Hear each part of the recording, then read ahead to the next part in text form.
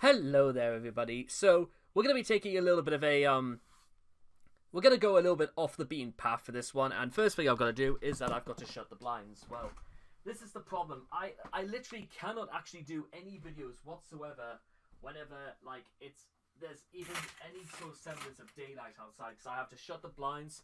I've got to turn the lights on inside because it is the whiteness of outside, even at 4:30 in the afternoon, just as spring is about to begin. But we have to I've got to actually put the bigger light on. 1 second. Right, okay, that should do it. That's the only benefit really the winter time has, because 4 months ago it would have been pitch black outside. But now that we've loosely established this, and is there literally even a way I could even turn down notifications? Like, I'll put it on silence, I've turned it down to nothing, and I can still hear like all day long. Anyway, animals. Is Chris too nice, or is he simply too nasty? So yeah, like I said before, we're actually going to do a little bit of a smaller article today, because there are some articles that are literally, they go on forever. Also, the only thing to mention is that this page still needs information about Chris's other pets. And yes, the ones that we have no ideas about. Chris's relationship with fictional animals such as Sonic the Hedgehog and the American Rabbit. A section of Chris's views on animal ethics would also be appropriate. Nothing about Chris is appropriate, but let's pretend as though we didn't know that.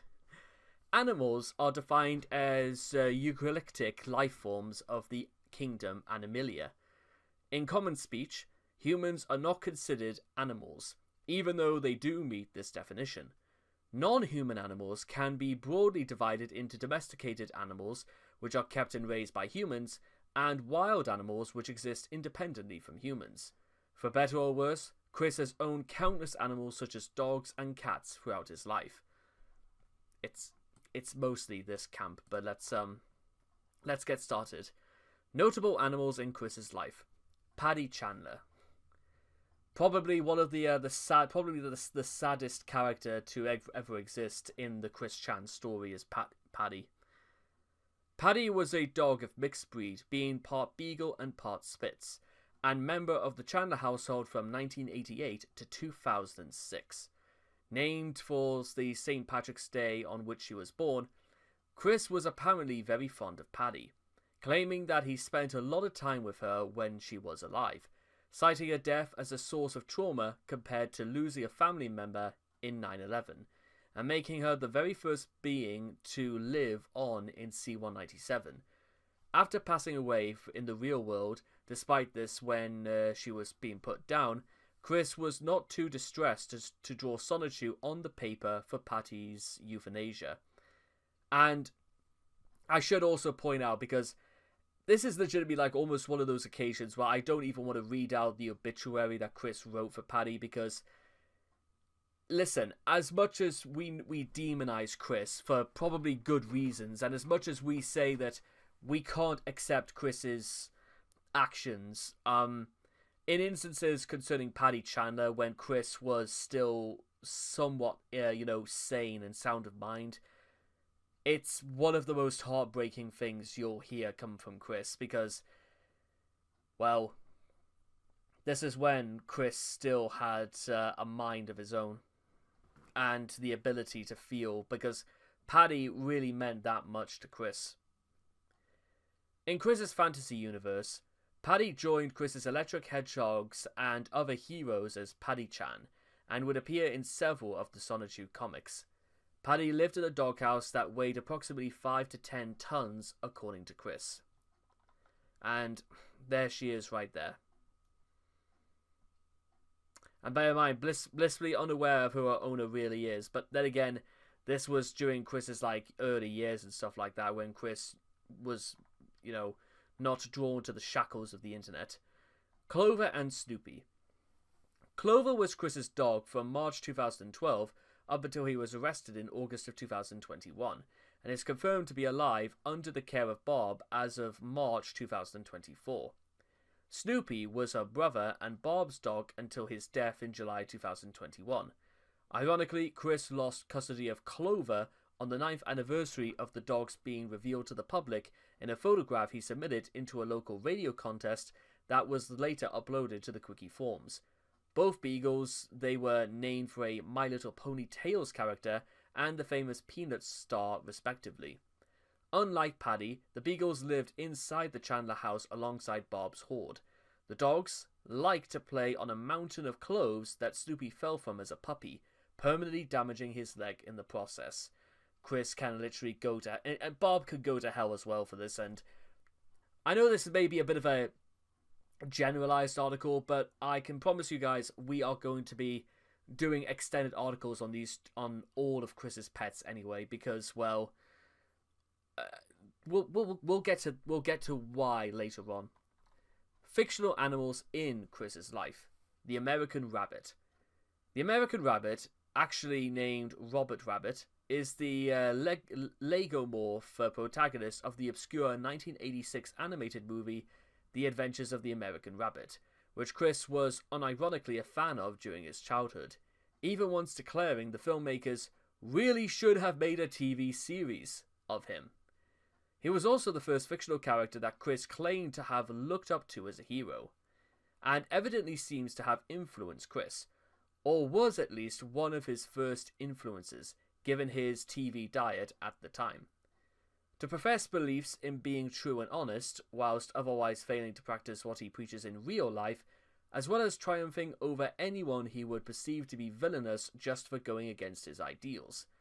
This position as a role model would eventually be passed on to Sonic the Hedgehog. Sonic the Hedgehog is the lead character of a multimedia franchise created by Sega that was being ongoing since his first outing on the Sega Genesis in 1991.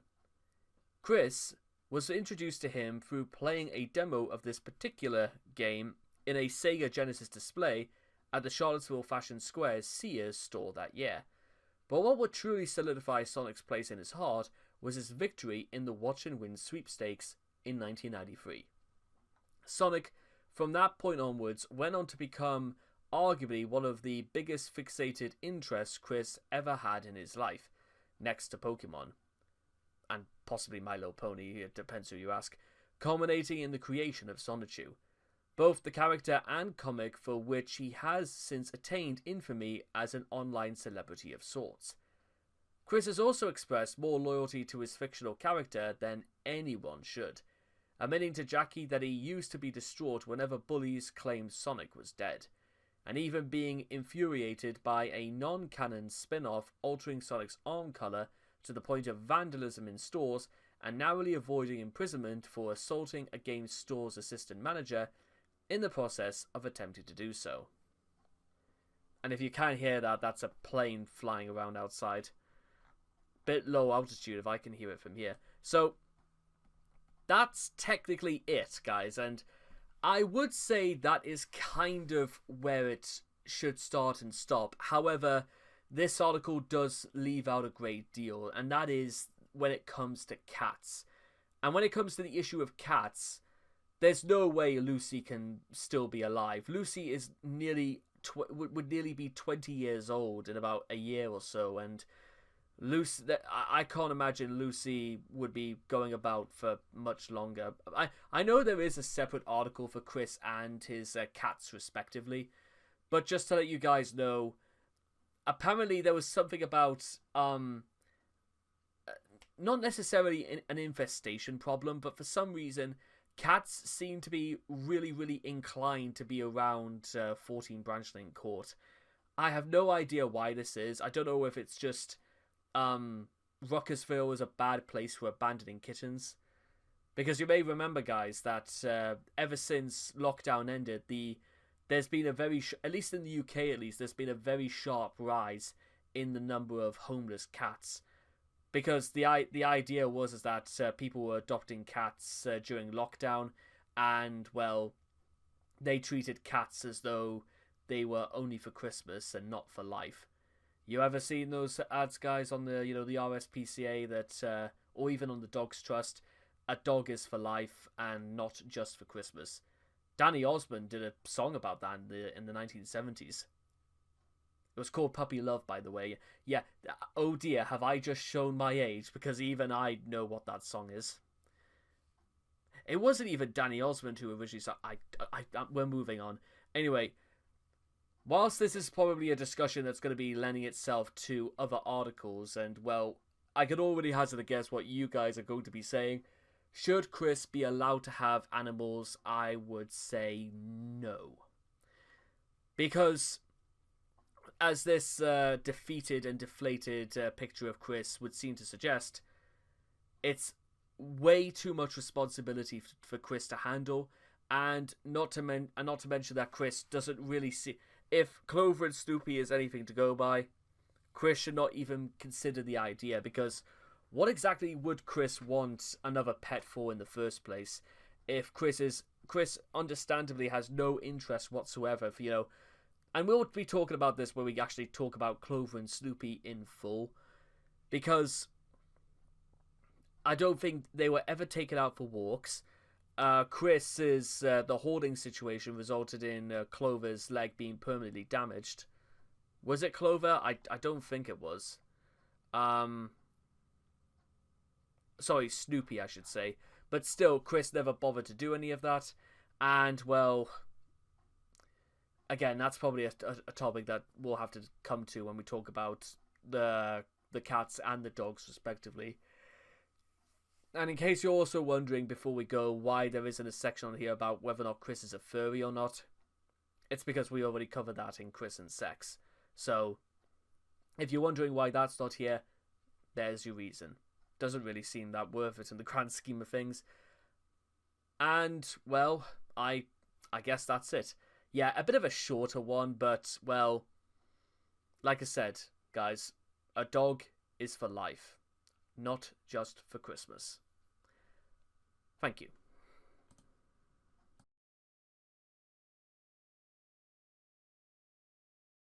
In the words of the famous song, "It's only a game, sport." I can't tell you if that's an actual song or not, but what the hell. Ever since the early 1990s, Chris has entered a number of contests. Chris places great weight, let alone his own, on his success and failure with regard to promotional contests. He becomes elated and sees victory as an indication of his own greatness when he wins. Yet he becomes enraged and lashes out at the winners when he eventually loses. Not all the time, but let's get to it, shall we? The Sonic the Hedgehog Watch and Win Sweepstakes was a contest held in 1993 to promote the syndicated adventures of Sonic the Hedgehog. The contest's grand prize, a 1,000 KB toy shopping spree, was awarded to 2 lucky winners, one of whom happened to be Chris. This is one of the defining moments of young Chris's life, being the first of many contests that Chris has entered over the years. And to be honest, we could watch like the promotion. It's such an iconic piece of information, and well, just take a look for yourselves, guys. Once I can get the display, there we go. Let's do it proper. We've got a little more for you, including what Sonic the Hedgehog means to a very special Charlottesville boy, and the significance goes way beyond a high score in videos. Not all snow and ice. Finally tonight, Sonic the Hedgehog is running wildly in the Chandler household this weekend. 12-year-old Christian Chandler of Charlottesville was the winner in a video game shopping spree. Christian is one of only about 100 winners nationally to receive $1,000 worth of Sega games and equipment. Exactly. I mean, again, I'm going to put this into a perspective. If you think only about 100 winners nationally to receive video games is nothing. $1,000. Look at that, ladies and gentlemen. Back in 1993, Sonic Spin would set you back $50 US. I know that says $49.99, but why not at this point? $50 for Sonic Spin. Like, wow, I can't tell if they were fleecing Americans or whether or not, like, that's... I mean, some people, like, roll their eyes at the price of AAA releases nowadays, but... Really? $50 for Sonic Spin, of all things? worth of Sega games and equipment. For his parents, it's just another example of how well he's doing.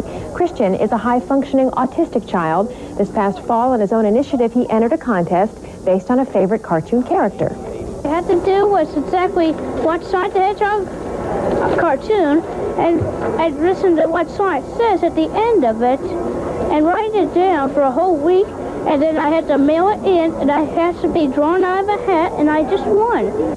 And Christian's father says it only... And it should also be noted, ladies and gentlemen, before we go, is that that's the same video game store in which we saw a young Chris. That's the same store that Chris would eventually get banned in when he went, "Don't call anybody," and then pepper sprays an employee. I'm not kidding. That was the same store in Charlottesville's Fashion Square. The Pokemon Books a Million contest. On the 29th of April 2000, a Pokemon-themed costume contest was held at Books a Million. Chris, who used to come regularly to the store wearing an Ash Ketchum costume, or looking somebody who probably ate Ash Ketchum and then stole his clothes, won the first prize, a cool t-shirt. He talked about the contest in A Week with Christian Chandler. A cool t-shirt. I mean, they couldn't even give Chris any books. A t-shirt was the next best thing they had. Really? Harvey Birdman commercial. In February of 2005, Cartoon Network held a contest inviting viewers to make a commercial for the Harvey Birdman Attorney at Law Volume 1 DVD set. Wow, that was a mouthful. Chris did not win the contest or even place in the top 5. This inspired him to post a complaint on the Adult Swim forums. And I suppose, well, oh boy, do you think we should go see what they are? Well, let's see if we can actually, oh, more, okay, oh, this is just Adult Swim. I didn't realize there would be this much of an article about this, and, wait, Moral Oral? When has Moral Oral ever been, mentioned in this? I mean, I've just finished watching the whole of Moral Oral. That show was fascinating, to say that. I love the show, but it's an incredible... I think maybe it's more fascinating than... Well, it's a lot of things, to be honest, and you will get me to see me talk about this at some point in the future. But Chris stated in the mailbag that he watched the show and said it was okay. Really? He thought it was just okay. That's it. So hang on, there wasn't anything at all about the Attorney at Law. Right. Okay. Never mind. Oh yeah. Hang on. Oh. I remember. Okay, it was for this one. What would you do for a PS3 contest? In November of 2006, Chris entered Adult Swim's "So What Would You Do for a PS3 contest. In his entry video, Chris says he'd throw away the cure for autism if he had it. Newsflash, Chris, there is no cure and there never will be a cure. Sorry, pal. If he had it, he would trade in his PS2 and he would make a PS3 out of pixel blocks and shows off his pixelated PS3. This meant Chris did not win a PS3, but then again, Chris can join the very long queue of people who, well, say ridiculous things for the sake of a handheld Sony console. I know the best thing I could offer for this is don't give money to Sony. Yeah, that's my advice. Parappa the Rapper contest. Oh, okay, here we go. Right, anyway, so yes. In June of 2007, Chris entered the Parappa the Rapper contest, which required contestants to film themselves performing an a cappella version of either Chop Chop Master Onion's rap, Instructor Mussolini's rap, or Cheap the Cooking Chicken's rap. Okay. The grand prize winner of the contest would receive 2 PSPs and an all-expenses-paid trip to Seattle for the 2007 Penny Arcade Expo. And the winner gets what exactly? Chris hoped that he would win, so that he could bestow one of the PSPs to his beloved Megan and invite her to accompany him on the trip, thereby creating an opportunity for her to give in to her obvious passion for him. There wasn't.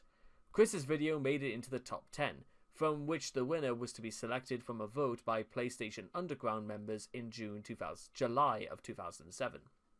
Despite a campaign on the part of Chris, the competition was won by one Adam Stackhouse, whom Chris bears a grudge against, as he felt Adam broke the rules by having music and multiple people in his entry.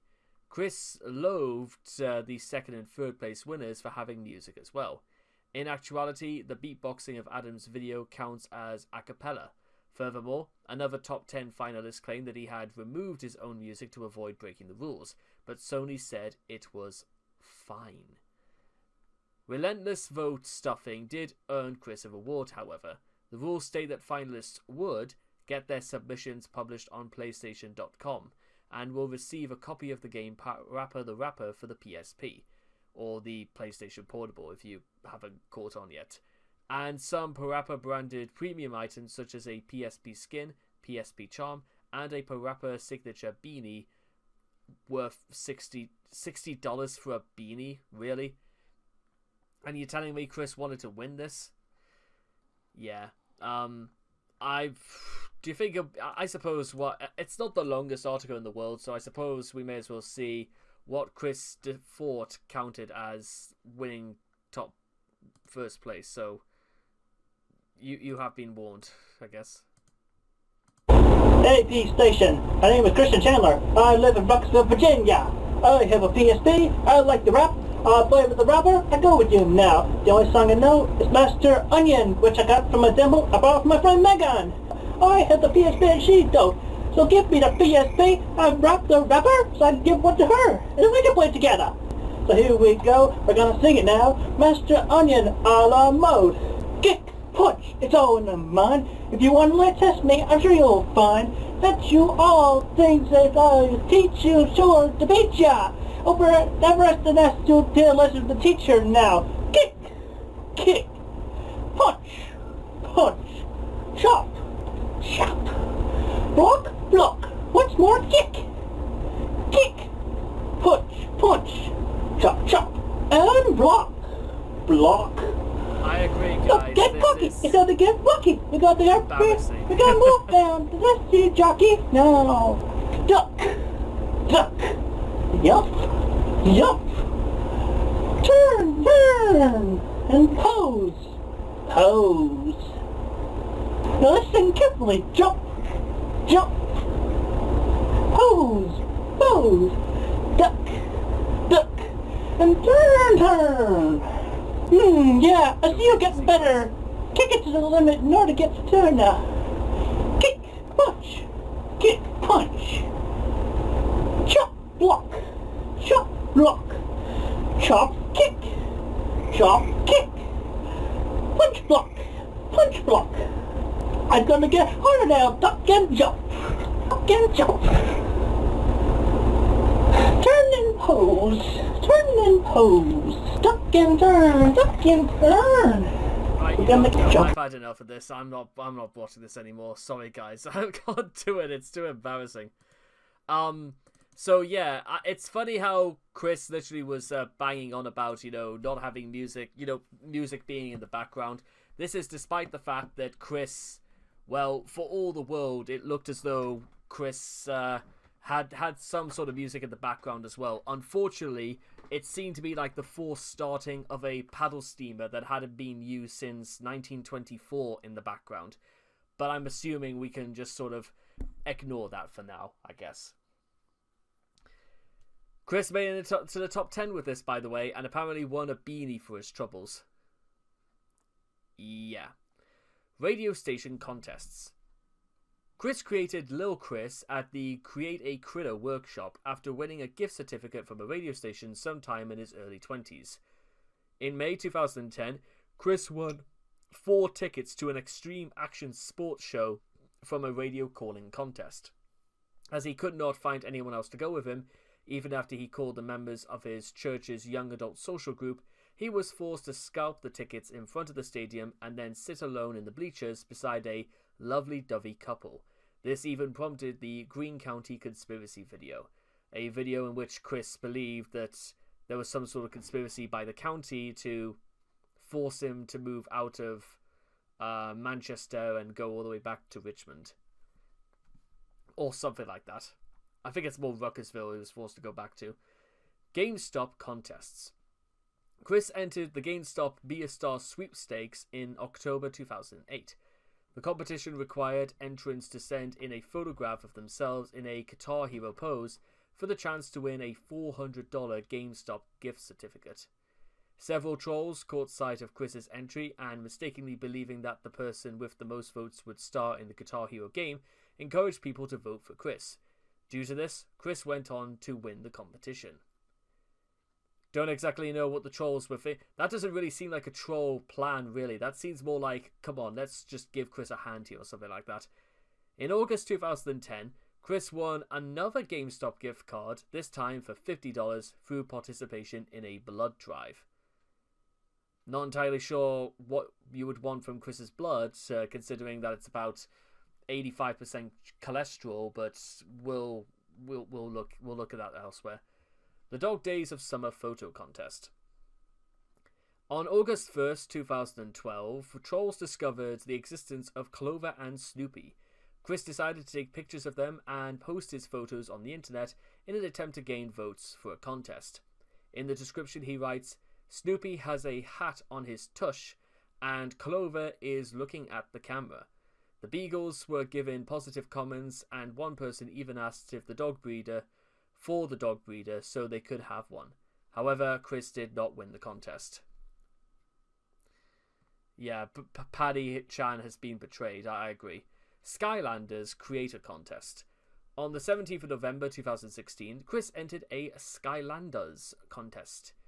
The prize is a 3D print of a custom figurine. Chris would use it to 3D print his own Christine Chandler avatar. Which, I know it may not be the best looking thing in the world, but I suppose I'd say, I don't know, I don't play Skylanders, but it looks okay, I guess. I don't really know why Chris is holding a plug, but to each his own, I guess. There will be a grand total of 100 winners, 20 winners for each entry period, and each winner will receive one code redeemable for a 3D printed model of the created character included in the entry. Unfortunately for him, he failed to follow the guidelines set by the contest. According to the rules, the entries will be judged on 30% diversity of parts comprising character, 30% uniqueness, and 40% creativity of accompanying catchphrase. Chris neglected to post the catchphrase with his character. He did not even enter the right category. The Twitter page where he submitted stated that the week's entries were for magic type characters. However, he entered a light type, missing the contest for that type by several days from the contest page. Whoops. Chris lost this specifically by not being able to read. He tried again a few days later, minutes before the contest deadline, providing a catchphrase and entering under the right category. There you are. Meanwhile, the Best of C-ville 2017. A yearly poll conducted by C-ville Weekly, a Charlottesville, VA publication. The poll for 2017 was conducted in 2 stages. One where people could submit their own entries to the poll, and a second where finalists would be chosen by staff for another round of public voting. In May 2017, Chris was added to the poll under the Best Local Minor Celebrity category. He took to Facebook to announce it and asked his fans to vote for him. Not a good idea. Once it was discovered that anyone viewing the poll could add entries and that people could vote multiple times by clearing cookies or opening a private browser session, shenanigans ensued, with joke entries based on Chris getting stuffed into the poll. Chris took the lead for a time. However, the joke entries quickly grew out of control, and Chris tried to run damage control, saying to not add my name or any other similar versions of under any other category. I am not a place or event, and I have not been on television recently. Ultimately, the C-ville Weekly staff took notice and deleted the Chris references from the poll. Annoyed, Chris complained on Facebook, posting, "I did not make the finals. Thanks a lump for overvoting me out, you trolling stupids." Chris holding his own contest. Yes, this was a thing for a while. On the 29th of January 2024, Chris posted on Twitter announcing his own contest for artists and fanfic authors, with his own set of rules and submission guidelines. Winners were promised a Sonichu medallion and a set of autographed print Sonichu comics issue 0 to 3. Yes, somehow, despite all of this, Chris somehow felt himself important enough to hold a contest in which, I mean, to be honest, 2024 has proved one thing, that Chris's ego, even after being in the clink, even after years of this and losing friends after friends after friends after colleagues, Chris learned not a single goddamn thing. I guess you could say he lost a lot more than just a contest. But with all that being said and done, I'm wondering whether or not there's any sort of like big message, or there's like a big lesson to be learned from this. There isn't. No, to be honest, no, there isn't. But with that being said, I hope you guys enjoyed this, and I can't wait to see all of you guys again in the next video. So take care, and bye-bye for now.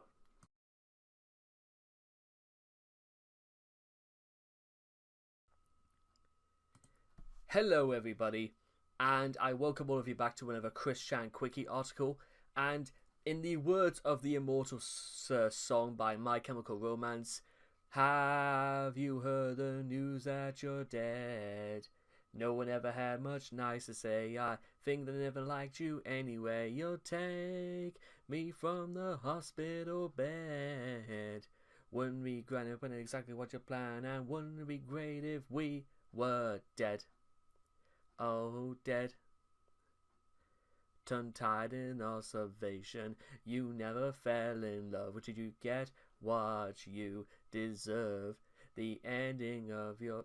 Anyway, point aside, that album's turning... That song, like, it's like nearly 20 years old, that song as well. Feel old yet? Because I don't. Anyway, Chris and death. And dying is not happening with me. I'm set to live for thousands of years. Right, okay, Chris. If I had to be honest, guys, with Chris's health, I would give him 10, maybe. If Chris sees 50, I will be very, very surprised. Still, death is a concept that Chris has a notable hard time understanding and or coping with, be it the death of a human, or an animal, or even an imaginary friend. While Chris certainly has the capacity to grieve, and has undergone several periods of grieving in his life in response to deaths in his family, his other reactions towards deaths are considerably more perplexing. His poor reactions to death most likely come from Chris's near inability to empathize. I swear this is like the 4th article in a row where they say that a common symptom of autism is the inability to empathize, as though it was just something that's just surgically removed at birth, and childish thought patterns. Children often don't understand death, usually just thinking it's sleeping forever, or just leaving, or, in Chris's mind, merged with their counterpart from C-197. Chris, being a child inside, can only resort to these clumsy analogies to understand death. So, let's crack this cold one open with the boys with family. Various ancestors. Chris claimed that at Aunt Karina's funeral, his ancestors wished him a safe trip to Ohio to meet Julie. Clearly they must have been having a laugh afterwards before they finally passed on. Aunt Karina, 1934 to 2009. Chris's aunt, Karina Inge, passed away in February of 2009 from lung cancer. When Chris informed Julie that his aunt was dying, Julie insisted that Chris visit her in the hospital, which he had not considered doing. I think that just about says it all, that doesn't it? Despite the fact that, I mean, again, I visited, various members of my family when they've been ill and stuff like that. Even for 2 weeks in March when my dad was seriously ill after following a stroke, even I visited him in the moments I could, outside of having to do things around the house and take care of other people and stuff like that. But you still, you know what, make time. He asked Bob about visiting her, and she dissuaded him, saying she wouldn't know he was there, implying, if true, that Karina might have also had a form of dementia or would be too sick to talk to him. However, he did get the chance to tell Karina that he loved her over the phone before she died. Karina's funeral happened to fall on Chris's birthday, which also happened to be Shrove Tuesday, also known as Fat Tuesday. When has Shrove Tuesday ever been known as Fat? I have never, in all my years, ever known Shrove Tuesday to be called Fat Tuesday. I know Mardi Gras, yeah, absolutely, but Fat Tuesday, though, I have never heard it being called that before. A Christian holiday that in some churches involves pancake dinners. Naturally, Chris was more concerned about missing out on the pancakes at his church at home than he was about the funeral of his own aunt. When the "I know how to be sad because my dog died" excuse fails, Chris usually follows up with an offhand mention of his Aunt Karina. If that fails, the deaths of his many sweethearts tends to follow. Such as, well, Bob Chandler. Actual noted examples, Bob Chandler. After a long battle with heart failure, the life of Chris's father, Bob, came to an end in September of 2011, while he was being hospitalized in the Martha Jefferson Hospital's ICU. In an unreleased call with Jackie, Chris broke down sobbing over his father's death. The call, referred to by fans as the Black Tape, was sealed out of empathy for Chris. In an email, Chris told Jackie, "My heavier cries for my father's passing is really hitting me bad," and lamented that in a previous dream the Grim Reaper had promised that he would not claim Bob until 2015. It's a stupid fallacy to follow anyway, because one, if we are going to assume Chris really did believe that to be true, it reveals something that, well, Chris probably hadn't anticipated. Three things really. The first is that this still means his father was going to die, something that Chris probably should have been ready to anticipate and ready to start making that transition into the sort of person they hoped he would become much earlier. Two, the fact that Chris believes this to be fact means to suggest that Chris will continue to still take his dad almost for granted during this time, which, yes, Chris absolutely did and was continue to do. And three, even when this was proven not to be true, it doesn't even seem to occur to Chris whatsoever that, guess what, just because Chris is under the impression that still what he believes goes and that it can't be counteracted, which that's the sort of thing that, you know, when it's a death or an accident in the family or anything like that, or an emergency, it showcases that Chris has no control whatsoever. And I imagine that this, again, a lot of people are sort of heavily under the cosh when it comes to coming to terms with the fact that this thing's completely beyond their control. But eventually, over time, you just start learning to get over it. There are some things, however, that you feel like you should be in control over, but nothing goes your way. And there are, like, smaller things like that, you know. I can understand in that respect, but Chris, be serious about this. This is not the same as, you know, like missing the bus by about 10 seconds. This is you thoroughly accepting the knowledge that your dad was obviously not in good health, and you still think that his time was going to be in 2015. It's a good thing Chris probably never told Bob about this, because, well, I don't really feel as if, like, Bob's frequent trips to hospital or his ill-frequent moaning during his final months would have dissuaded Chris. In a 31st of March 2012 Facebook message, Chris expressed a desire for Bob's ghost to haunt the dreams of anyone who doesn't like him, putting him on the exact same level as his dead dog. While this was an understandable reaction to discovering plans that trolls were going to dig her up, or discovering a webcomic that contained what he considered a mockery of her memory, his threat to send Bob's ghost after people is equal parts disrespectful and unreasonable. Surprisingly, this would not be the only unreasonable thing that Chris would do for his father's memory. In a Facebook post from June 2013, Chris laments that he had more freedom when his father was still alive. What an incredibly selfish prick he is, isn't he? and goes on to complain about he has to take time out of his day to serve and protect his mother.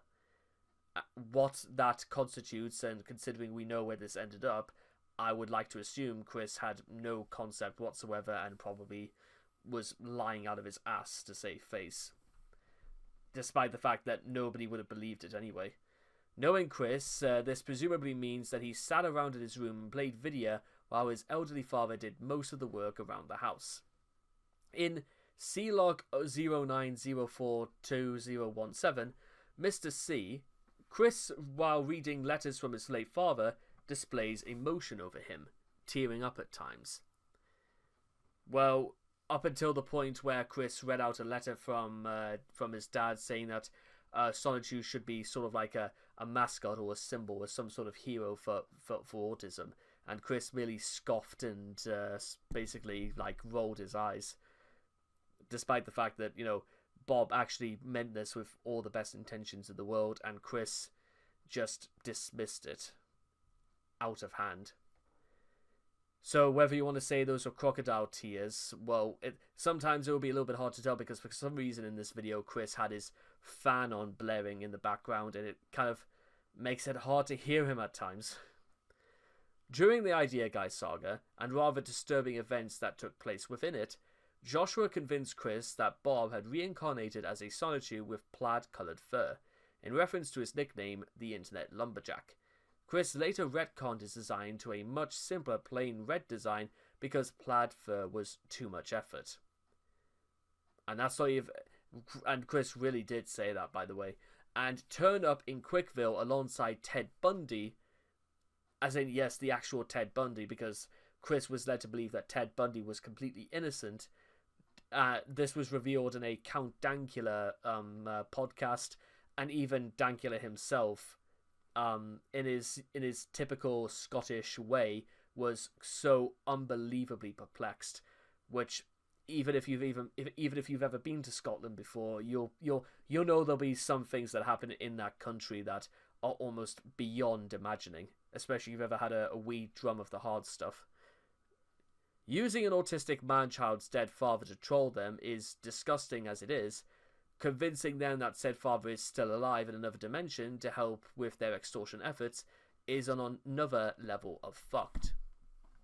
And yes, that's true, because, well, to be fair, con artists I don't really feel have much in the form of like legitimate morality, because honestly, if I did that sort of thing, I imagine that I would have been made homeless, or I would have been arrested, because, and bear in mind, it's the fucked up part about is that they got away with it as well. They faced no repercussions, they faced no consequences, and I'd have no idea, but they are it's you know what I mean? They absolutely got away with it. You may say they didn't, but they got exactly as... They probably would have got a lot more out of Chris than what they demanded out of him. Chris, to this day, still believes they're bullshit. And, well, again, the job has been done. And will probably never accept that his father is gone forever. While in many cases, believing a loved one is in a better place after death is actually a very common and usually quite healthy way of coping with their passing, literally believing they are alive in your own fantasy dimension is actually extremely uncommon and extremely unhealthy. Barbara Chandler, 1941, even to this day, at 84 years of age. I really have none. Chris on whether he has plans in place for after Barbara passes away. I would suggest the idea that, well, even when this was being written, Chris probably the government would probably have plans, because goodness knows because if we don't, if that doesn't happen, we're definitely going to be having like Idea Guys 2.0, because there will be people who will see this as an advantage, because there are some legitimate trolls like the Idea Guys and Blue Spike especially. They go so far beyond the realm of comprehension that goodness knows how far it would have, how much further it would have gone if they weren't caught out, or they didn't just decide to drop the bombshell to make Chris look like an absolute idiot. Barbara is Chris's surviving parent. Alongside Bob, who Chris entered a protected period of grieving for after his passing, Barbara was one of the few people in Chris's life that he cared about enough to generally fear her passing. Because it meant Chris would be left with nobody, that's probably why. And as hard as it may seem, the realization, especially when Chris had already kind of blacklisted himself from other members of his family because of what he did, it's fair to say that Barbara would have been the only one, perhaps the sole person that Chris is blood related to, they would have had any influence whatsoever. The only one that even comes slightly close would probably be Cole Smithy, but Cole Smithy probably hates. It's hard to say who Cole hates probably more, Chris or Bob, but I'm sure even by Cole, and again, we know Cole and Barbara are never ever going to see eye to eye. They'll probably never see each other ever again. Cole would have looked at this, and even to what Chris did, was as being, well, absolutely disgusted. It's probably also a good thing that we never once heard what Cole Smithy's thoughts were on the scandal, because, well, I think he just didn't want to have anything to do, so it's probably for the best.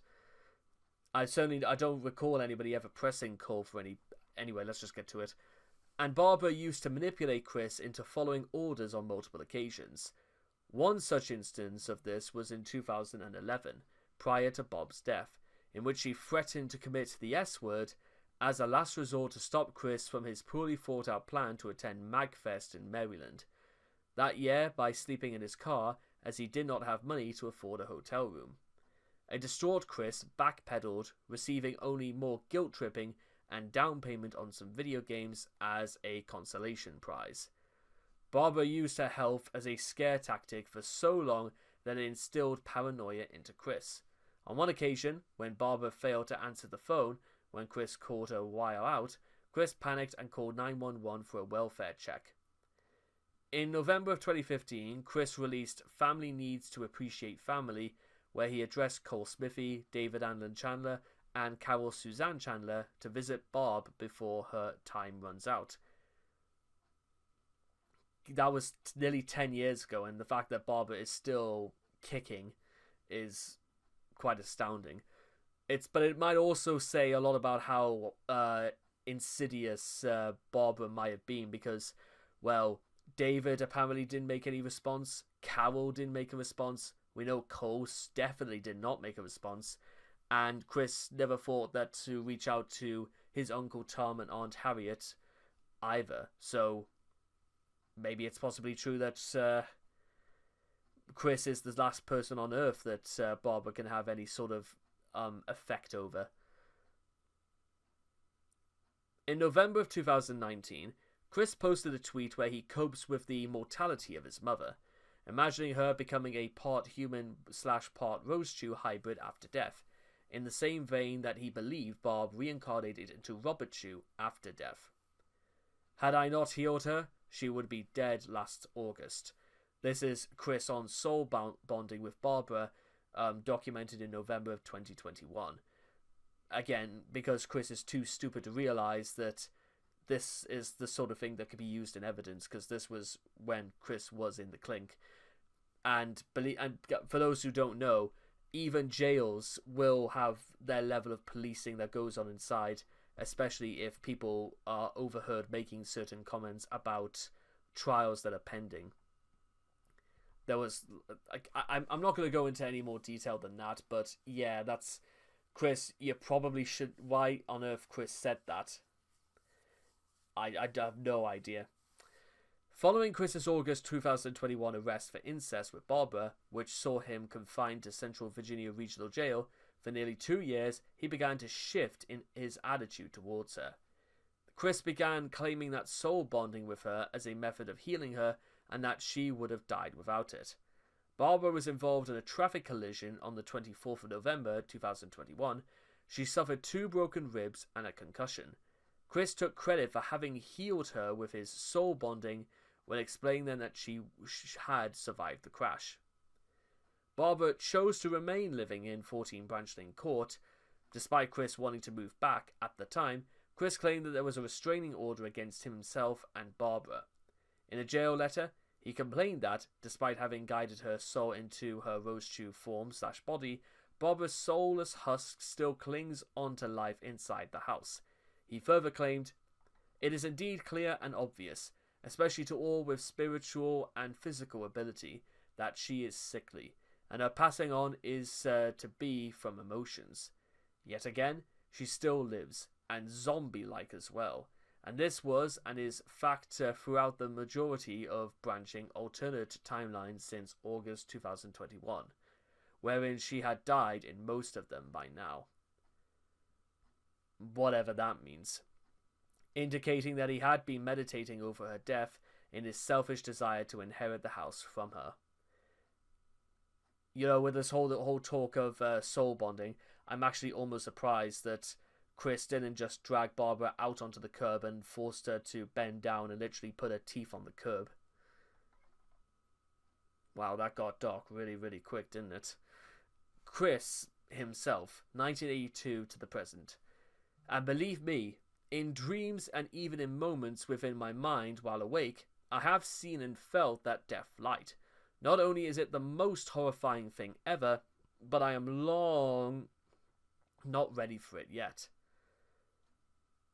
That's actually a little bit curious, because even Chris is trying to deny the fact that, well, he is mortal, if you will. In a conversation with the Wikipedia sysop Cogsdev, Chris mentioned that he had been receiving recurring visions of himself walking into a bright light, which he one day hoped would be prevented from appearing by getting a sweetheart. After the surreal conclusion of the Love Quest in 2018, it is unknown if he still gets these visions. In a Facebook post on the 30th of October 2013, Chris stated that he had become so stressed out, specifically over the revelation that his high school gal pals did not actually like him much at all, that he had contemplated K-wording himself multiple times. According to Chris, the only reasons he did not go through with it are painfully obvious.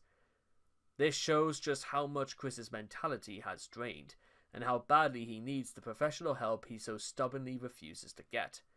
Of course, this could well be Chris exaggerating and trying to gain pity, as he has done in the past, and as his mother allegedly also has, or at least used to have, a habit of doing. In all seriousness, however, the S word is no laughing matter, and this should be looked at with caution. In a 2019 Discord chat between his fantasy enablers, Chris had claimed that he is set to live for thousands of years.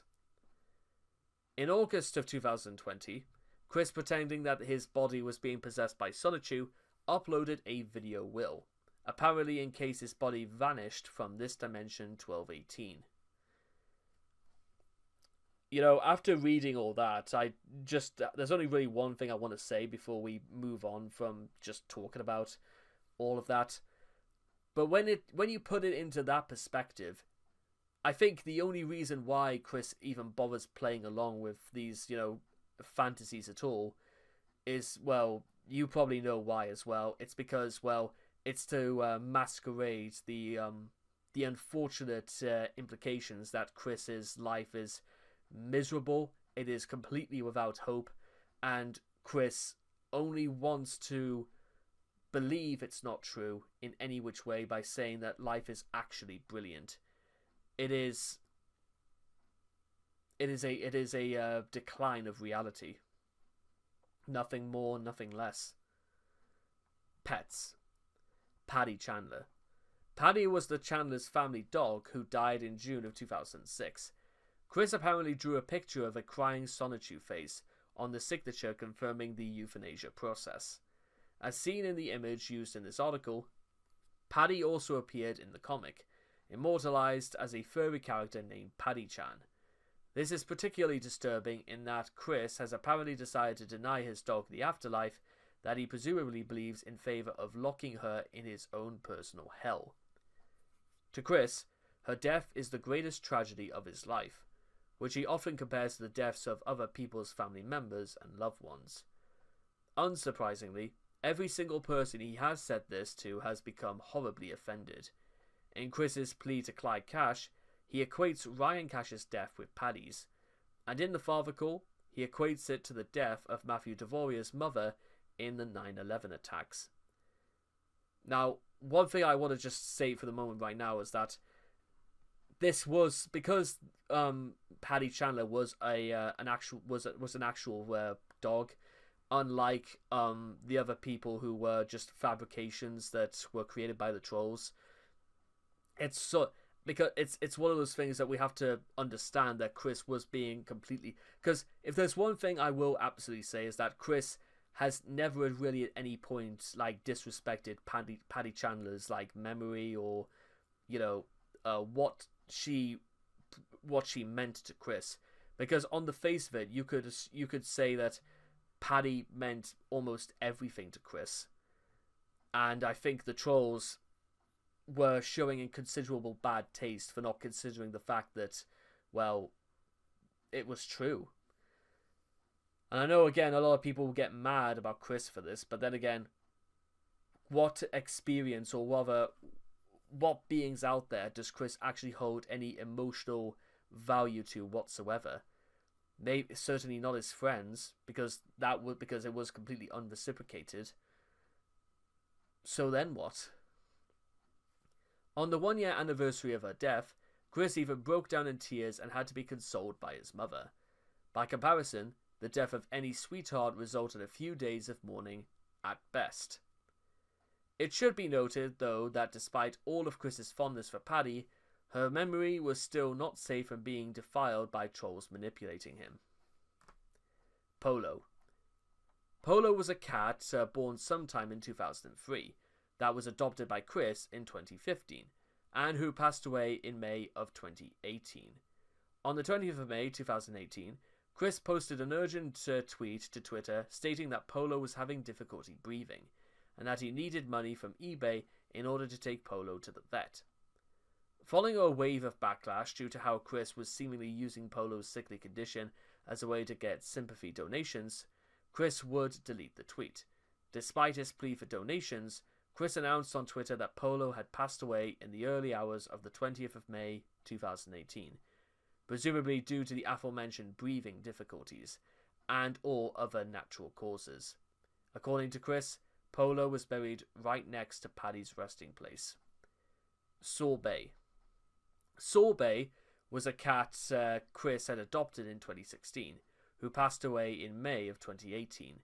In May 2017, Sorbet wandered out of the house and was hit by a car. Fortunately, Sorbet would survive the incident after Chris took him to the vet. However, in a video about the solar eclipse from August 2017, Sorbet was shown to seemingly have difficulties breathing. On the 17th of May 2018, Chris posted to Facebook in order to announce that Sorbet had gone missing after he was let outside. Chris would put posters with information relating to Sorbet on several telephone poles near the areas in hopes of finding him. A lot of people entertain the idea that Sorbet just sort of wandered off for a quiet place to die in peace. However, Sorbet would not return. As in a text message from October 2018, Chris confirmed to a fan that Sorbet never came back and pronounced him dead. In order to cope with the loss of Sorbet, Chris claimed that Sorbet's soul had supposedly been reincarnated into Dimension C-197 as an anthropomorphic cat, and that he had since then been able to meet with him. Now, why on earth, like so many cats, because this isn't even the end of it, by the way, multiple other now deceased cats once resided within 14 Branch Lane Court, the most notable of them being Scamper, 2006 to 2014, a cat that unfortunately passed away as a result of the 2014 house fire, and Patches, October 2018 to November 2018, a kitten that passed away due to complications related to pneumonia only 1 week after Chris had adopted him. Then there's also Skittles, Kitty, and what was the other? There was another one as well. Posey as well, that would all die. Posey in particular kind of had a very similar sort of experience with just like patches, but that it does beg the question. However, how do these cats keep on ending up at Branchling Court? Do people just abandon them, or is there just like some large brooding like clan of homeless kittens wandering about? And of course, as you might suspect, pneumonia and stuff like that, especially during the colder months, of course things were gonna escalate to that extent. But how they were unfortunate enough to end up outside 14 Branchling Court is something that probably even the cat gods above, even they probably were like, shit, why did you do that for? But that isn't related to just cats, however. Snoopy. Snoopy was a dog that was adopted by Barbara alongside Clover in May 2012, who passed away in July of 2021. Snoopy had apparently suffered a leg injury before he was adopted. Well, we heard before he was adopted. A lot of people say it happened after he was adopted, because apparently Snoopy fell off a pile of clothes at 14 Branch Lane and had permanently altered his leg, causing him to have trouble walking for the remainder of his life. Following a long period of seemingly improper feeding habits, Snoopy died in his sleep during the early hours of 14th of July 2021. I hope that's just because if Snoopy was purposely, not fed properly, I am literally going to go berserk. Because we know that Chris has also done very devious things with Snoopy and Clover by feeding them chicken noodle soup, not actually having proper licensing for actually having, like flu shots or anything like that, or keeping track of, things like rabies, which, why they were even allowed to stay, because, well, in the articles we will get to when we talk about Clover and Snoopy, you wonder why they even bothered adopting dogs at all. After Snoopy's passing, Chris posted a eulogy dedicated to him on Twitter. In it, he explained that his neighbour and their daughter helped him bury Snoopy by a tree, making a stone mound around the burial to indicate where the body was. Chris was understandably distraught and saddened over the death of Snoopy. However, he still remained confident in his coping mechanism, the dimensional merge. On Twitter, Chris said that Snoopy was aware of the merge, which meant that him and Snoopy would reunite after the merge was complete. Chris would also bizarrely claim that he had seen an anthropomorphic version of Snoopy from another dimension during his burial, stating that he looked like a tall dog guy. Hooray. Imaginary friends. Chris is also concerned over the deaths of his imaginary friends, such as Sonichu and his pals. Since Chris believes all cartoon characters exist in some universe, and he had created Sonichu's, he feels that if he were to reboot the comics, that would mean that Sonichu and his friends would all die, and that they would all reincarnate into their newer rebooted versions. Being his love and joy, the last thing on Chris's mind would be to kill his creations, but yet he is perfectly fine with freezing them in time with his hiatus on the series.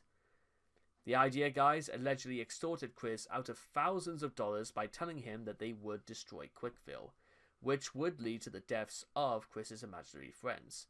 Chris paid up, even put his own house at risk of foreclosure by skipping a mortgage payment to do so. Not a good idea.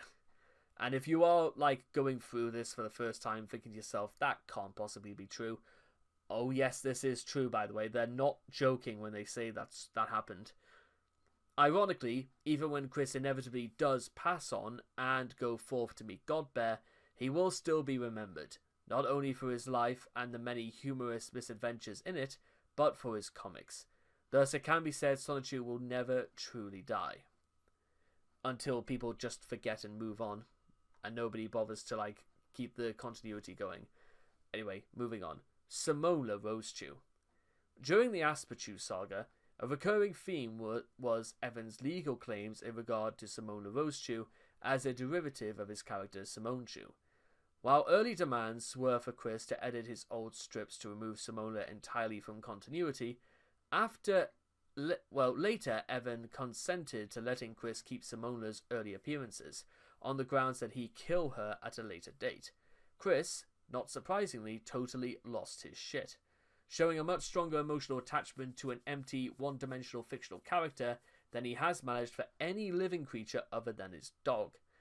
Finally, after being faced with the threat of legal action, Chris finally killed Simola in issue 10, though not before she laid an egg out of wedlock with her baby daddy Wild, though of course the act of laying the egg was never shown or even mentioned, which hatched into Sandy Rosechu.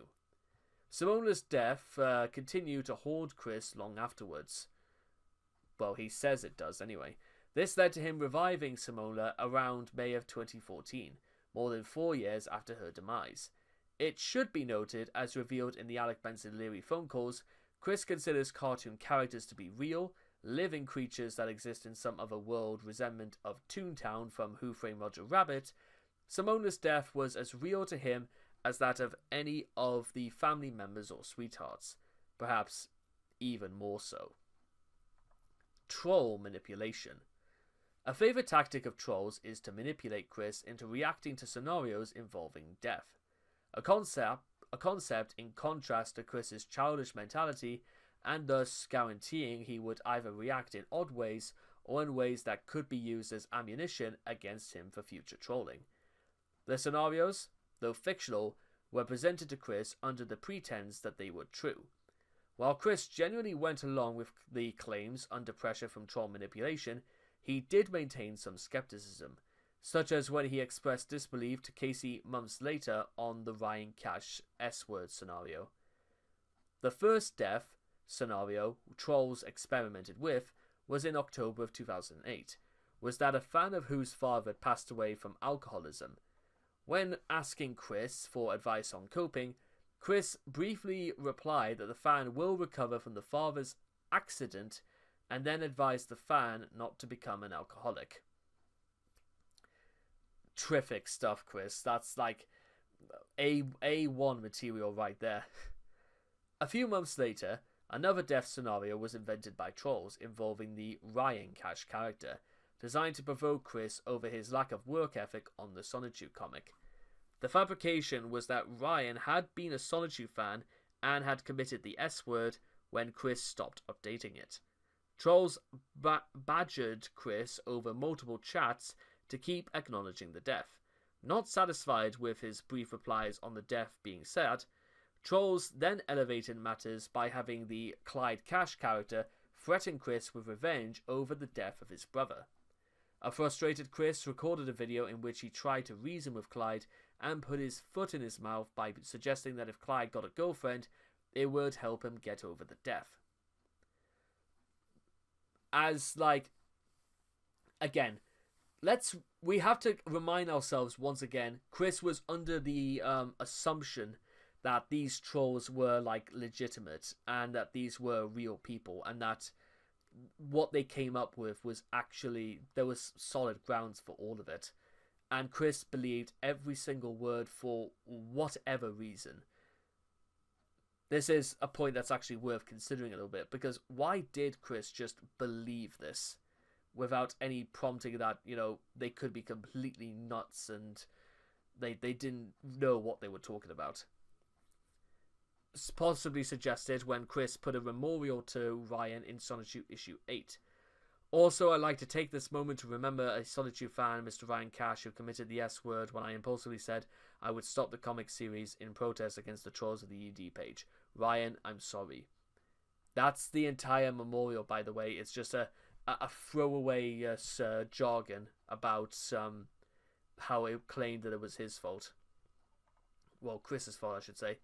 Sweethearts. Sometimes I remember her, but I have moved on. This is Chris on Panda Halo, by the way. Trolls also carried out the death scenario fabrications using a few of their sweetheart characters. Chris had blunt responses to the supposed deaths and seemingly adjusted quickly when another sweetheart character professed to be in love with him. When Panda Halo's character arc ended, Chris believed that her silence meant that she had been a victim of the Australian Black Saturday bushfires. despite her location being hundreds of kilometers away. Shortly after her apparent death, the Julie Sweetheart character was introduced to Chris. In a mumble chat, where trolls directed the conversation to Panda Halo's fate, Chris said, "It's okay though, at least I have a good woman who's willing to be at my side at this point." 9 months later, Rosechu issue 9 featured a special memorial to Panda Halo, and a sequence in which she dies, off-screen, in a building fire after saving her Pokemon, Chloe Rosechu and Blaze Bob Rosechu, so they wouldn't burn with her. Chris also dedicated all of Rosechu issue 10 to Panda Halo's memory. This would be almost touching, if the alleged dedication didn't wholly consist of how awesome Chris was for using Panda's cover artwork. The Sarah May character claimed to attempt the S-word after Chris accidentally called her Julie multiple times in a call. After Chris attempted to talk her down, Sarah May went offline still claiming she would K herself. Julie, also in the chat, was playing along, and did not react to Sarah's S-word attempt in any human-like fashion. Yet it did not occur to Chris that Julie's behaviour was unnatural. Chris told Julie, "Well, at least I still have you."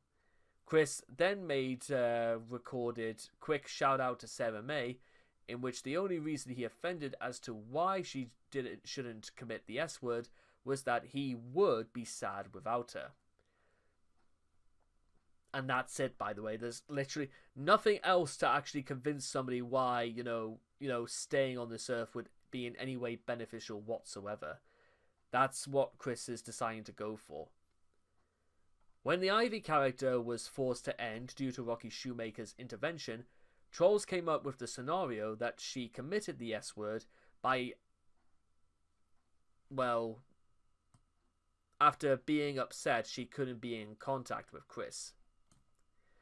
Chris uploaded Quick Boyfriend as a memorial, a poorly sung remake of Avril Lavigne's happy bouncy pop punk song, with lyrics changed to be about how much Chris would like women to date him. That doesn't even deserve a single clap, by the way. That's Chris's attempt at as tribute, by the way.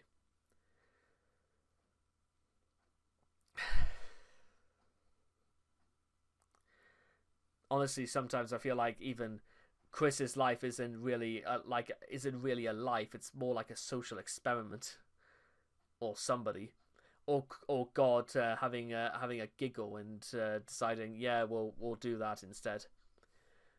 Chris included pictures of several past sweethearts in the video, making it less of a tribute to Ivy and more of a monument to Chris's failures, and also dancing like he's trying to get the F out of Dodge by doing the shuffle. Ivy's demise was incorporated into Rosechu issue 9 in the form of a gruesome accidental death, which involved having gotten her neck broken with elevator wires after falling through the elevator floor. Mary Jo is gone. I feel for you. But you should move on to try and find another woman who will treat you about as good or possibly better than her.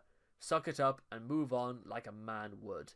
I tell you as a man who had to do the same thing a few times in the past too. This is apparently Chris's advice, which Chris sucks at giving advice, by the way. Are you beginning to notice a little theme in this? In a mailbag answer to the troll scenario of a fan grieving over the loss of his girlfriend, Chris clearly states how he believes a death should be approached by a man, which includes finding another woman right away and a specific lack of grieving, and tells the traumatized fan that he should simply move on to a better woman since his girlfriend's death, not only being completely asinine, but also outlining that he believes women to be replaceable and possibly interchangeable. Is there like an article to this? Women's rights, I thought so. Terror and assassination. Chris has a very juvenile understanding of terror and its effect on the world. On the 9/11 terror attack, Chris wrote it as the worst day in 2001, summarizing it as, an airplane was stolen and crashed in New York. I think there was a little bit more to it than that, but Chris is technically not wrong. 8 years later, which, considering that Chris calls it the worst day, it makes what happens next seem all the more bizarre and jarring. Trolls exploited Chris's childish mentality in order to manipulate him into making the Twin Falling Towers video, suggesting that he should mock Clyde Cash by saying he's as weak as the Twin Towers. Chris failed to discern that he was being set up, producing a video in which he used his mouse cursor to crash into a picture of the buildings, while making explosion sound effects and taunting Clyde, after it inevitably backfired on him, and due to what was a myriad of deafening backlash over somebody doing something like that, Chris recorded apology for 9/11 joke.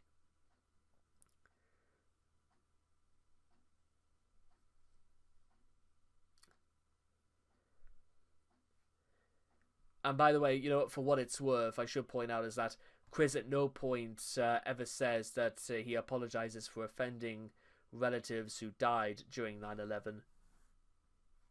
Because the whole video reads about Chris trying to deem forgiveness and then immediately pulled another really poorly tasted joke out of his ass. Because that is legitimately all Chris could do, it would seem. On the November 2015 Paris terror attack, Chris expressed a modicum of grief in his own simple way, but equated the real-life atrocity killed over 120. I remember that. I remember that like it was yesterday, and it's coming up to 10 years. Over 120 people with the actions of a cartoon villain. You've got to be shitting me, Chris. Really? A cartoon villain? Suggesting he still has a poor grasp over the difference between reality and fantasy. At some point in fall 2020, Chris tried asking Noel to kill someone.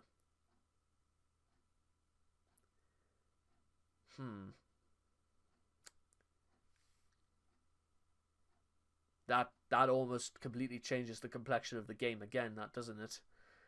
If that is true. The S word. Taboos in solitude. It is taboo in solitude culture. The moment you threaten it, you're not considered a solitude. An idea guy posing as Simola Rosechu talking Chris out of contemplating the S word. Chris considered and again, I'm sorry, but this is going to get dark really, really quickly, so I'm just going to sort of just get to the point, really. In October 2013, after discovering that past events and friends were nothing more than trolls or arranged acquaintances. However, he ruled out the S word, not only because of Bob and his pets, but also because of his belief, at the time, that the S word would leave him in limbo. In April of 2018, during a chat with the Idea Guys in which they psychologically abused Chris, he commented that he would commit the S word. The Idea Guys then talked him out of it, considering it by drilling it into his mind that the S word is taboo in solitude culture and that Chris would not be a solitude if he committed the S word. In June of 2018, when talking about the infamous line "zapped to the extreme," Chris said he literally feels electricity in his body, then states he isn't going to K himself. In November 2020, Chris had a vision about how Chris Chan doppelgangers had been spawned up by a spell Jacob Sockness had cast. In his vision, he believed that one such doppelganger to be working at Manchester High and would die either by the S word or a heart attack, so that the doppelganger's power could be absorbed by the main Chris Chan for breaking the Iron Curtain. On the 19th of July 2021, Alan and his friend Bella joked to each other about how there being a plan to get Chris to K himself in their chess club Discord server. Alan said, "I thought the plan was to get him to K himself," to which Bella responded, "Yeah, but by getting others to tell him they're Jesus and then they hate him and then they say, 'Oh no, those people are so mean,' and then he pays me." The chess club server was leaked in August, and which Alan claimed he and Bella had been making edgy jokes and that there was no plan to kill Chris, also pointing out a lack of proof that the two had been serious. During the jail saga, rumours about Bella's comment were sent to Chris, who then falsely claimed in a jail letter in response to a fan's questions that he foreknew all about Bella and the setup and her want to tempt me into the S-word. Chris repeated more misinformation in an October 2023 video in which he suggested that the incest call had been fabricated as a plot to get him to kill himself.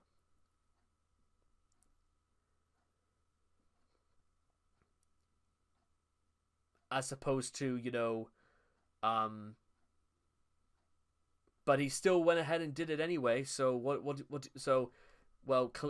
you say this with, whatever.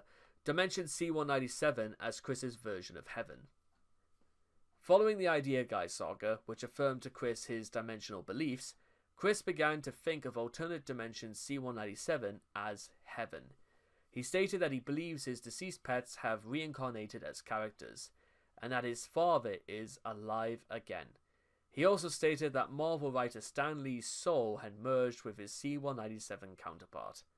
So sure was Chris in this that he even tried to console a woman whose father passed away by telling her that her father's soul had likely gone to C-197. Wow. Okay. And by the way, that is actually the end of that, and that was a wild ride if ever there was one, guys. Because you know what's really stupid, actually, when you think about this, is that Chris's methodology seems to be under the impression that life continues forever, that there is a definitive start but there is no end point whatsoever. And to be honest, I'm almost verging into the direction myself of saying that there probably isn't a heaven after all. Not because I don't want to believe there is. I believe there is for other people, but for now, I just wonder if it's even worth all of this praise or thinking that anything good happens once people are dead. All I can say for Chris is, as well, for someone who claims that they're going to be living for thousands of years, imagine what would happen if Chris, well, what do you think Chris would still hold on to this idea if, let's say, Chris one of these days got into an accident and was critically injured, or if Chris was involved in an accident and was killed instantly? Do you think Chris would still hold on to that belief? You tell me. And because there was frequent uses of the S word throughout this video, I'm going to actually do you guys a favor, and I'm going to leave links to organizations that can support people for wherever you may be affected. So I'll make sure to leave those down below, because it's something that nobody should have to go through, and it's something that nobody should have to contemplate, because there is still so much more to life, and there's still so much just waiting for you guys out there. And that might be probably one of the most important things about this entire article, is that even at the knowledge of death, there is still life to be had. There is still things to do, and for me right now, there is work to be done. There is always more work.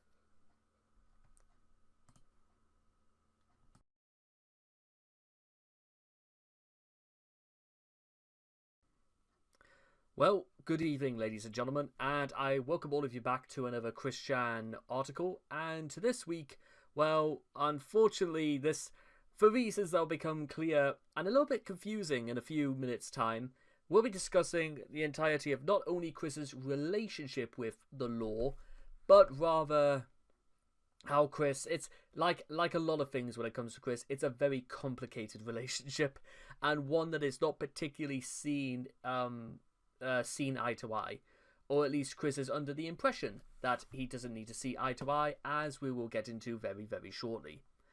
So, this is, however, by the way, we should point out is that this article is for Chris's criminal offences. For the warrant in debt civil case offences, seek debt, which we did previously. Chris was actually issued lawsuits over having debt, by the way, which is a very, very bizarre thing to happen to someone. But then again, Chris isn't... Now, I should also point out is that I have been going through some of your guys' comments, and you... there's a very hard debate to be had about whether or not Chris is technically of sound mind or body to ever seek employment ever again. Most people are under the illusion that, well, not illusion, but impression, I should say. Well, if Chris didn't bother to look for one in the last 16 years, what makes you think that Chris is going to wake up tomorrow morning and get ready to look for work? Not very much. However, with that being said, if you think the prospect of employment is something that is a little bit of a no-brainer when it comes to people, well, your guess is as good as mine as to why Chris chooses the actions we'll see in this article, because none of them make Chris look good, all of them make him look bad. I was about to be handcuffed, but I would not have to not have another handcuffing, so I fought. I was pinned and I was handcuffed. Well, there you are, Chris. You decided to resist arrest, and the officers had to pin you down. You said yourself that you fought off the arresting officer. So, congratulations, Chris. Just that alone will get you an extra charge of resisting arrest.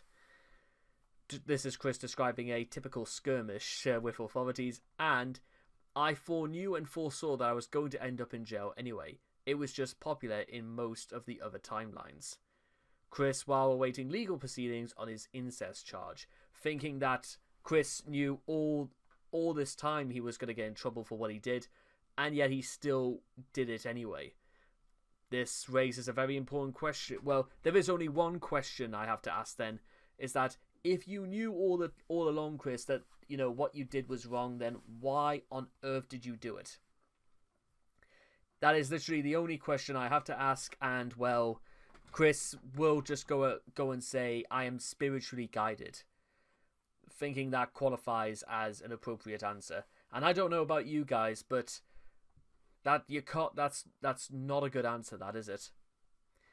Anyway, laws are a set of formal rules established by a society generally to protect its members and ensure the orderly function of society.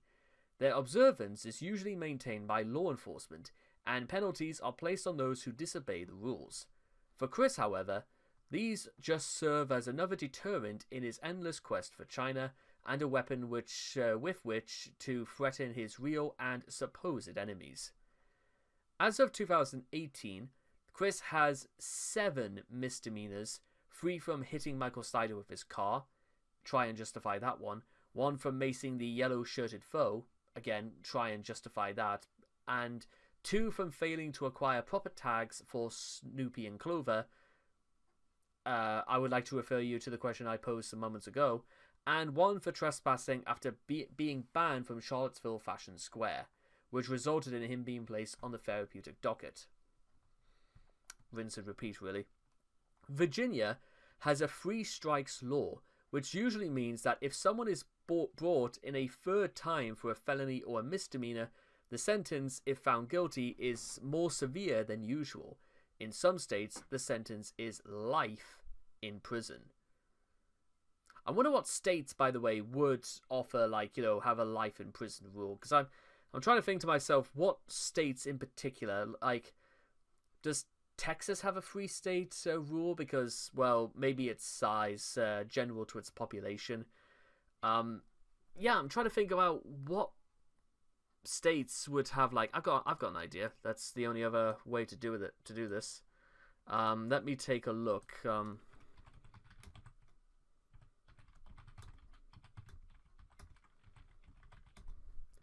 In which states? I apologize for going off the beaten track with this one.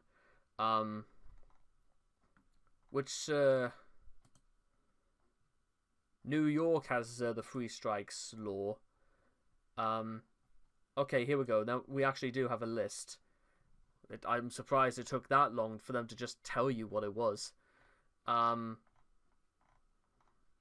Okay, Arkansas since 95, Arizona since 2005, California since 94, Colorado, Connecticut, Delaware, Florida, Georgia, Indiana, Kansas, Louisiana, Maryland, amended in 1994, Massachusetts, Montana, Nevada, New Jersey, New Mexico, New York, North Carolina, North Dakota, Pennsylvania, South Carolina, Tennessee, Texas, Utah, Vermont, Virginia, Washington, and Wisconsin.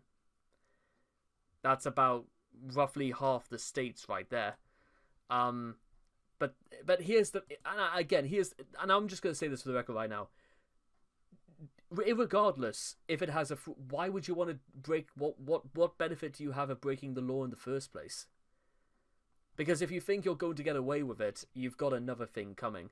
Because nobody escapes the truth, and nobody escapes justice in the end. Anyway, let's keep rolling. The specifics of a three strikes law vary by state, with some states having several such laws. Seeing as how Chris has never been sentenced to jail time despite several misdemeanors, he may not fall under the scope of the Virginia law. However, since the state law seems to say that the third-time violent offenders will receive harsher sentencing, and Chris appears to have two, hitting Michael Snyder and pepper spraying a manager, this could come into play if Chris ever finds himself facing charges for a third violent offence. Which, it should be noted, he is currently not as of 2022. He has been charged with incest, not rape. Because you could probably imagine, as well as I do, that rape would also fall under the category of, things like sexual assault. And assault obviously would categorize itself almost automatically in the grounds of a violent offence. I know, again, it goes a little bit further than that, but in the eyes of the law, it certainly does crawl under violence. But then again, since Chris has been released, we can obviously deduce the fact that even if it was true that again, it's always this peculiar thing I've always had when it comes to the case, and we will talk about it in thorough, almost graphic detail when we get to it, but nearly in all cases where, no, I can't really say that, but in the majority of cases where it is obviously comes down to cases of rape, you would have to imagine, as well as I do, that not only would all the evidence have to be there, not only would, which to be fair, Chris pretty much supplied himself, but there would also have to be evidence of the fact that there was, but then again, I think you could only, the only reason I can deduce, the only one in which Chris may have been found guilty of incest as well as rape, but the problem is that determining Barbara Chandler is a very difficult thing to say, because Barbara might not have remembered, and here's the thing, you would have to know something about it to be able to say something about it. I think they also have to do this so they can be absolutely certain that Barbara was not the one who introduced the idea of having a more intimate relationship with Chris. I think that's the only reason why because they have to rule that stuff out like that out, because a lawyer in Chris's defense would have to try to bring these things to suggest, how can Bob say she knew what happened to her if she can't remember it? The reason why she can't remember it is because it didn't happen. And this is, in theory, this is like a lawyer probably speaking on Chris's behalf, because how can, if they have no memory of it, then how would they know about it? And then again, you would also have to judge the integrity of Barbara's state of mind. And considering that she was more than capable of still being able to drive, although despite the injury she suffered a couple of months later, that doesn't mean she still can't get about. There are plenty of elderly people who can't drive but are still more than capable of maintaining, cognitive thought and all the rest of it. So that's why evidence means a lot in this sort of thing, and considering that they also would have put Chris's, let's just move on. This is already getting sidetracked enough, but you have to sort of understand, at least from the prospect of why Chris was freed in the first place, because that would deduce that nothing took place. At least in the eyes of the law, it didn't. And again, for clarification, before we continue, I can't stand in court and say that it happened, because I wasn't there. I didn't see or not see what was going on. And if I don't have any evidence of it, then obviously, how do I know what's going on? And that's where these sorts of things get very, very...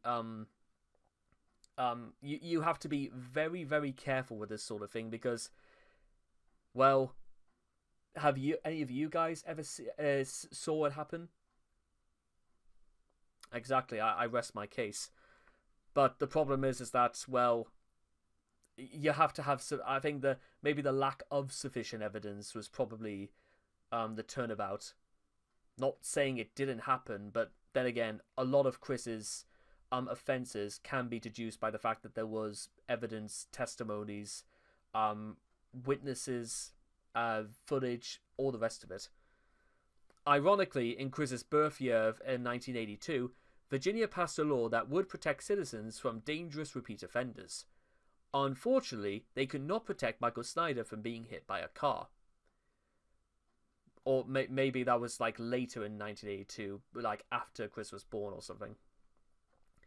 From being hit by a car, the yellow-shirted foe being pepper-sprayed, countless innocent women from being stalked and harassed online as well as in real life, and Barbara Chandler for being fucked by her own son.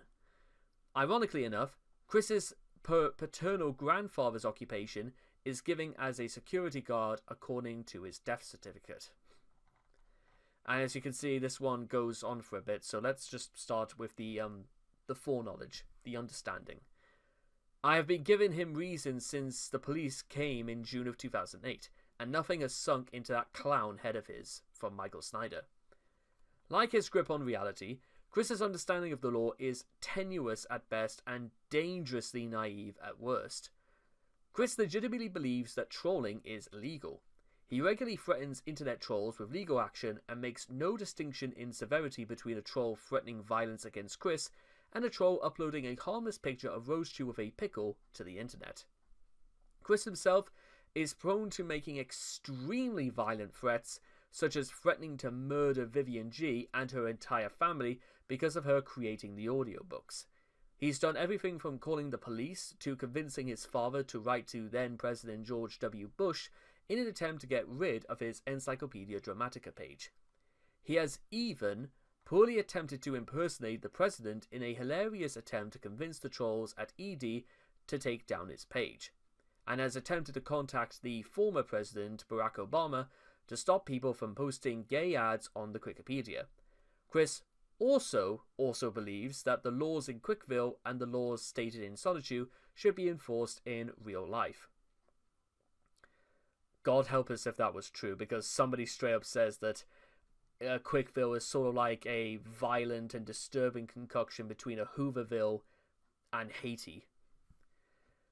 Chris himself doesn't have much respect for laws and rules, as we will see very shortly, particularly when their enforcement inconveniences him. During his time at Target, he saw nothing wrong with exploiting the free refill policy and loitering for hours at a time in a privately owned establishment while harassing female customers and apparently soliciting hanky-panky. Chris often remarks that his emotional state entirely justifies his actions, stating in VivTech's AIM chat that he should be excused for disturbing the peace by literally screaming "No" loudly in the middle of a crowded mall. I wouldn't be surprised if the idea of quiet hours to respect people with autism was brought about entirely because of Chris. Many years later, but that's besides the point. Also, the fashion square isn't even a thing anymore. Self-contradictory as ever, though, Chris's disregard of many laws does not stop him from rigidly observing others, often with complete skewed priority. In Rosechu Special 4, his cartoon avatar makes a point of obeying the speed limit while on his way to confront Liquid Chris and assault him with a deadly weapon.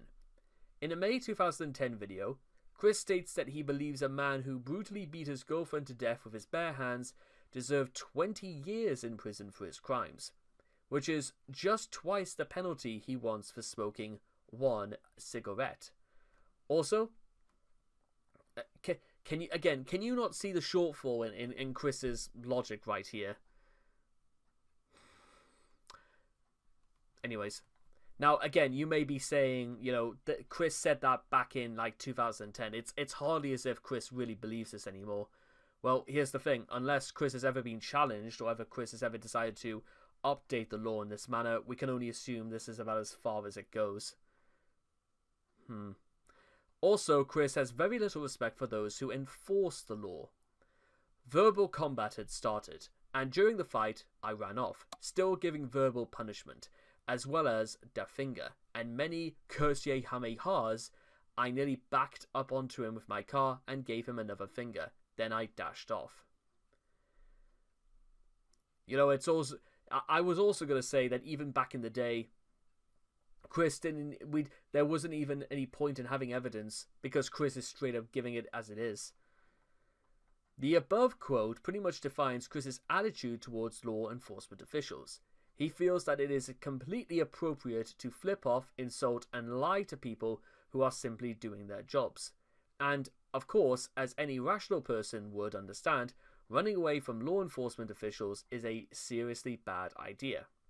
Chris is truly a rebel without a cause or effect. The correspondence with Jackie revealed that in hearings on the Target incident, Chris thought that his work with the Pokemon TCG League would let him off the hook. Oh boy. In reality, in the same way that priests or people, members of the church who did horrendous things will be let off the hook because they're working for God, it doesn't work like that, Chris. In reality, the court probably acquitted him either of on a technicality or insufficient evidence. Chris probably mentioned the volunteer work because he believed a person's merits, no matter how unrelated, would automatically make one innocent of all charges. It is also telling that he recounted the charge as soliciting, whereas the actual charge was disorderly conduct. Both very different things there, Chris. He feels that he was only persecuted because of his love quest efforts and not because he was raging. Of interesting note is the contrary to Chris's general political views. He seems to be in favour, or at least accepting of, gun control legislation. Whether or not he has a firm understanding of what he's saying, we'll likely never know. Interestingly, Chris seems to have a very skewed view of the idea of self-defense, which is exemplified with the acquisition of pepper spray. Pepper spray, like most defensive weapons, should be used as a last resort, to keep people from attacking you. As seen with the GameStop attacks, Chris uses it as a means to keep away anyone he doesn't like away. Using that event as just one example, the man he sprayed wasn't even near him, and Chris decided to spray a quick spritz on his chest without any provocation whatever. And then it gets worse. Days later, he began a commotion in a Walmart using the device. To Chris, it's the ultimate troll and jerk-off deterrent, when in actuality, he's waving around assault charges on a stick. And despite Chris spending time, in the can anyway before posting, a $2,700 bail or whatever it was, Chris still felt it was a good idea to nearly use it again. So, despite Chris making a very long extended Facebook post explaining his actions, explaining why he felt he was completely justified in not only his actions and what resulted from his actions, and despite the fact that people were pleading with Chris to understand exactly where he went wrong, that he had entered establishment in which he'd been banned and was carrying around a weapon that could be deemed dangerous in the state of Virginia, Chris still felt the need to do it again anyway. So, honestly, trying to lecture Chris when it comes to employment or when it comes to the law, believe you me, guys, is a complete and utter waste of time. Because if Chris didn't care whatsoever before this, I think Chris only cares that he got in trouble for it. That's honestly the only reason why. And all because Chris couldn't get over the fact that Sonic's arms were blue, and that was enough to drive him over the edge for some reason. Timeline. The following is a list of incidents Chris has been involved with the law. This list may not be complete. In a telephone conversation with Ivy in 2009, Bob told her that Chris had in the past 6 or 7 incidents with the law, and yet this article lists only 3 incidents that precede 2010. On the 11th of September 2004, Chris was detained at Charlottesville Fashion Square for loitering, and continually arguing with the staff over several months. The incident is depicted in sub-episode 1, in which Chris was banned from returning to the mall on his own and without his parents' company. However, it appears that this ban was lifted or ignored soon after. 2005. On the 20th of July 2005, Chris was charged with disorderly conduct and trespassing at Target, as depicted in sub-episode 7 and sub-episode 8, after 2 hearings. The prosecutors chose to drop the case, and Chris was, for this time, not punished. 5 days later, Chris caused an auto accident when he followed another car too closely and rear-ended it. This went to court on the 12th of September 2005. He was fined $30 and had to pay $56 in court costs. So I'm guessing Chris decided, not to just give over the insurance like that and insisted it wasn't. I'm assuming Chris tried to plead that it wasn't his fault, because why on earth did this just go to court? 2010. Chris's various runs-in at the gameplays have resulted in the cops being called on him a couple of times. At least once after Chris called in his parents after he was initially banned from the location and tried to weasel his way back in. And again, when he was trespassed on the property, though he wasn't charged with anything on either occasion. On the 4th of June 2010, Chris made yet another pilgrimage to the gameplays. Chris was armed with his camera, and while Mike was concerned with that Chris wanted pictures of his daughter for disturbing reasons... that got dark. Chris maintains that he merely wanted a picture of Mike for use as a dartboard. Still pretty disturbing, but entirely different ways. Chris was caught in the parking lot despite trying to run away and was questioned by the police, who made him delete the pictures he had taken and told him to quit. Chris made his 6th of June 2010 video in response to these events. Surprisingly, to nobody bought Chris's side of the story, and they congratulated Michael Snyder. In 2011, in a May 2011 Tomboys and Tomgirls of Virginia post, Chris said that he has begun to use the ladies' restroom at his local mall while dressed in drag. He recounts an incident in which a woman complains and tattles on me, and a stereotypical brute male shouts me out. I felt embarrassed.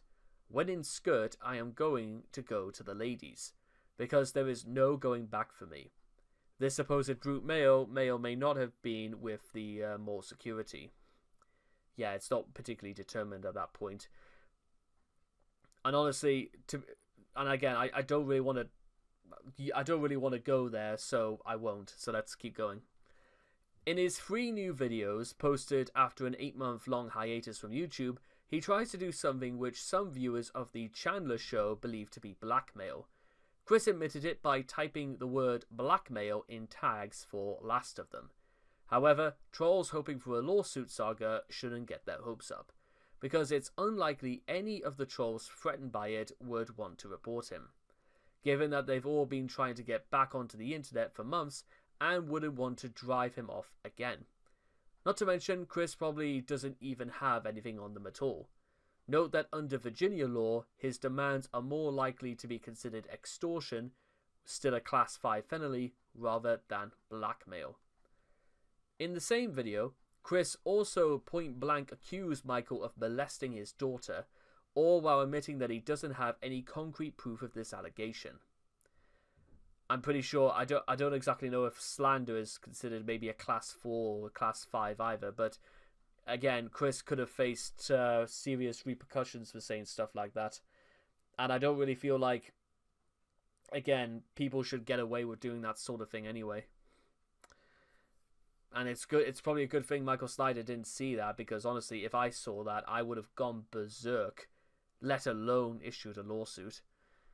Given how prone he is to accuse others of slandering him, like pointing out his bad qualities that are extremely evident to everyone but Chris, Chris's accusations are very hypocritical. If Mike did want to sue Chris in civil court, he would indeed have a case against him, as Chris's allegations are textbook defamation. However, it's questionable what Snyder would win in litigation, aside from a PS3 and numerous children's toys. But still, I think that's besides the point. On the 28th of October 2011, Chris ended up in the worst possible scenario, netting a felony charge and 2 misdemeanors in what appears to be a 3rd attempt to enter the game place, although all charges were reduced to misdemeanors upon sentencing. As a direct result of his 28th of October 2011 run-in with Michael Snyder, Chris had found both himself and his mother on the receiving end of a civil suit. Having been sentenced to community service and put under probation, and being charged with paying Snyder's medical bills, this may or may not have been the first time he has felt ramifications for his accusations and threats. However, it is much more likely that he simply doesn't care, or still feels as if he were the real victim in all of this. Textbook narcissism right there. Chris feels that it's everybody else's fault except his. 2012. On the 4th of February 2012, it was revealed on his Facebook that Chris no longer has respect for any sort of law enforcement after the events of the 28th of October 2011, officially deeming everyone who upholds the law a jerk-op. Please, and bear that in mind in case Chris was ever the victim of a violent offence, because what do you suppose Chris would do then? Your guess is as good as mine. At the same time, he revealed another encounter with the boys in blue that day, as he attempted to pass out flyers while at the mall, encouraging others to stay away from the game place. 2 jerk-ops, or as Chris puts it, a jerk-op and an accomplice, approached him. Despite the officers simply wanting to talk to him and letting him know he wasn't in any trouble, Chris's paranoia kicked in and ran away. For someone claiming to have no respect for law enforcement, he's not afraid to not stand his ground to them. While the story Chris gives seems to hint that the officers just wanted to tell him to knock off the distribution of flyers, Chris believed otherwise, citing that one of them called out his name and making him think they wanted to post another encounter with him on the internet. He escaped by driving into a Mitsubishi, which likely replacing the dying piece of scrap that is Sonchu, and driving off. On the 12th of April 2012, Chris announced the loss of his virginity, giving off strong hints that he had slept with a hired prostitute. He all but confirmed this on the 1st of May, when he said that he found her on the Backpage, most likely meaning that he found it on the website Backpage.com, a Craigslist clone shut down by the FBI that also allowed solicitation of prostitution. Chris's prostitute was codenamed Mia Hamm, as seen on the website. In the state of Virginia, this constitutes a Class 1 misdemeanor and is therefore illegal. It is unknown whether Chris was aware of this, but it's very likely that if he is, he simply doesn't care. And again, with no evidence otherwise, maybe they just let this slip anyway. On the 28th of April 2012, Chris revealed another incident in the mall, before his Facebook note on the 30th of March 2012. Chris got into a shouting match with a troll on his cell phone at the mall, and the shouting did not go unnoticed, and Chris bolted once security was called in.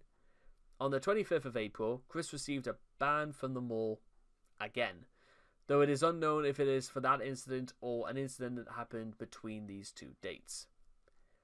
On the 10th of July 2012, Chris was arraigned in court for the 28th of October 2011 incident, after calling Snyder a thieving liar in the courtroom. Chris was sentenced to community service and put under 1-year probation. He was also ordered to pay Snyder's medical bills. Now, you would assume that even by this point, Chris would have just decided to knock it off. He didn't. In September of 2013, Chris committed an act of vandalism, an arrestable offence, by defacing a Hexbox One display at a Walmart, but got off easy by merely just being banned from the store. Given his furious reaction to this and his track record with a certain store owner who also did the same, it remains to be seen if Chris would follow up on his threat to have his revenge. Also, much like his tantrum at the Fashion Square Mall in 2005, Chris was confronted by a jerk cop and a local restaurant after scratching a woman's car with his and screaming out loud in public. Chris claimed he was cursing God for all his misfortune recently. I see. In 2014, on the 29th of March 2014, a report surfaced on the Cwiki forums saying that earlier that month, Chris had been spotted trying to steal merchandise from Best Buy. The next day, Chris denied the truthfulness of the report, but Kim confirmed that the attempted shoplifting had indeed occurred. On Friday, the 26th of December 2014, yep, here we go, Chris vandalized a sonic boom display in GameStop in the Charlottesville Fashion Square and was forced out due to a previous ban. But before he attacked a staff member with pepper spray who was calling security. By the 28th, he was confirmed to be in jail and he was released on bail on Monday, the 29th of December. On the 2005, throughout most of 2015, Chris actually tried to behave himself, presumably because of his sojourn to the jailhouse was fresh in his memory. His punishment for the pepper spray incident was eventually decided after 7 hearings in October, a very light sentence of a 3-figure fine and a 6-month prison sentence that he won't have to serve unless he breaks the law again during probation. I think it's like 6 months suspended on the condition that you do not break the law during this time. Or rather, you shouldn't be breaking the law ever again anyway, but that's besides the point. Also, Chris fined, for no dog tags and no rabies checks. I don't know, again, what's the point in having dogs if you don't take them out, if you don't nurture them, and if you don't actually make sure that they're safe and protected from you as well as other people? I honestly don't get it. On July 1st of 2016, Chris finally paid his $541 fine for his 2014-15 court hearing. His probation also appears to have ended earlier in April. In August, Chris was fined $121 by Greene County for 2 charges, each misdemeanors, of failing to acquire dog tag and rabies licenses for his and Barbara's dogs Clover and Snoopy. In November, Chris made several death threats against President Trump, blissfully unaware that threatening the president or president-elect is one of the few restrictions on freedom of speech in America, and could land Chris with a fine or up to 5 years in prison. And by the way, they're not joking about that, by the way, and Chris also drew the ire from a lot of very right-wing politicians, spokespersons, and even the Grand Wizard of the Ku Klux Klan, David Duke, of all people. In 2018, good to know, all Chris did in 2017, by the way, was, well, squabble and beg for money, basically, and kind of made Doopy Doo-Over's life a little bit hard because of his persistence. The manager of the mall threw a demand, late trespassing notice against me, while I was there a few weeks ago. That is all. Caught me in a trap like at the place, except I didn't go to freaking jail, okay? In March, Chris was charged with a trespass after forbidden, a misdemeanor count. The offence occurred on the 23rd of March and was filed under the Albemarle Traffic/Criminal Court. Chris repeatedly signed his name as Chris Chan Rosechu on court documents. Despite it not being his legal name, no action was taken by court staff on the matter. Yeah, I think maybe they ought to change that. Chris was represented by a public defender. After several continuances, the court decided to direct Chris to a court diversion program, the therapeutic docket, for 9 months as an alternative to a jail sentence.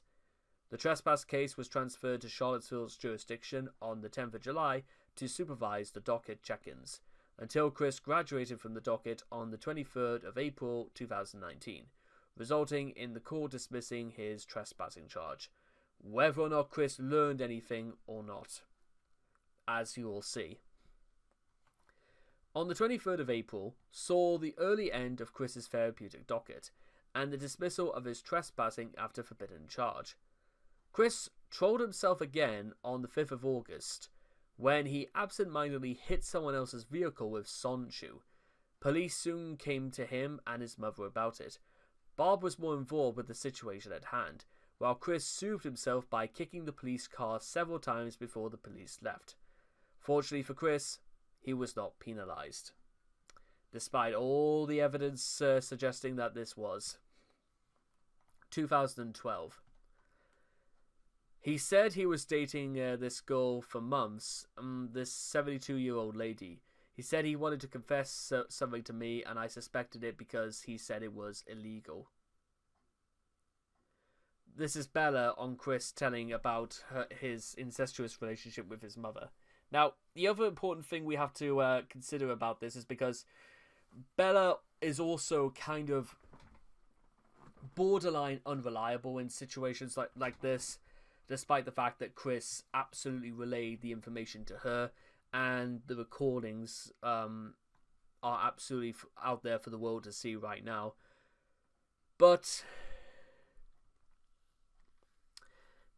if Chris straight up admits that he knows fine well, that, now, to be honest, if it was up to me, saying this would make me suspect immediately that Chris must know that what he did was wrong. But because the court can't prove that outside the fact that, well, outside of anything before this, well, again, the whole subject of Chris and his incestuous relationship it's a very thorny issue anyway, and stuff like that only makes things more complicated, because in many ways it doesn't surprise me that Chris would actually do something that stupid. On the other hand, and as I've said before, I can't stand in court and say, yes, Your Honour, I saw it happen, because obviously I can't. One of the darkest events in Christory happened in 2021, which came close to spelling the end of the tale of Chris Chan as we knew it. A series of events so controversial and massive that they caused this very wiki to crash due to the event persistently trending on Twitter, amusingly even overtaking the 2020 Tokyo Olympic Games for a time. On the 29th of July, 2021, the incest call, where he had casually admitted to repeatedly having sex with his mother since late June, was leaked. Chris was also indicated that Bob was confused, telling him to stop at times. There's also that, raising the possibility of it being non-consensual, especially since some having speculated that Bob may be suffering from dementia. Bella played along for several minutes, pretending to approve of Chris's new habit so she could record more information. After hundreds of police or people contacted the police as a result of the leaks, authorities conducted a welfare check on Bob and issued an emergency protective order on Chris on the following day. Essentially a temporary restraining order that would last around a week, prohibiting access to Barbara and his home until the 5th of August 2021. Brackets, Chris's neighbours took care of their pets while both Chandlers were taken from their home. Made temporarily homeless by this turn of events, Chris decided to make matters even worse for himself by committing yet another crime. He stole $750 from Barbara's bank account to pay for hotel accommodations and alleviate his negative bank balance at the time, which left him about $550 after the later fact, before shelling out $384 for the hotel and wasting most of the remaining money on toys. Because of course he did, leaving him next to nothing yet again. Specifically, $1.03 according to Bank of America alert. This crime, however, would land Chris in much hotter water than many others times he stole from his parents. After discovering what Chris had done and being lied to about it during the confrontation, Noel immediately cut ties and washed his hands of Chris for good, and proceeded to shut down the GoFundMe page intended to aid him on his planned trip to Everfree Northwest, who banned him from entry after learning about the news, and refunding everybody involved. It should be noted that Chris had intended to use some of the funds to pay back his mother once they were cleared, but, as stated before, he took the funds without permission and in violation of the protective order, which is at the very least a strong case for a theft charge to be laid on him later. Chris's Patreon, due to this scandal, also came under review, leaving many to speculate that it would most likely see deletion on top of his long-term neglect of the page and his subscribers. Sure enough, on the 2nd of August 2021, his account was suspended, pending review, which remains until the creator logs back in. However, considering Chris's incarceration, it is unlikely he will be able to do so, ensuring that this account will permanently remain under review. In fact, just so we know that there's nothing really we've missed, I'm going to go onto Patreon right now and actually see whether or not it's even there. Because honestly, guys, if it is there, I will be very, very surprised. So let's take a look, shall we?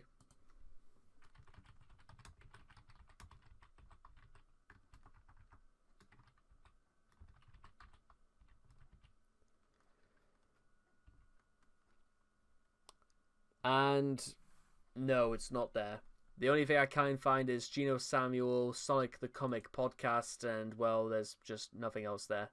So I will take this for what it's worth, guys, and well, there's just not really much else there to see. Anyways,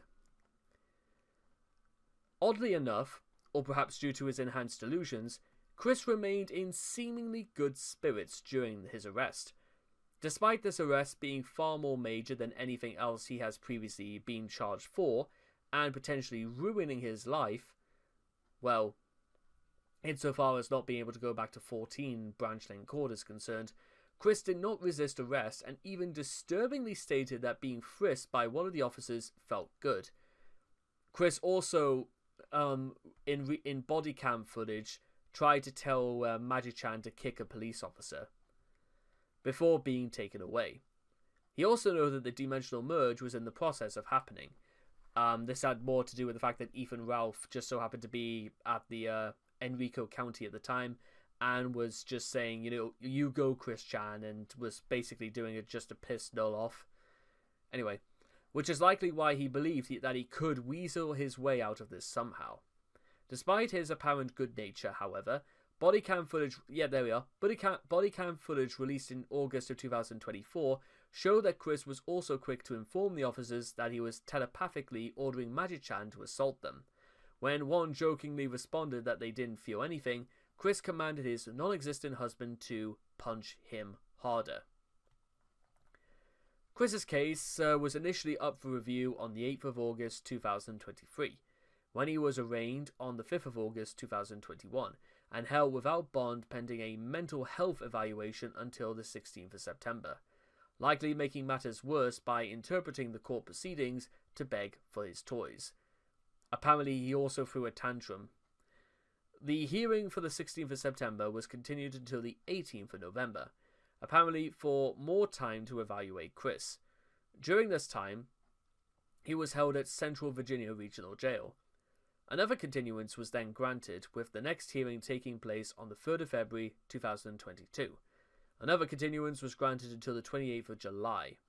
However, Chris was transferred to Western State Hospital on the 28th of February 2022 for treatment of incompetency and then was allowed to return to jail. 2023. On the 27th of March, Chris was released from jail. For several months, his whereabouts were unknown. On the 25th of August, Chris's case was dismissed by the court. Chris's lawyer, David Heilberg, successfully pled for an autism disorder deferred disposition. During Chris's live stream on the 26th of October 2023, he became visibly nervous when sirens unexpectedly sounded in the background, indicating that he harbors a lingering fear of being arrested again.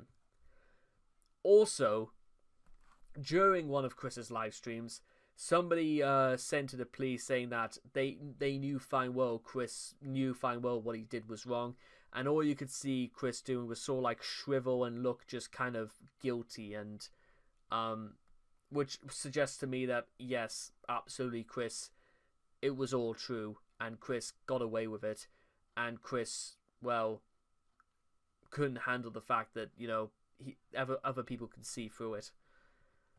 Which, again, maybe they, again, you know. Meanwhile, Chris's parents and the law. It's not hard to figure out why Chris thinks the law should serve him and him alone. His parents, too, have the same problem. When Chris was thrown out of the Cub Scouts after an unknown incident, his parents attempted to sue the Boy Scouts of America for discrimination. When Chris threw a tantrum that required him to be restrained, Bob attempted to sue the school for restraining him. When Bob and Bob had their absurd case of against Greene County used against them, their first reaction was run to another county. Bob claims that a man in Richmond by the name of Jamie Dunn tried to get him thrown in jail circa 1999 for unknown reasons. This may be part of the reason the Chandlers decided to move back to Ruckersville in the year 2000. When Mims and Lucas took a picture of Chris and uploaded it to the internet, Chris's parents threatened them with legal action, but as usual, never followed through. Unlike Chris. When Snorlax thought she had indigestion, she acted like she was going to sue the Chinese establishment the food came from. When it turned out to be colitis, she dropped the subject. When Alec called the Chandler household, posing as the Gameplay's employee Matthew Nobles, both Bob and Bob claimed that taking pictures of somebody without their knowledge or consent was not illegal, and also glossed over and or justified Chris harassing the store after his ban. This came after threatening to sue Mims and Lucas for doing exactly that. During that same call, Bob will not countenance the idea that an individual can be prohibited from private property, saying it's a business place, which has no bearing on private property laws. He and Bob also had an extremely dismissive and angry attitude towards Matthew, which makes one wonder how they communicated with other retail workers. On the 28th of October 2011,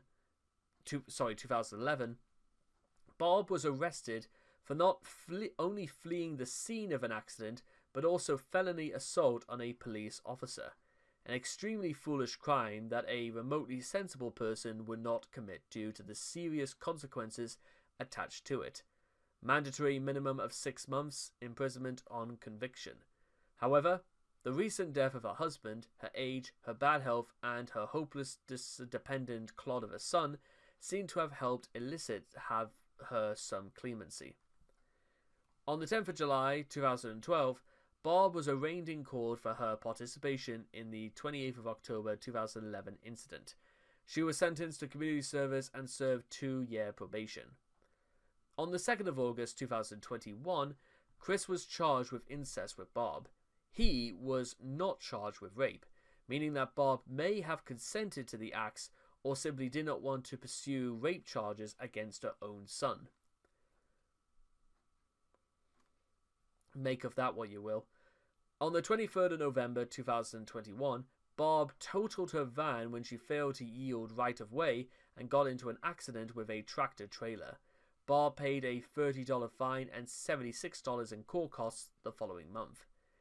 According to a jail letter on the 4th of July 2022, Chris has been attempting to blackmail Bob into moving out of 14 Branch Lane Court, with various crimes he claims she is guilty of. These include negligence towards her pets, abusive behaviour towards Chris, and of her use of Chris's monthly tugboat for herself. Obviously, it is unknown if Bob is really guilty of any of these offences. Because, knowing what we said nearly 40 minutes ago, Chris sometimes will just make things up at the top of his head to say that these things have any staying power at all. Chris's original and official laws. Chris believes the police in real life are corrupt and sees them in the same light as he sees the jerk-ops in his comics. The jerk-ops acts as a stand-in for police who wronged him and are portrayed as being imposters with no legal authority, probably indicating that Chris does not recognize real policemen as legitimate authority. In light of these things, Chris has his spin on the law. The penalties for drinking and smoking and internet harassment involve physical violence, including a kick in the teeth, which Chris inexplicably portrays as a punch in the first and only of his supposed series of Q&A videos. On the 31st of December 2009, Chris orated about a law he wanted to be made to prevent Jack Thaddeus from using the ad space he paid for. I have the instinct. I have already snail-mailed President Barack Obama on how this sort of bad advertisement is going on, and how it is wrong and he should be made illegal. On how, if the main captain does not want or is offended with the listed ads within his own website or works, regardless of who controls the ad space, would remove those ads or face jail time.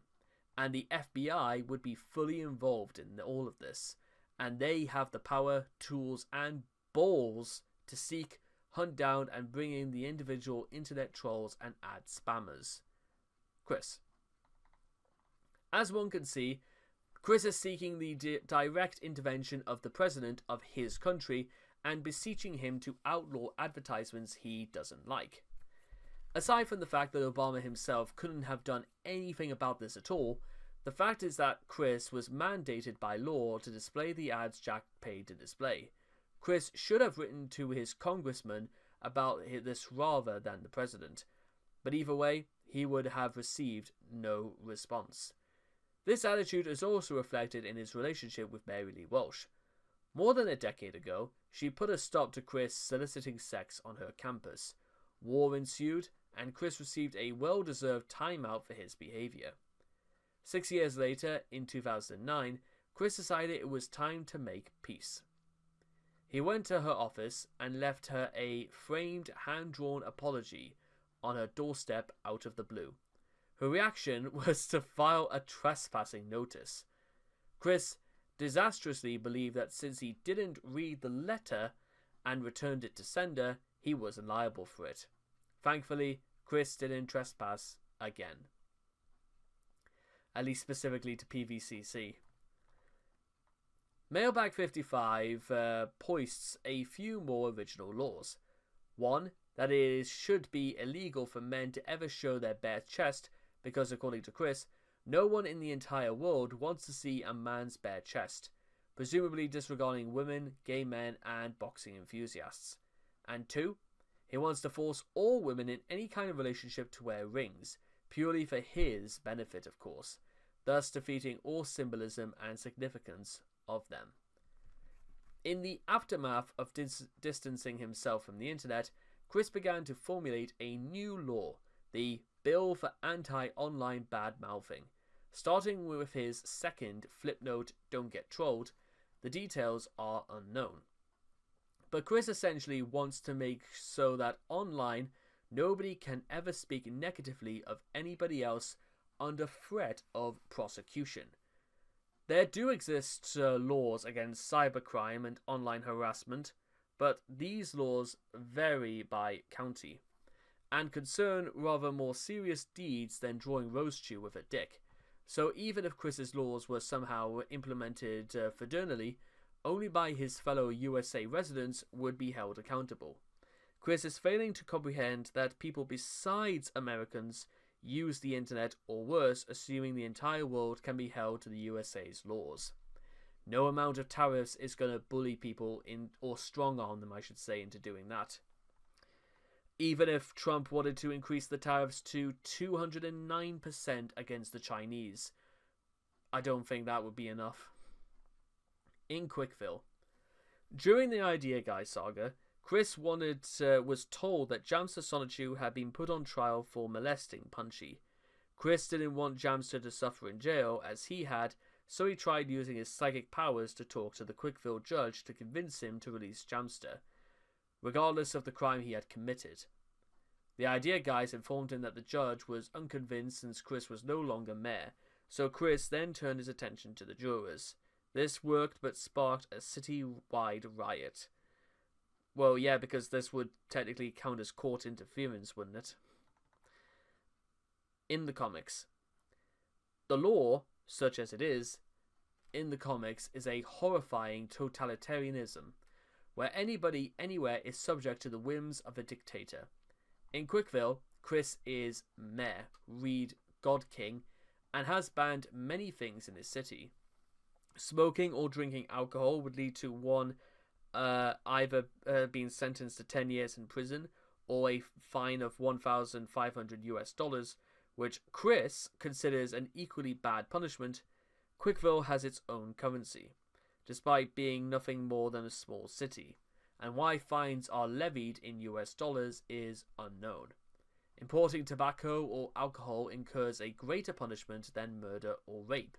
However, it should be noted that Chris repealed the law against alcohol in June of 2009.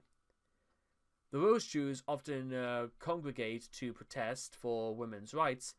These protests usually involve nudity and or pornography. They campaign for basic, archaic things like eligibility to vote, suggesting Chris, or one of his predecessors, has imposed discriminating laws against women in Quickville. It is never clear whether or not Quickville is legally a part of the United States, and thus subject to its federal laws. As Chris characteristically sends mixed messages a lot, some things are distinctly American. The aforementioned US dollar fines, for instance. However, there are foreign countries in the real world that use US dollars, but Quickville has its own currency and own set of laws, the likes of which would never be permitted in a developed or even underdeveloped country, even if Quickville was some sort of Vatican-like sovereign state. The only arrangement that makes even the slightest amount of sense is that Quickville is just that, a sovereign state on US soil. Chris doesn't seem to have thought this out through and believes the mayor of a town is legally entitled to act as an authoritarian dictator. As a mayor, Chris does nothing bureaucratic, ever, and makes his secretary do all the paperwork, as per his thoughts on women. While he goes off on another one of his sweetheart searches, he has mandated dating education classes for students so that they can learn to go on dates, as well as how to stay straight. Terrific, Chris. That sounds... What a brilliant system. Actual police officers do not appear until quite late in the series, and even then, they did nothing whatsoever, giving the impression that Chris and his Pokemon abominations are the only thing standing between peace and violent anarchy. However, Sonichu Issue 9 seems to reveal that there are 3 sets of other protectors, a possible nondescript police force distinct from Mary Lee Walsh's Jerkops, as well as his team of Power Rangers and a team of Transformers. Is Quickville under martial law? Jack Thaddeus citing the truth as he sees it. In conversation with Jack Thaddeus, Chris revealed that Quickville is the home of a paramilitary force equipped with tanks, which he uses as a police force, and all of his electric hedgehog Pokemon enjoy immunity from prosecution and are above the law. And this is to the fact that Chris cannot be deposed as mayor, there is no elections. And the fact that the police and a fleet of superpowered goons obey everything Chris demands of them, and it paints a very frightening picture indeed. According to Chris, Magi-chan mentally scans the city perimeters for any sexual acts, and reports any homosexual activity to the authorities. The participants are then tried and fined heavily, $500 or 50 hours of community service. Apparently in Quickville, the Fourth Amendment to the US Constitution does not apply in matters of personal sexual choice, and neither does the US Supreme Court ruling finding sodomy laws to be unconstitutional. God, that was a mouthful, but then again, this is worse than Haiti, or even worse than a Hooverville, because this is probably even worse than The Boys when you think about it. Even though Chris's deranged laws exist only within his city-state country whatever of Quickville, he exacts his deranged fury onto people whether they're actually in his jurisdiction or not. Rosechu issue 10 shows 4 distinct crimes committed outside of Quickville: the destruction of the 4-cent garbage building, the murder over 100 alleged trolls in said destruction, breaking and entering, and destroying internet files and property. There was no evidence to suggest that this act of mass murder and even investigated by the authorities, and the comic portrays this act of terrorism as Chris and his goons heroically defeating a gang of criminals. Chris may be able to murder without being reprimanded, but of course this doesn't apply to everyone. Following the death of Simola, the culprits Alec, Mal, Sean and Evan are subjected to a show trial and given no defense attorney by the state, violating the 6th Amendment, forcing Sean to act as their lawyer despite being high as a kite. There is no solid evidence presented for the murder charge aside from the Voltov remote, which the prosecutor never tried to prove belonged to them, and wholly unreliable psychic evidence extracted by Magi-chan. When they're railroaded and found guilty, they're killed by the people they wronged. Read, murdered brutally by cartoon characters, in a gross violation of the 8th Amendment forbidding cruel and unusual punishment. But at that point, I think it's kind of obvious that Chris, any semblance of realism is, well, completely out of the window. Demonstrating Chris's limited understanding of trials, as his knowledge of trials stems purely from television, the Kangaroo Court interrogates both elements of civil and criminal trials. The Asperpedia 4 are not only prosecuted for a murder by a state attorney, as per a criminal trial, but also charged with defamation of character, libel, and copyright infringement, as well as several charges such as profanity to the max that would hold no water in any court in the world, by Chris and his cohorts as per a civil trial. Surely enough, Chris, Rosechu, and Rosechu are sitting in a benchmark plaintiff that both civil and criminal charges are included in one trial not only demonstrates a poor understanding of the courtroom process, but is further proof that Chris considers slanderous mockeries and other torts on par with major crimes such as murder and assault. To add to the equation, one cannot be given a death sentence, or any sentence for that matter, for being guilty in a civil trial. But in the Asperpedia 4 trial, civil charges are the primary reason for the death sentence. In summary, the Quickville court system is a constitutional nightmare that violates multiple articles and amendments and has no concept of due process. One must wonder why it is allowed to exist within the borders of the US. Were it not obvious by now, any semblance of law in Quickville exists solely to further the wishes of its tyrannical and murderous creator god. And believe it or not, guys, that is actually it. That is the whole of Chris and his contentious relationship with the law. In fact, actually, it's just to conclude this, I would say actually the way that the law and order is presented in Quickville, it's actually not unlike the way Chris conducts the law and the way he sees it in the real world. You see, the law, insofar as Chris is concerned, is just like reality. It is whatever Chris chooses to make it. There is no doubt that pretty much everything that's been said before would suggest the idea that Chris ultimately believes the entire world is out to get him.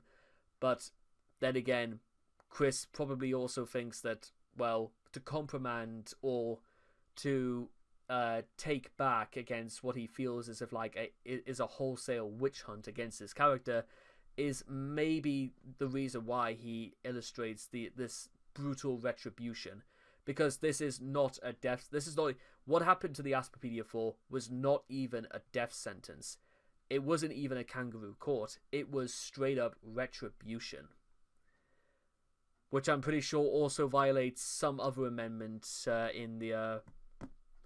I think it breaks the Ninth Amendment as well, in which you have the right to worship God in your own way. I'm pretty sure the way they do it in court would suggest that being above the law means that you're somehow something to be feared or to be worshipped, but out of fear rather than loyalty, which suggests the idea that maybe these people have no choice.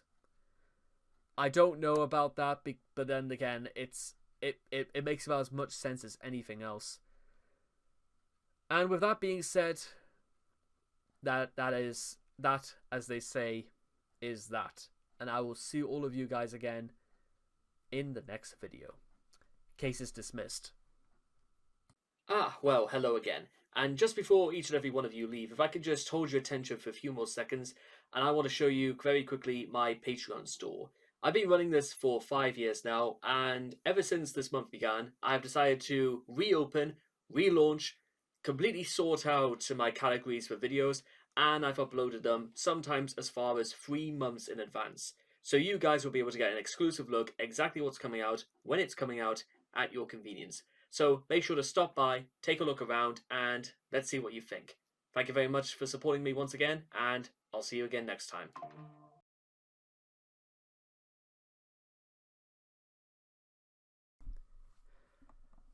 Well, a very good afternoon, ladies and gentlemen, and I welcome all of you not just to the last article on Chris and society. Well, don't we all live in a society though, but, well, it's definitely one that I feel like, well, it'll probably be the most divisive out of all the articles, because this one concerns Chris and politics. And, well, the origins for Chris's political basis and the sort of the image he casts, it's not particularly unlike the one he casts out for religion. He claims to be this, that, and the other, but does absolutely nothing to demonstrate. On the contrary, he demonstrates to be the complete opposite. And you guys may have already caught on to sort of, well, my unpopular opinions about what I think about people who do that. It's the same thing when it comes to politics, and, well, you guys are going to see I think you could also judge a lot by a person by what they don't say, but then again, Chris, I think, says quite enough for us to get an impression. But with that being said, Eid permit, Eid, Chris's biting political commentary on President Trump. Ironically, 9 years later, it's not necessarily the sort of thing that, well, to be honest, Chris has kind of toned down his anger towards current President Donald Trump, but we'll see by the end of the year, shall we? Since his discovery on the internet through 2017, Chris has been quite vocal about his political views. He was once a moderate and then leaned left. Following his shift in gender identity from 2011 onwards, he moved further left. His progressing support of the LGBT+ community may have been why he became more vocal about politics. General views. Before the 2010s, Chris was a self-described moderate. His views were eclectic. They could be best described as fiscal, liberal, and socially conservative. He would therefore receive criticism from both sides of the political fence. Liberal trolls criticized Chris for his racism, sexism, homophobia, and black and white view of the world, as well as his poor understanding of science. Conservative trolls criticized him for his lack of a job, reliance on the government, unusual behavior, and obscure interests. After the close of the classic era, Chris's social views started to shift leftwards, while his fiscal views shifted even further. The reasons for Chris's political shift: a shift in identity. Chris's transgender identity has left him open to political influence from others, particularly as he has begun socializing with the LGBT community and other generally progressive outlets. He even became accepting of gay men, a group he once vehemently opposed. Financial problems. Chris's deteriorating financial situation, continued dependence on government money, and growing health problems for himself and his mother have enhanced his sensitivity to social spending and fiscal policy. In particular, one of Permert's most prominent policy goals was the repeal of the current Affordable Care Act. While the exact effects of the law on healthcare costs and availability for common people are debatable, it is generally considered at least partly effective. Chris has no doubt heard about Republican repeal efforts from his limited political news exposure, and likely holds them against Trump and his allies. Politics in the Trump era and beyond. Chris voiced criticism of Republican Party presidential nominee Donald Trump throughout 2016, or at least by the time Chris decided to become slightly interested in the upcoming election. After Trump's surprise victory, he issued outright death threats against President Trump and Vice President Mike Pence after they were inaugurated, which I know they'll probably get to talk about in a second, but wishing death upon a presidential-elect is one of the things that is not repealed by in the United States Constitution, and you can face pretty serious jail time for doing stuff like that. Anyway, he viewed himself as part of the anti-Trump resistance, although he did little aside from post memes and additional messages telling them to die. Chris's interests in LGBT plus issues likely played a role in his attacks on then new administration. However, in 2018, under the influence of the Idea Guys, he talked in a video about opposing Nazis and claimed to be a member of Antifa. He also destroyed a toy pony under the impression that Nazis, a recurring antagonistic presence in the Idea Guys lore, had bugged it. As Chris became more enthralled by the concept of the dimensional merge, he generally tuned out of politics as he became more focused on alternative dimensions and his role in ensuring that cartoons and video games could become real. Chris would eventually voice support to Joe Biden's presidential campaign, but he voted for Lisa Simpson in 2020 because he actually believes that she will become President of the United States after the dimensional merge takes place. You know, I understand that apparently in Australia you can face a fine if you don't vote in an election, whether it was local or otherwise. Maybe they're more lenient towards local elections, perhaps. But then again, it's sort of one of those things where you can look at it one of two ways. One, Australia is still a democracy where anybody can have the right to vote, but everybody can also have the right to not vote. And I think the idea that you could face a consequence for not doing it kind of seems a little bit, well, you know what I'm trying to say? I'm not particularly the idea of, well, if you don't do it, you're going to face a fine. But, well, then again, unless, of course, it's written in law in Australia, then that might be slightly different. But then again, I'm sure that there's been campaigns in South Korea to try to overturn the idea of national service for a year, and I'm more than certain there's been some sort of outcry in Australia to overturn this obligation, if you will. In fact, I wouldn't even so go far as say it's an obligation, because, well, suppose you vote for somebody and they didn't win, well, you told them to do it anyway, so what's the point in doing it if you don't get what you want out of the matter? But then again, Australia's politics must be, well, quite different to either the UK's or the Americans. But speaking of the Americans, I'm not entirely sure whether or not you can face any sort of repercussion for voting for somebody who is not actually a designated vote in a presidential campaign. Why Chris?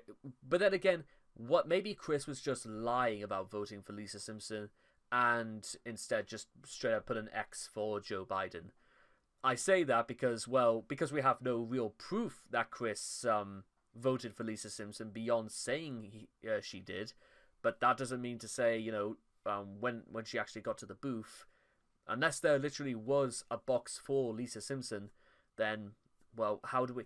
It's, you know what I mean? It's one of those things, well, how are we supposed to know that?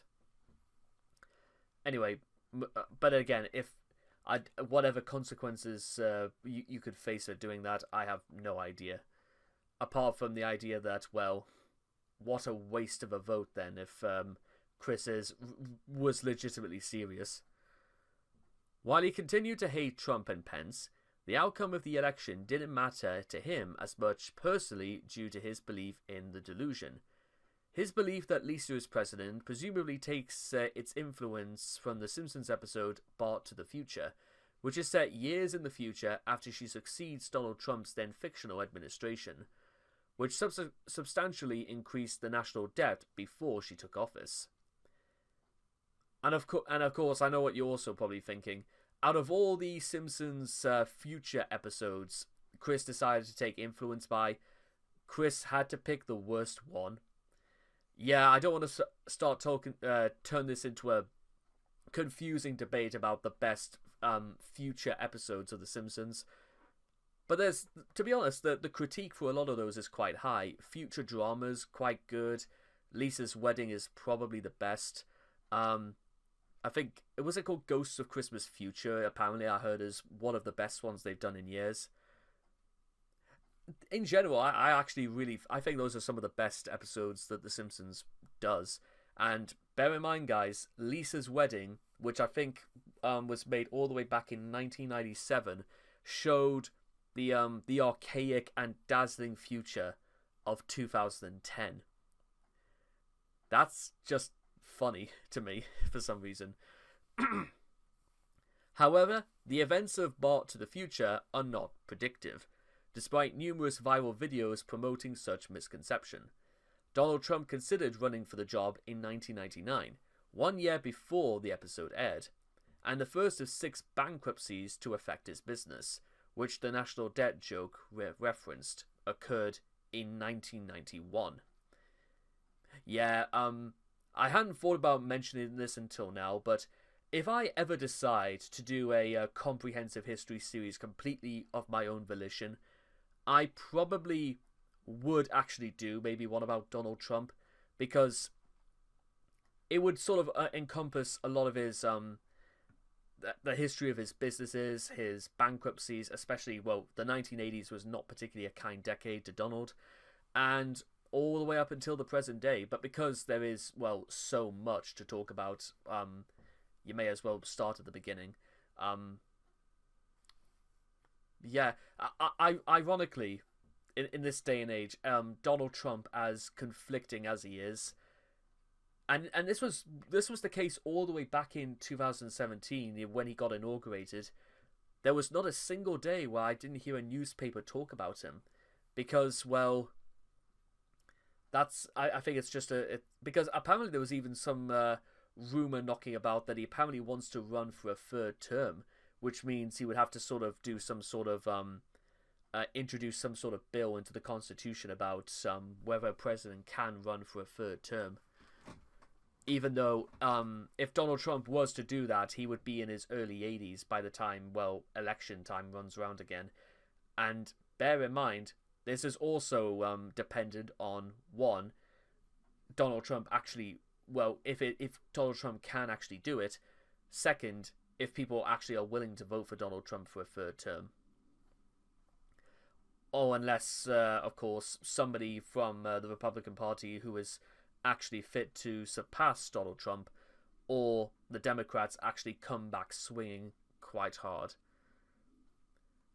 Though, with that being said, if you do really want to come back swinging hard, then, you know what, maybe it wouldn't be the worst thing in the world to have the idea of Donald Trump possibly run for a 3rd term, because if the Democrats can actually knock out Donald Trump, even after all the work he's gone to actually try and make it a legal case to run for a third term as presidency, then you're gonna have to. That would be pretty special.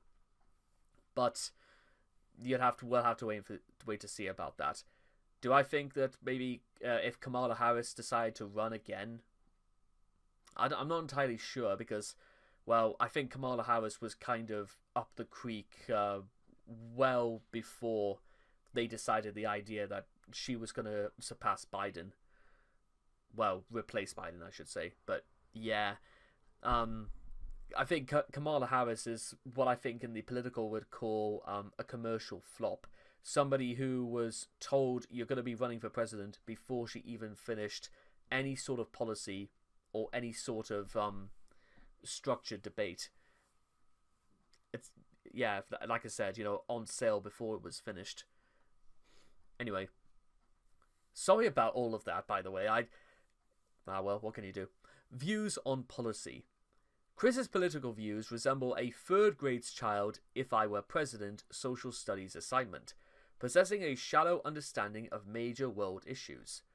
A rather insightful example of his limited understanding of how the world actually works is his video A Public Announcement for Congress, in which Chris explains in detail the actions he would take if elected President of the United States.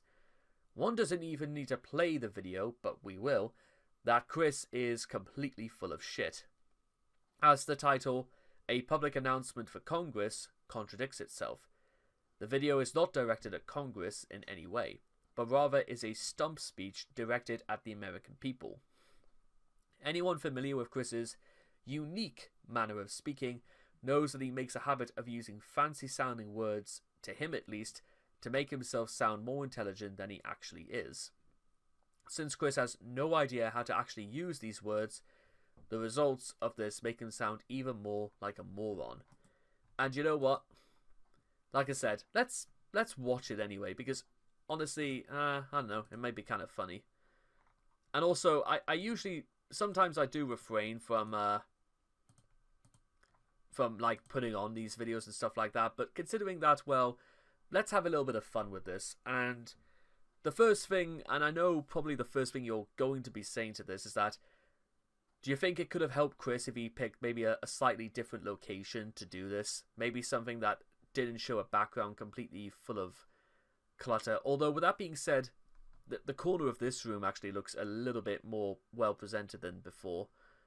So maybe I'll give Chris credit for that. Although you can still see Marge Simpson in lingerie in the corner here. And I'm pretty sure his, like, was his poster of Kratos possibly up there from God of War 2? But let's listen to I'm the government, I'm the government, I'm the reason nothing works.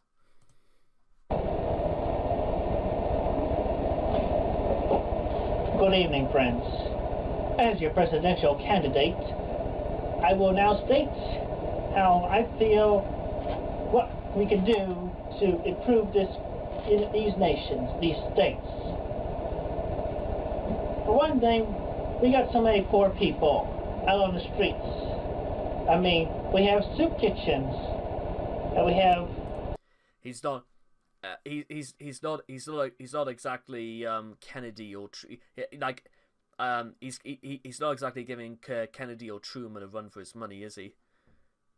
In fact, to be honest, Truman would have been. What American president was actually? Was there ever an American president from the state of Virginia? Just to ask you guys, because I know that Truman was more from Missouri, which I suppose is slightly closer to Virginia. I'm pretty sure there's got to be like better examples, and unless of course you want to go as far back as like say Johnson, Garfield, or Ulysses S. Grant, but that might be from this time anyway, or at least once we have records to them giving speeches. I mean, to be fair as well. You could argue Chris is slightly a little bit more. No, Roosevelt was way more fluid, I suppose, in his approach, which give credit to Roosevelt. That's quite a compliment because of Roosevelt's historical series of medical problems. Soup beds.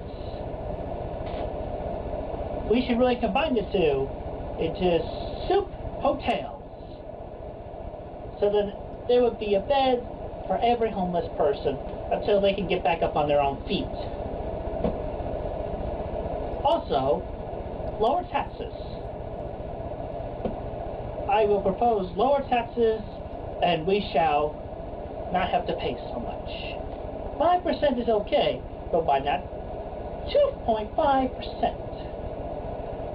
Yeah, okay, by the way, I must also point out is that, well, just slash tax income by half, so you go from 5% to 2.5. That's mon deux trieste. I mean, with an economic strategy that watertight and foolproof, who needs a bloody recession? It's a good thing Chris didn't make this during 2025, because anybody who's familiar with this ongoing trade war between the Americans and the Canadians, Americans and the Mexicans, Americans and the Chinese, well, it's probably a good thing that Chris doesn't really talk about politics anymore anyway, not even on Blue Sky. But this is kind of funny, I suppose. Funny? Yeah, I suppose so. And we will not cut off any benefits for the old people. They are good. And we shall give them plenty of money so they can afford their medications and services to keep them alive. Because we do not pay for when we are sick, we pay for our good health. And we only pay after we're in good health.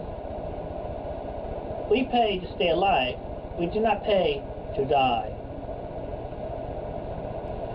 And speaking of which, can't help but feel that whole "we do not pay to die" must have been from some sort of advertisement he saw on the television somewhere, because that does not sound like the sort of thing that a congressman or a statesman or any presidential elect would try to say. That's nuts. Too much violence goes on within these city streets. I will propose only gun distribution to the official authority, which shall be within the police department, nowhere else. And all guns. Right. Yeah. So so far, if we can deduce exactly what happens, is that in Chris's views, is that the homeless will have all the accommodation and all their otherwise sanitary requirements otherwise cared for. And that the elderly will be otherwise cared for, and they will be surpassed with a excessive pension scheme, it would seem. And also, Chris is talking about, well, how can I best put this? Is that turning the idea of the United States into one gigantic police state? I say that because when the police have all the firearms and have all the authority to administer them at will, well, okay, Chris doesn't quite say that, but then again, how are you going to monitor, or how are you going to monetize the thought of, well, hundreds of thousands of police officers in the United States only being legally allowed to hold guns? How well do you think that's going to go, Chris? And who's going to say that some may remember a few years ago when that Japanese prime minister was assassinated because somebody constructed a handmade automatic weapon. Yeah, Chris, are you absolutely you can't be telling me this is a good idea? Because, well, again, what if people really do, like, blacksmiths and, well, those who literally just recycle from recycle weaponry at their own will? I'm bringing all of this up because, well, to be honest, I know this video was make-believe and that this was something that Chris just did because Jackie told him to do it. However, Chris, because here's bear this in mind. When Chris made this video, like as of now, he's 20. He was 28 when he made this. I'm 27. So in contrast, we're not particularly that different in age. But if I was going to be completely serious about this, I would have just looked into this, found something that I can agree to, because if nothing else, make it sound a little bit more realistic. Bring yourself back down to reality about this, because Chris may have all the best intentions, but then again, something that was a bit of a common theme throughout all of the videos that Chris did for Jackie is that Chris was exceptionally low effort in a lot of these, and Chris just throwing things out there just because they sound like a good idea. In fact, to be honest, the one real stand Chris actually took in the world of politics, want to know what it is? It's this poster right here of Sonichu and Rosechu trying to save McIntyre Park. At least Chris actually went to a rally to talk about it. So that's something. All my local community people shall be taken away. At least the bullets. When the bullets are necessary, or when there is an outbreak of violence from another nation or planet, then we shall issue the bullets. And all free stations to be open immediately. So you're telling me you would only use you would take away the bullets? I don't really know how Chris is going to, again, how does Chris imagine any of that's going to work? Where is the budget for these sorts of things? And well, this in many ways this probably sounds like a worse idea than the concept of the judges in the 2000 AD comics, because at least the judges act as judge, jury, and executioner.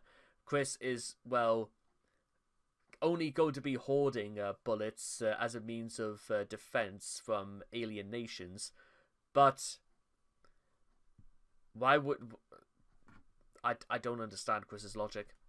I really don't. I mean, because I'm taking Chris was never going to run for office for national defense. That you couldn't tell me if there was anything Chris was going to do about that. And I clicked off the video. Right, okay, 1 second. There we go. Otherwise, we'll send in our special troops, our special force. And also, we will be okay to have the gays within our community. In all states, there will be gay marriage ability for every state within the United Nations. I mean, keep it to yourselves in your room. Just don't force it upon everybody, because what may be right for you may not be right for most, for some. You take the good from the bad, and then you get an opening statement like mine. I think there was a point to what Chris just said, and yes, but you remember when I was talking about Roosevelt? Well, here's an interesting thing about Roosevelt is that frequently he had to actually have his wife actually get him through a lot of his speeches because his crippling polio was. And again, one thing Roosevelt, even though he got through the US pretty much the entirety of the Second World War, minus like the last 5 months, he had to do make some pretty sporadic and some pretty on the book, because remember, Roosevelt was very heavily against the idea of joining the Allies for World War II, but they kind of had to acquiesce. Well, and it wasn't just because Pearl Harbor happened, but it was also because, well, if you take one look to the east and you saw exactly how dire the situation was, because Nazi Germany had now pretty much encompassed almost all of mainland Europe outside of Russia, or the Soviet Union, if you will. But then, of course, there was the growing concern about the Japanese's expanding empire as well, from the colonization of Manchuria to the invasion of China. Now, if 6 months ago, I watched the entirety of The World at War, narrated by Laurence Olivier, it's probably the finest documentary series ever made, and Chris could have learned a lot more by just watching one episode of that than anything we've heard so far. But let's continue. People need to appreciate life, so we will not have to face death. I lost my train of thought there, but that's okay. I am only human. We are all human. I am a noble, honest person. No matter what everybody else may say, even on the internet, and my opponent, Senor Cachet de Claude. Well, if there's one thing I can agree with Chris on right now, at least that's the one thing I suppose he has technically got right about the idea of politicians, is that they are full of shit sometimes, especially when true and honest. Right, okay, Chris, yeah, sure you are. I can honestly say that, well, this is absolutely on brand with your level of oration and your broadcasting ability. He tells lies about me.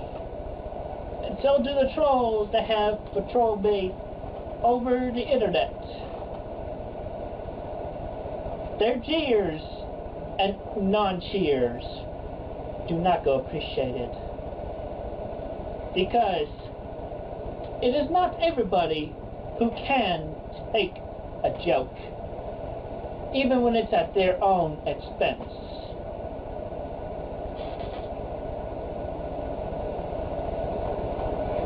And with that, I will propose internet securities reinforced by the FBI, and there will be patrol stations of the troll busters around these United States. Any troll activity that you may be suspicious of an individual, you report to your local authority, and they will inform the local FBI station within that state, and then they will investigate thoroughly over the wireless that is called the internet, and they will trace the emails back to the origin home address or location, and they will be apprehended and fined or sentenced depending on how cruel they are to the victim. I stand strong. I stand firm. I am a noble leader.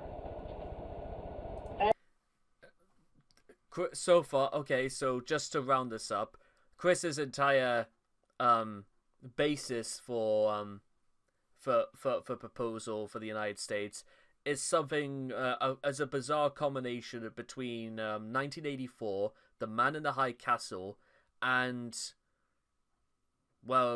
and Mayor of Quickville, if we're being honest, because let's face it, at least the world of Quickville is a sort of dystopian, horror-filled landscape where nobody is free, and well, Chris would have been happier if the Axis powers had actually won and that half of California was taken over by the Japanese somehow. I don't know. And if I am elected, I will do my best to keep our America strong and sound and not go down the drain. I'm sorry, Obama. I did vote for you, but I gotta agree with my father. You are bringing some of the situations downhill.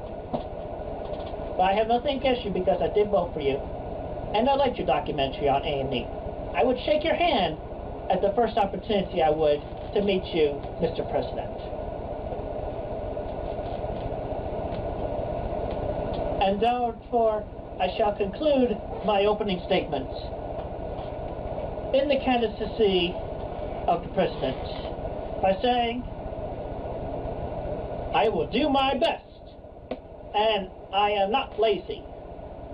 Thank you.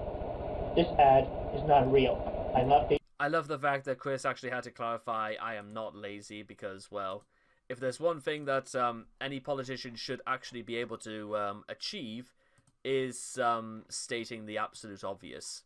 But, yes, in the video, Chris displays to the world that he has no idea how anything works. I think we also explained that, because apparently Chris's first 100 days as president would be as follows. Use federal funds to create massive government housing complexes in every major city for the homeless, drastically lower the sales tax of the state of Virginia from 5% to 2.5%, not lower benefits for retirees, subsidize pharmaceutical costs for retirees, confiscate all firearms owned by civilians, legalize gay marriage in every member state of the United Nations, not United States of America, and construct FBI stations to monitor the activities of internet trolls. Ideologically, Chris's views are all over the place, ranging from conservative, e.g. slashing tax rates in half, to extremely liberal views, e.g.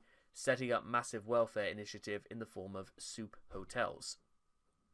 Notably, the 5% tax rate Chris wants to be halved refers to the Virginia sales tax rate, and not a federal income tax. Besides the fact that sales tax are set by the states and not by the federal government, and President Chandler would have no power to change this. Chris's misunderstanding of the distinction between income and sales tax points to that fact. To nobody's surprise, Bob probably filed all of Chris's taxes for him during those 3 incredible months when Chris was actually employed. Since Chris was most likely never seen a W-2 in his entire life, his approval of cutting taxes are most likely the influence of his late father. This is also most certainly the case with the next 2 points, which both relate to benefits for retired persons. He would also take away all firearms from civilian populations, a direct violation of the Second Amendment of the United States Constitution. He then immediately backtracks on this idea, instead settling to just confiscate and ban the sale of ammunition. This ammunition would be redistributed to the population in the event of an attack from another nation or planet, not even considering the fact that such a plan would be a logistical nightmare. Yes, exactly. Recruiting raw, completely untrained civilians in the name of international defense is not a good idea. Like, at all. Chris seems to forget that the United States already has a military to defend itself. So exactly why Chris believes the US population would have to be engaged in a guerrilla-style warfare against a foreign invader is a mystery. Chris's final proposal is perhaps the most egregious, suggesting that the resources of the Federal Bureau of Investigation, a federal agency which is, among other things, dedicated to stopping foreign and domestic terrorist plots, should be used to investigate people who type "you're gay" over the internet.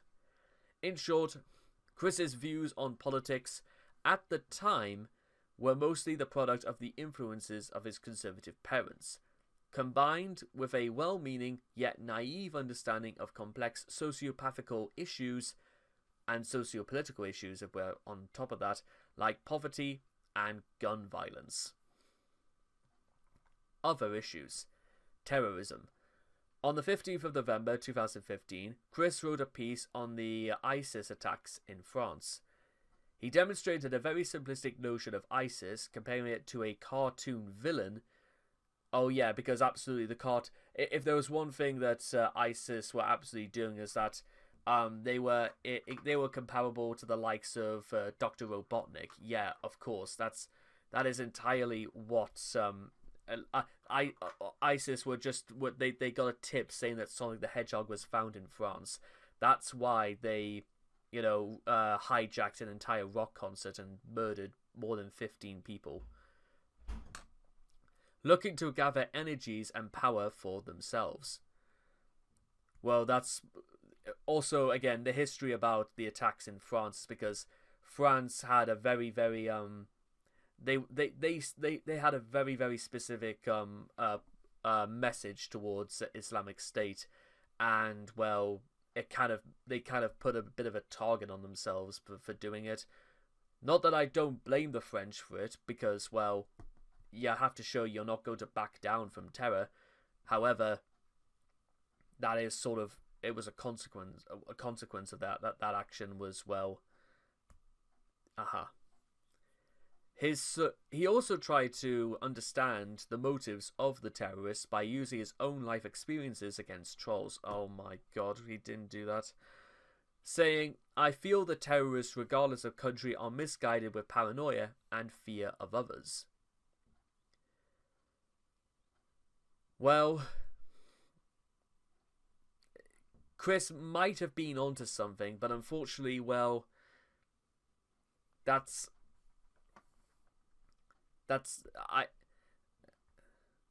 well, okay, again, Chris might have been onto something a little bit with this. However, does Chris need to understand why terrorists want to go through with the things they do? First of all, you have to wonder why on earth they want to volunteer for this in the first place, because I don't know if any of you guys have ever noticed this before, but terrorists, the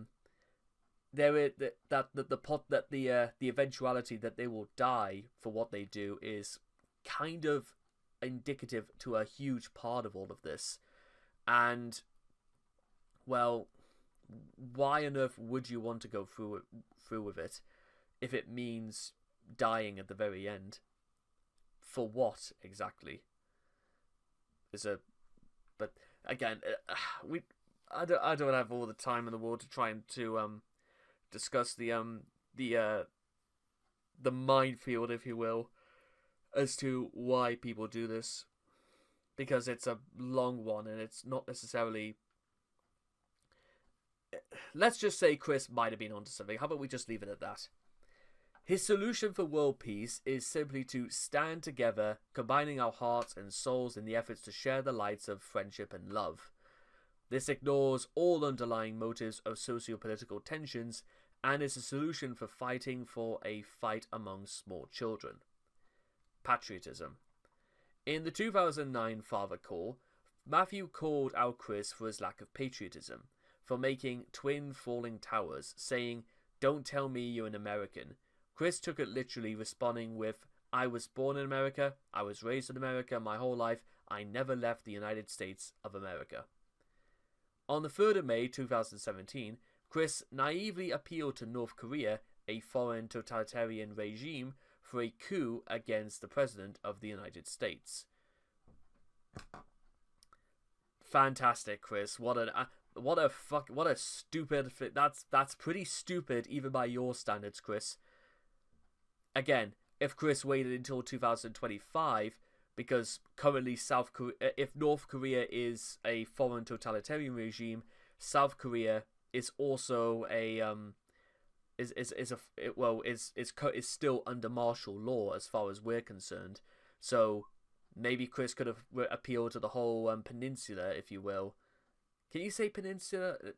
Nah, Korea's not a peninsula, but you could have applied to the whole of Korea, North and South, because for those who are at all interested, you may be surprised to learn is that people who if people in North Korea somehow manage, and I really do mean somehow, manage to actually jump the border and actually get into South Korea, then they are by law completely accepted by the South Koreans, because as far as South Korea is concerned, the whole of Korea, if you will, is under sort of one, like under basically under one nation.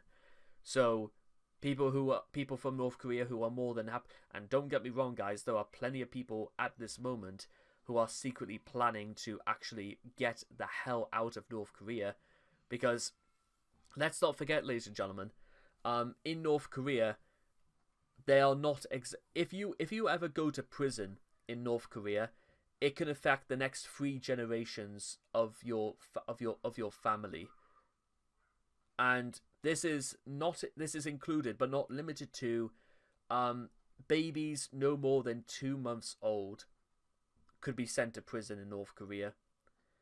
just because they are because of a little thing called discrimination by association. That sort of thing would have stuff like that would have started a nationwide riot in the UK or in the United States, but in North Korea, it's just a thing that happens. Apparently, at that point, it wouldn't surprise me if North Korea wasn't exactly against the idea of, well, arresting somebody at the point of conception, i.e., once you are conceived, you are considered a prisoner in the eyes of the North Koreans, and maybe maybe abortion isn't exactly out of the reference for, you know, the North Korean government, because let's be completely honest, guys, if you really are that petty and you really are imposing an idea that you arrest babies, then, well, who's to say, well, the North Koreans are not morally above the idea of, well, committing abortions. I know, now listen, again, it's one of those things you may not hear too much, but to be honest, I wouldn't be surprised in about 10 years' time there will be a lot of very dark secrets that come out of North Korea, because anyone who can see the way that, because people will go to work out before, sooner or later, that, well, what benefit is there to live in North Korea? Like, what's the attraction to living in North Korea?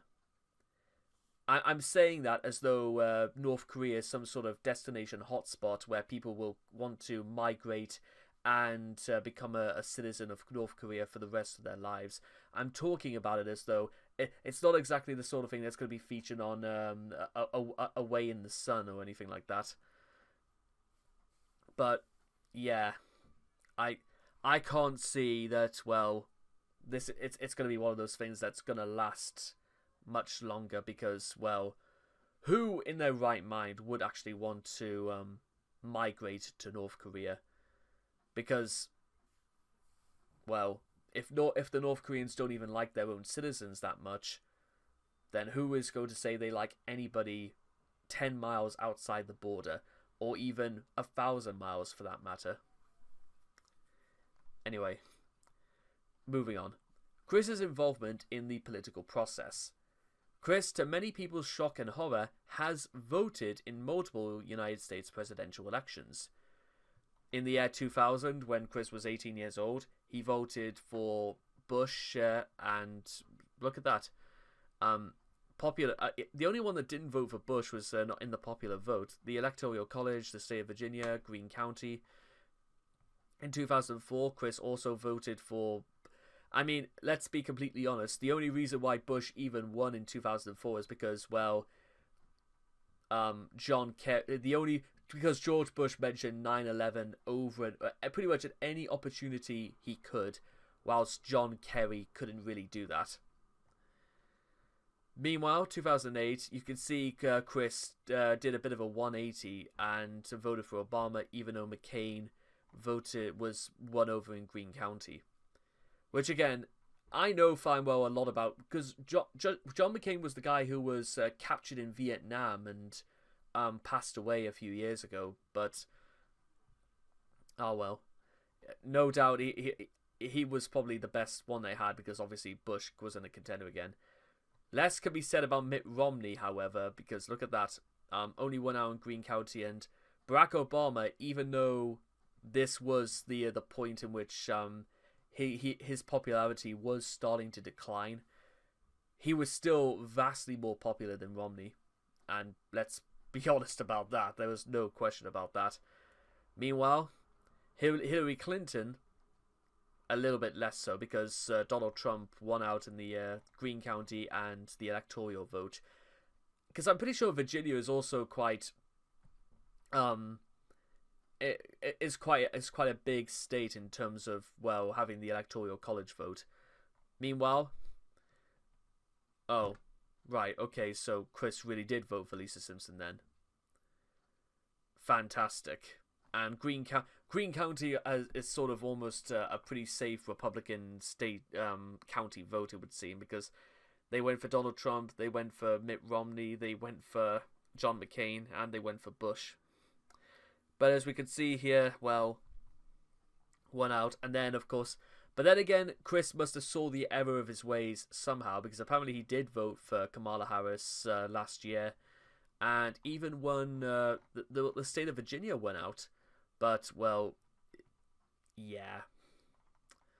Oh, well. Pre-2000. Prior to 2000, Chris was not eligible to vote because he was below the age of 18, which would have been the minimum voting age since 1971. 1971, so that was when, like, Nixon was trying to, like, was that about the time of Nixon trying to, run for his second term? Well, good luck trying to tell me how well that worked out, because, you know, Watergate and stuff like that.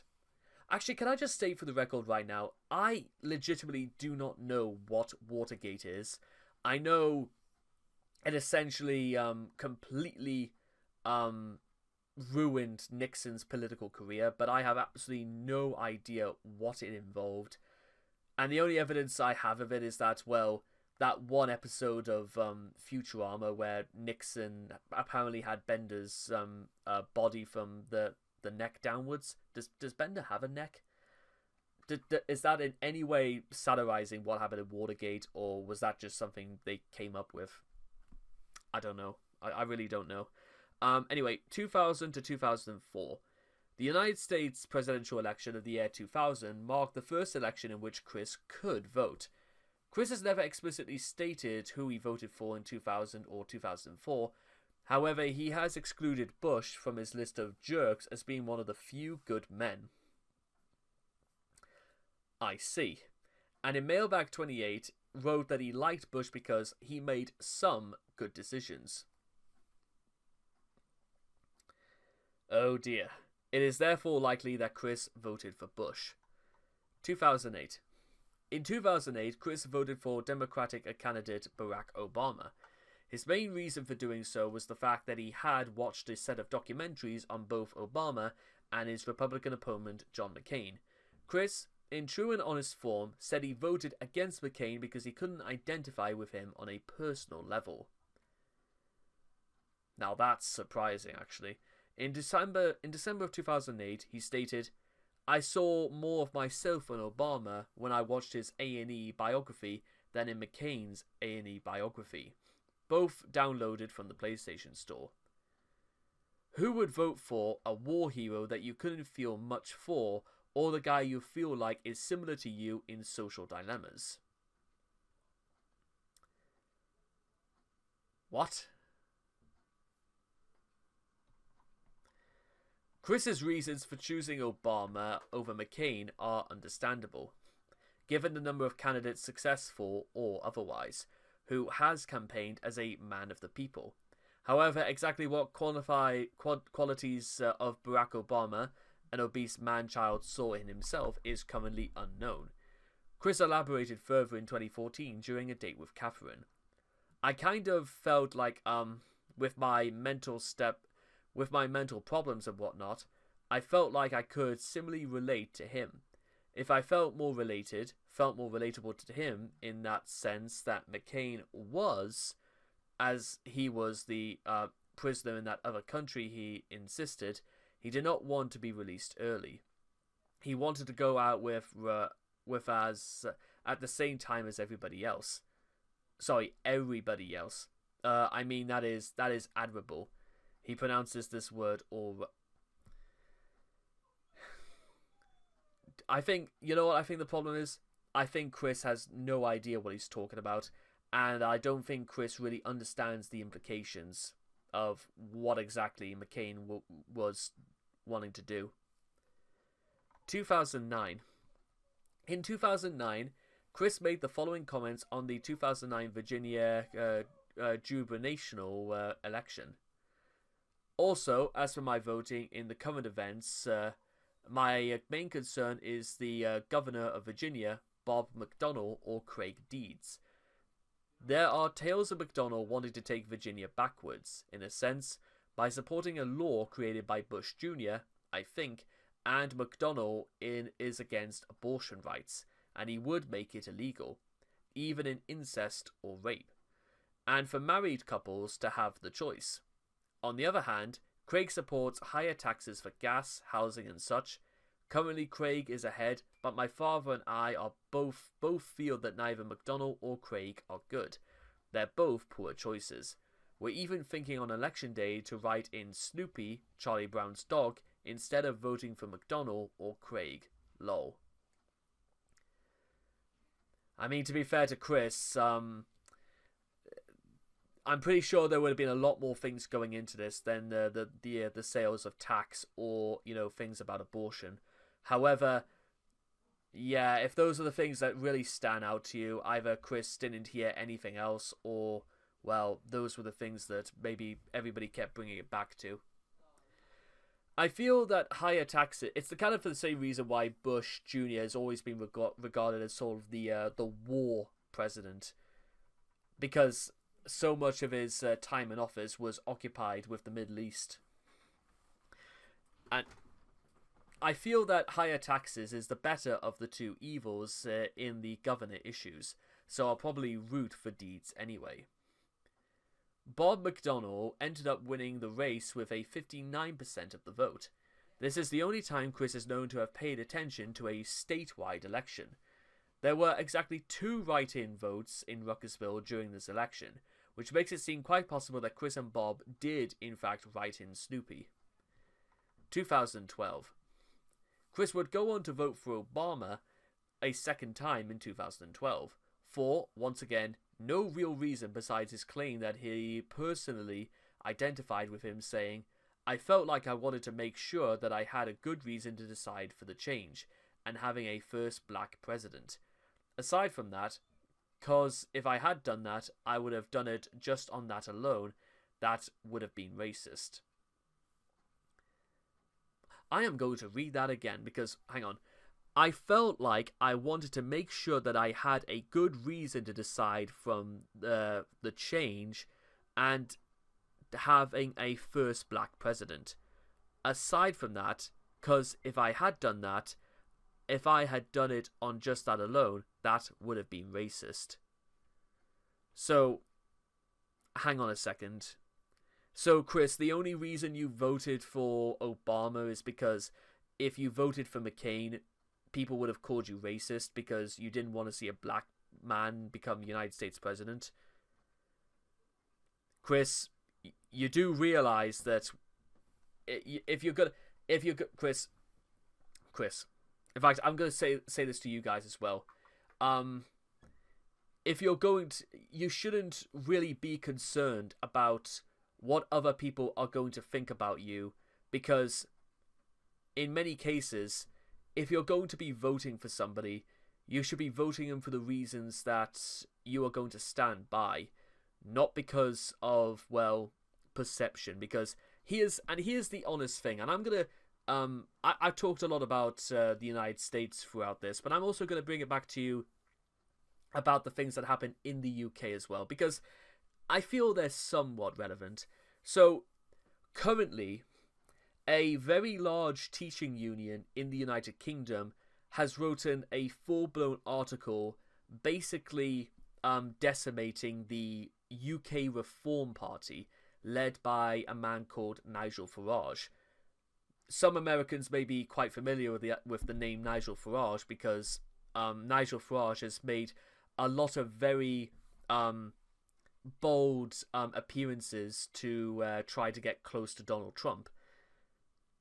Now, Reform in the United Kingdom is a right-wing political party. It's probably not a very far right. We're not talking about the National Socialists or anything like that. However, the union basically said that Reform is fundamentally a racist organization. Now, I'm just going to put this out there. This was written only about on the 16th of April, so it's only about a few days old. With that being said, nobody from the Reform Party, nobody at all, has ever come forward to state, on the contrary, that they were wrong. There's never been an issue of a dispute about these claims or allegations. There's never once been any sort of like... Because listen, here's how I would have put it. If I was a member of the Reform Party, if I was a politician for Reform, and I heard that I was fundamentally, racist and anything like that, I would have gotten a solicitor involved immediately. I would have taken out a lawsuit against the union for decimation and stuff like that. I would have told them categorically that I was not like that, and that I would demand them to repeal their assessment immediately. It's the fact that they haven't done that, and the fact that this is still lying on, would leave me to the impression that, well, if somebody had said something about me that was fundamentally wrong but had very, very serious implications, I would take this absolutely to court, to the law. I would absolutely nail this the very first second somebody said things about me that were not only completely untrue and unfounded, but had very, very serious life-changing consequences. I say that because, I'm just going to share this very quickly with you guys. That has happened to me before. Somebody, and I'm not going to say who, has made very, very serious allegations against me before. You know what I did? I reported this. I made a full-on report. Like only a few minutes later, I went to the police about it. They told me that they would not be taking any further action and that they would not be looking any further into this, because not only did they read my statement, but the police also informed me that if this should ever happen again, you get onto them immediately and you settle this the very first instant this happens again. Because, and I'm not kidding guys, they were very, very serious. And I did absolutely everything that I knew the right thing was to do. But I'm just putting this out there, guys, is that whatever you do, you've got to actually have a reason for doing it. And something that just goes far beyond the idea of people will think differently for you. Because, well, why exactly?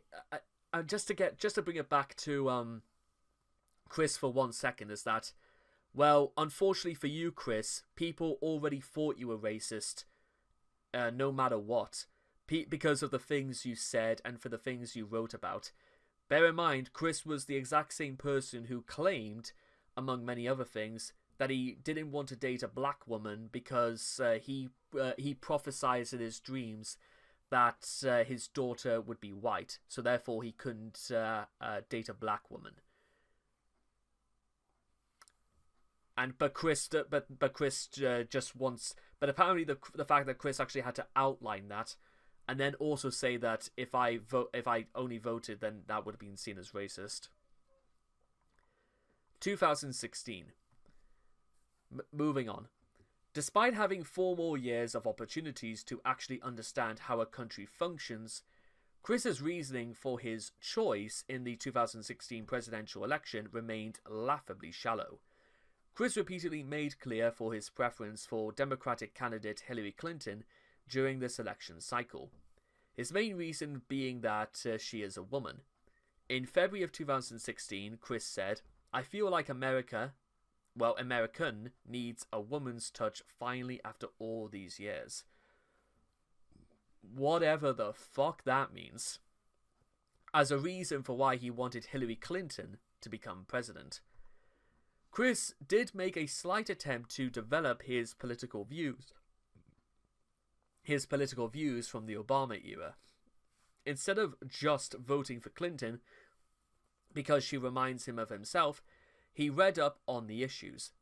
Unfortunately, this consisted of skimming clickbait articles written by LGBT activists. He also cited an episode of The Simpsons as one of his major sources for being opposed to Clinton's opponent, Donald Trump.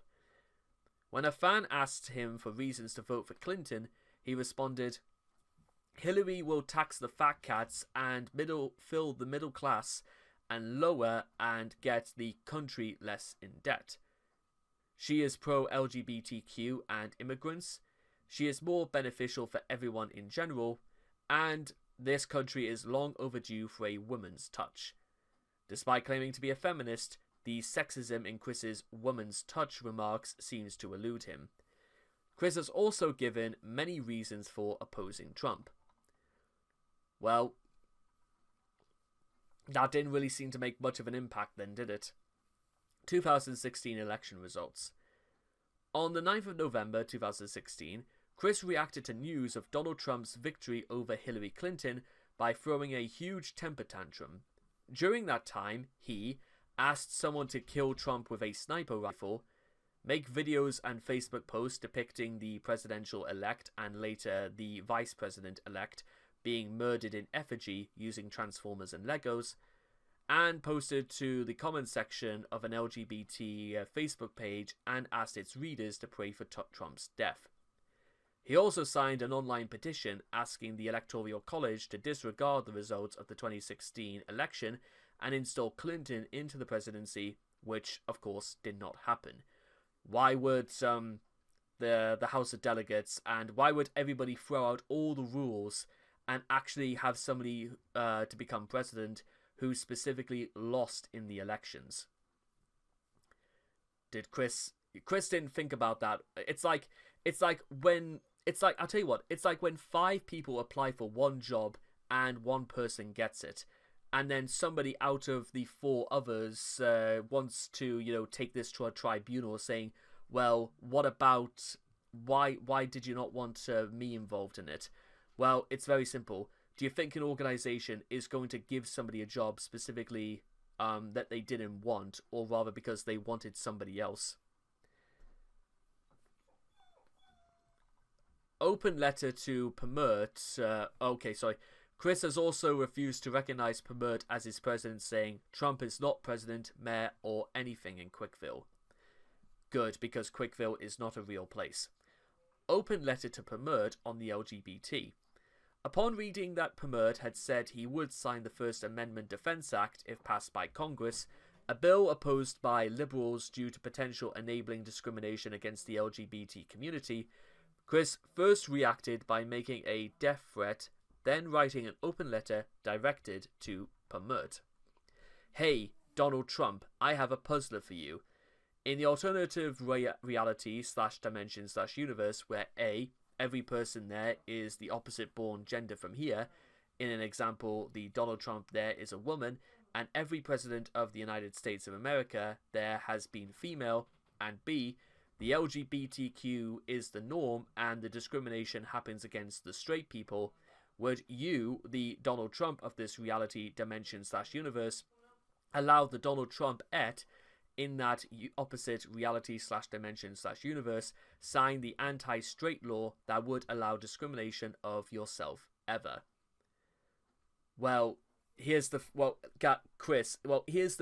reason why this would never work. I'm going to absolutely say this is because, well, if there was no straight people, how do they hope, this little thing called breeding and childbearing, how does Chris imagine that any of that is going to work if, a man and a woman wouldn't come together to produce offspring? How does Chris imagine that, children are going to be born? That we are not going to go into Brave New World territory, Chris, because guess what?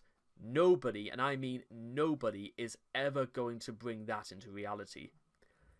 The only way, well, then again, I don't know exactly what the population is going to be in 10 years' time. Japan, I know, has had an issue regarding its population for years, and whether or not this is something that spreads to the rest of the world is currently uncertain. But this is just straight up ridiculous, because why on earth would but Chris is just asking a question that has no bearing, and well, Chris, they're not. What Chris doesn't seem to understand is that they're not saying, being gay is going to be rendered illegal, because guess what? Chris can... Because I've heard there are even some transgender activists who are actually taking the fight to Trump at this moment regarding discrimination. So, it's the fact that, well, Chris, if you genuinely feel that you are, under the cosh, or whether or not you actually have your rights brought into question, then absolutely take it to Donald Trump. Take it to Congress. Take it to your governor of state. Do that, Chris. And then see what happens. Unless, of course, you don't feel threatened or intimidated, which, again, considering Chris has also made threats issuing for the death of Donald Trump, then presidential-elect, your guess is as good as mine as to what exactly Chris truly feels, or how well do you think this is going to go down. If your answer is no, then it should be fit that you do not discriminate against us, the LGBTQ, as the people there discriminate against the straight. Yet, if your answer remains yes, then you, sir, would end up being a self-loathing person, as you allow the continuing of discrimination of yourself in that reality/dimension/universe, that is, the very same planet, and the very same United States of America that you yourself, regardless, dare to reside and take office in. Donald Trump, abdicate the office and let Hillary Clinton run the country. For the love of religion, for any shred of self-love you have for yourself, or die from yours or someone else's hand. Good day. Though confusing, Chris's point seems to be that he wants Permer to consider the perspective of an LGBT-oriented person before making his decision on the bill.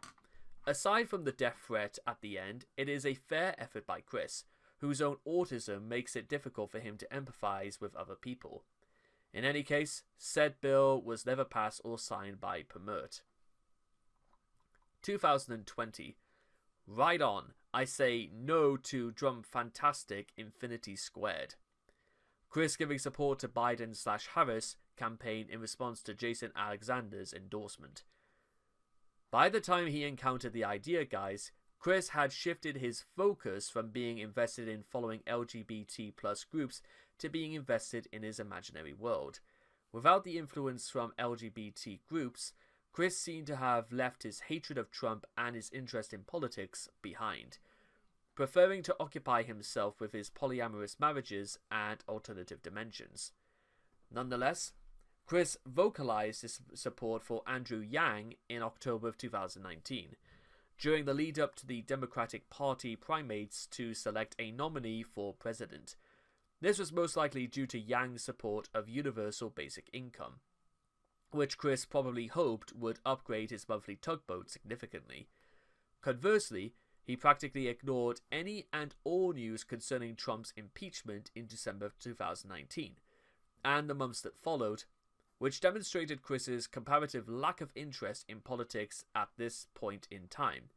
After all, the impeachment process would have been the earliest point that he could have been removed from office besides January of 2021, presuming that he lost his 2020 re-election bid, which he eventually did. And I remember where it was like 20 past 4 in the afternoon in December when I saw that, well, Trump had basically lost. I can tell you pretty much the exact moment of when it happened. I think it was a Saturday, the more I think about it. Anyway, however, Chris did become slightly more engaged with politics much closer to the 2020 election, starting around the time that news that Donald Trump contracted COVID-19 got out. Taken to social media during October 2020, he replied to Ben Saint to dispel his claims that Chris was responsible for Trump's ailment via a curse. Chris also took a moment to proclaim that COVID-19 would not be the cause of Trump's demise, but that this end will come by any other means, as his death is foretold as part of Chris's own dimensional merge prophecies. He then vocalized support for Democratic presidential and vice presidential candidates Joe Biden and Kamala Harris a few days later, after their respective debates against Donald Trump and Mike Pence, ensuring that they received the critical solitude vote in the election. Chris also appreciated the Schadenfreude of someone reportedly hacking into Trump's Twitter account after it was reported to have very minimal security protection. True to Chris's prophecy, Trump recovered from his infection. The actual election arrived on the 3rd of November. Actually, yeah, that's probably when it was. Despite Chris's opposition to Trump and the uncertainty of the election, he tweeted that he would vote for Lisa Simpson, likely due to his belief that she would lead the nation after the merge. Provisional results indicate that Chris may be one of only 2 write-in voters in Ruckersville. Regardless of whether or not Chris really wasted his vote on Lisa Simpson, Biden then won Virginia later that night by nearly 10 points and eventually won enough states for both an electoral college and popular vote victory over Trump. Chris eventually watched a Saturday Night Live segment that he later tweeted about, expressing jubilation that Trump would not get a second term. Amid a recent attempt to retreat into his fantasy world, Chris did not comment on the outcome of the runoff for Senate races in Georgia, which gave Biden a bare majority in the Senate. The storming of the US Capitol on the following day, or Trump's second impeachment on charges of incitement to insurrection as a result of the storming. However, Chris did comment on Trump's ban from Twitter, which also occurred as a result of the storming. 2024. At the 2024 Libertarian National Convention, two write-in votes were cast for Christian Weston Chandler on the first ballot of the party's presidential nomination process. Chris himself had no apparent affiliation with or knowledge of the votes. Chris supported Kamala Harris in this presidential election. He created a hand-drawn sign in support of her and displayed it at 14 Branchland Court, his former residency. When Chris livestreamed his reaction to the presidential debate between Harris and Trump, he called himself a moderate. Among other things, it would seem. Chris as apolitical. Some Christorians are of the opinion that Chris is essentially apolitical, and doesn't have the maturity or outward perspective needed to truly grasp political issues. This is evidence from Chris voting for Obama in 2008 and 2012 because he personally related to him, and Chris voting for Hillary in 2016 because she is a woman. In 2020, when most progressiveness was focused on ousting Trump, Chris wrote in Lisa Simpson. This all combined indicates that haunches and fantasies shape Chris's voting patterns so much than actual policies or candidates.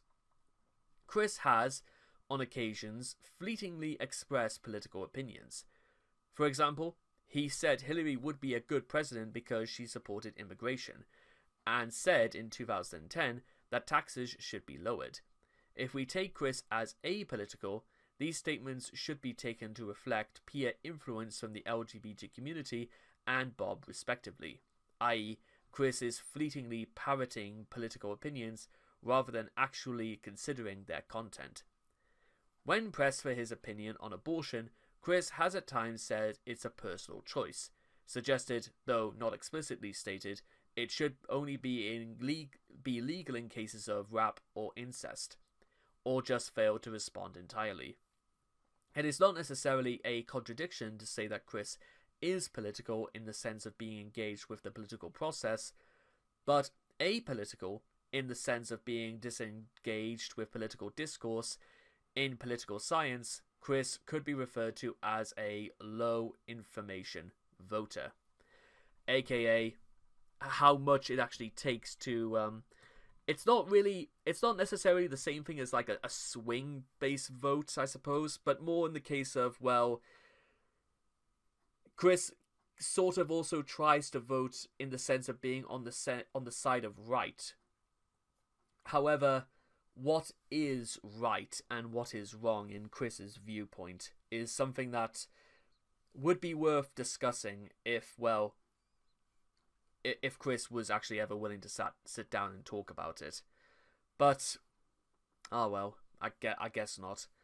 So with all that being said and done, that is the whole of Chris and the Society articles done.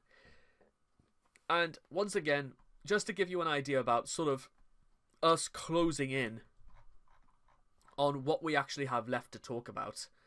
And by the way, these are just all of the videos talk about Chris and politics, by the way. Maybe we will actually have to sort of like talk about maybe all of these, perhaps. But to be honest, Jesus Christ Chan reacted to... Look, I mean, just look at how far we've come, eh? But basically, he is just everything we have left to do. Expression and technology. That is honestly all we actually have left to go on. And to be honest, even though we're sort of marching towards the end of April, I do feel a little bit sad that all of this is coming to an end anyway. But there is always another year, eh, guys? But with all that being said and done, I hope each and every one of you have enjoyed this article on Chris and politics. And, well, whatever your political stances may be, well, stand by them. Whatever they may be. It's just about the only way things will ever get done. But, well, that's just all I've got to say about it. Do what you believe is the right thing to do, I guess is the way to put it. And I'll see all of you guys again in the next video. So take care, and bye-bye for now. Well, hello again. And just before each and every one of you leave, if I could just hold your attention for a few more seconds, and I want to show you very quickly my Patreon store. I've been running this for 5 years now, and ever since this month began, I've decided to reopen, relaunch, completely sort out my categories for videos, and I've uploaded them sometimes as far as 3 months in advance. So you guys will be able to get an exclusive look exactly what's coming out, when it's coming out, at your convenience. So make sure to stop by, take a look around, and let's see what you think. Thank you very much for supporting me once again, and I'll see you again next time.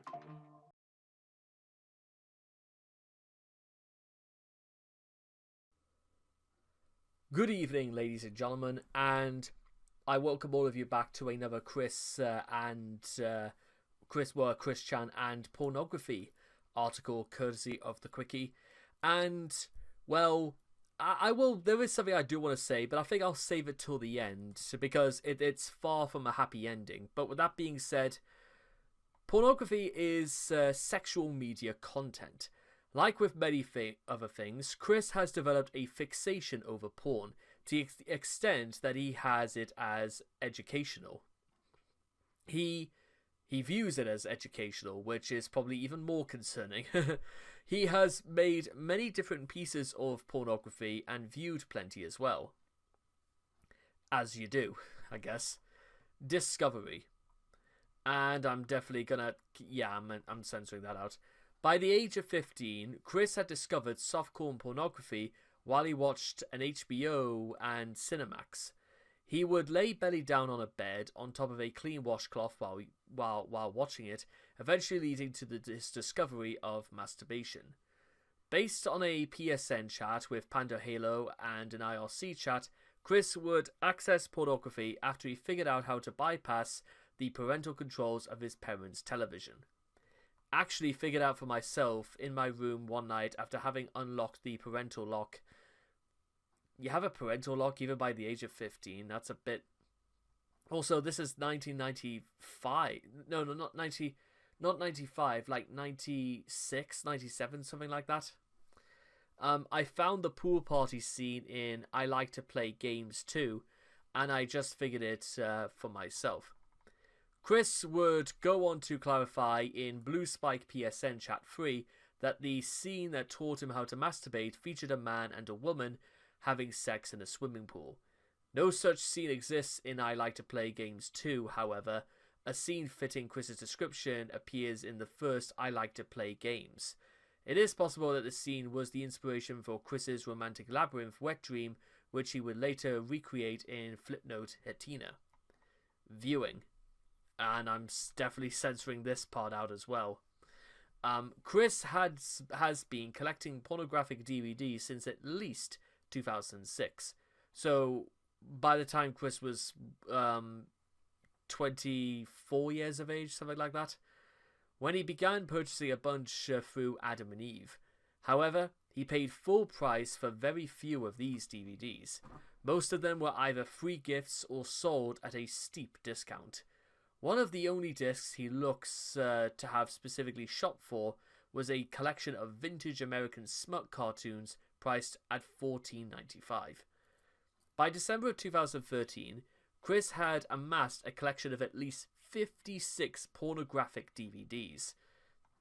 He attempted to sell them on Craigslist and asked one of LYLT's personas if she would buy them, listing as a lot for $1,000. He listed the titles such as Hentai, Love Lessons 1 and 2, Love Doll 1 and 2, Anime Fiction 1 and 2, Sailor and the Seven Balls 1 and 2, Desperate Carnal Housewives 1, Vintage XXX cartoons featuring Little Annie and the Thallium, Pure Love 2, Fruits Cup. I don't really know what I can only hazard a guess what some of these are, and to be honest, I don't really want to do that either. Moving on. From Adam and Eve. The Edge, Black Safari, Legend Has It, XXX Pleasure Seekers, Wicked Now and Wicked Classic, Titanium 5-star video collection, Rawhide 2-disc set, Jenna's Private Parts, The Best of Amateur Angels, Amateur Angels 5, The Perfect Secretary, Carmen and Friends. Is that meant to... Please tell me that's not meant to be Carmen Electra. It probably is, you know, the more I think about it. Build Your Own Collection, Extreme Behavior 2, Nina Hartley's Guide to Sex Toys. Educational from Sinclair Institute and Alexander Institute Spearmint Rhino. 101 Advanced Sexual Positions, Sexploitations Walls 1, 2, 3, DVD and music CD set. Creative Positions for Lowers, Beyond the Bedroom, Sexual Positions for Lowers, Beyond the Missionary Position, Kama Sutra, Sensual Secrets to Amazing Sex 1, Sex a Lifelong Pleasure, Satisfying High or Him, Volume 1 and 2, Erotic Seduction, More of What Men Want, New Erotic Seduction, The Art of Erotic Dancing, Sexual Satisfaction, Sexual Healing, and Sexual Fitness. Surprisingly, your guess is as good as mine as to, well, if you're really trying to tell me Chris really watched all of these with at least one hand on his, well, you could probably fill in the rest. Others. Playboy Girls of Reality TV, Playboy Girlfriends, Sex Trivia, Pleasure Principle, Sweet Young Things 1.2 and 1, 2 and 3, Latin Sensations, Pam and Tommy Lee, Hardcore and Unirex Word, On Top of Woody, Teen Models 1, Just Vagina, Cal Walsh Girls, Angelina Armani Statlets, Cagney Lynn Carter, Superhero Sex Therapist. Also, by the way, can we just say for the record right now is that rest in peace, Cagney Lynn Carter. By the way, she took her own life around about this time last year. She was just 36 years old. Very, very tragic. Online. I am not ashamed to tell you I enjoyed a number of the screen caps on WeLiveTogether.com, and when I feel like totally grossed out with even an image of a penis, and recall and focusing on a vagina image in my mind usually works, but when it doesn't, I turned on We Live Together and focus on those images. Apparently somebody had felt the need to tell me that We Live Together is apparently a lesbian exclusive series on Reality Kings, I think it is. I could be wrong about that, but what do I know? Who actually goes out of their way to look up that sort of stuff from 2017? I mean, when you think about it, like, it probably outdates far worse than a Squareo or a Laserdisc. Because who looks up porn from 10 years ago, or even 5 years ago for that matter? Unless it's very specific. And, well, see, it mentions it right here. Chris's favourite lesbian porn website is WeLiveTogether.com, mentioning it in conversations from May 2015 and September 2017. Chris wrote that, the site really thrills me, although added that he is not a member and just likes to browse the free samples. I mean, that's kind of what they're for, I suppose. He also used it as a coping mechanism for when he saw imagery of a penis. Chris's usual technique for this emergency was to imagine vaginas. For times when this was not enough, he turned to browsing WeLiveTogether.com for an added boost. Yet surprisingly, even by this point, I think Pornhub allowed you to view any videos you wanted. Like, even back in the day, they limited you to just watching 5 free videos a day. And then, well, they opened the floodgates, to say the least. I don't know why Chris did not know that, but your guess is as good as mine. During the Idea Guy saga, Chris is coerced to record a 2-hour video of himself watching grotesque pornography as a reaction-type video. This video has not been released to the public. Thank God for that. On the 30th of July 2019, MKR Night V posted some Transformers Rule 34 porn artwork in a Discord server. Chris commented, "I was curious about the twitchy servos in that for a while, but it ended up being hit or miss with me." Thank you for your opinions, Chris. Superb. Creating. Oh, God. Art. Chris has created numerous pieces of pornographic artwork, the first set of which came around in 2007 amidst his fight against Encyclopedia Dramatica. Repulsed by the copious pickles on the site, he set out on a mission to add positively by replacing the dick-filled artwork with hand-drawn porn pictures, aligning with his own tastes. Armed with his magic markers, he gave the world an eye full of Rosechu and Rosechu fucking, Blake and Bubbles Rosechu also fucking, Angelica Rosechu fingering herself, Mary Lee Walsh commanding one of her jerk-up slaves to pleasure her, and the infamous She Came for Quick.jpg, in which he finger bangs Megan Schroeder. Unsurprisingly, the latter came back to bite him in the ass.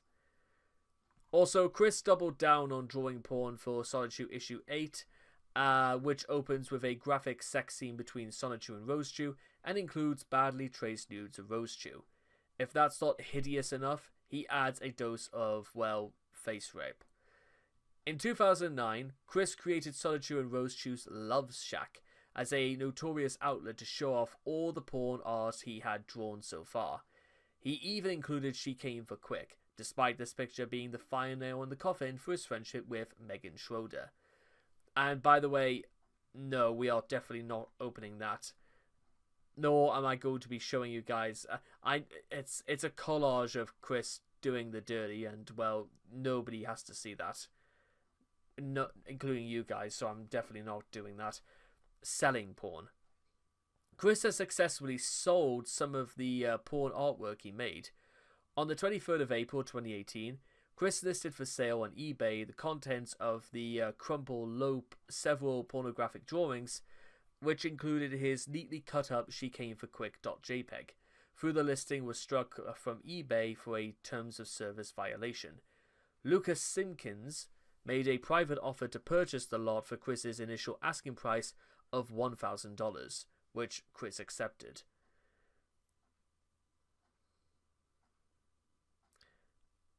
$1,000 for that. I don't even think you can commission people to do an entire comic on POW Comics for that price. They would have, on average, it's at like 2,000 or something like that. And how Chris, like, some people literally do have just more money than sense, it would seem. Effects of pornography on Chris's beliefs. Chris's consumption of pornography has engendered many false beliefs about sex in him, which he sticks to religiously. His sex chat logs are a prime example of this. Chris's fantasies are merely reactionaries of what he sees in pornos, rather than plausible sexual experiences. For example, he believed that Casey would become a brutal BDSM tit fucking followed by a load after load of Navy to the face. That's a sentence, alright. Other examples of Chris's crude misconceptions about sex abound. He mimics female porn stars' sex positions, spreads an imaginary vagina a yard across, and believes that electric shocks to the vagina are pleasurable. And with all of that, with the sound of Chris's of Chris's degeneracy literally ringing in my ears, we are finally at the end. And I did say to you guys it was definitely not going to be a happy ending. However, while we are at this point, and well, let me just give you a bit of an idea, guys, because I'm going to give you guys a little bit of an insight just before we part for now. Now, everything that's sort of highlighted in this dark purple, these are articles that we've covered previously that have yet to be updated. Everything else you're seeing here right now that's in blue has been updated. And just to give you an idea about where we currently are in terms of everything we have yet to cover. We have yet to do English, we have yet to do language, music, oration, Spanish writing, politics, religion, electronics, the internet, science, television, and video games. So, on average, we're about 11, I'd give it at least 12 articles before we are completely at the end of this main chunk of work. Which, this is definitely the point I would say that we are almost definitively the point I would say that, well, at this point, once we get through all of those, I also want to be able to cover all the details about all the famous persons in Chris's life, and then any other little article that can be sort of subsidiary towards a larger discussion. So, the whole point of this little shebang at the end is just to kind of showcase to you guys just sort of, well, how far we've come and how far we still got to go. Not a euphemism, by the way. And with all that being said and done, I hope all of you guys, well, learned something, I guess. And I don't really know what we were supposed to have learned from all this, but I'll see all of you guys again in the next video. So take care, and bye-bye for now. Well, hello again. And just before each and every one of you leave, if I could just hold your attention for a few more seconds, and I want to show you very quickly my Patreon store. I've been running this for 5 years now, and ever since this month began, I've decided to reopen, relaunch, completely sort out my categories for videos, and I've uploaded them sometimes as far as 3 months in advance. So you guys will be able to get an exclusive look exactly what's coming out, when it's coming out, at your convenience. So make sure to stop by, take a look around, and let's see what you think. Thank you very much for supporting me once again, and I'll see you again next time.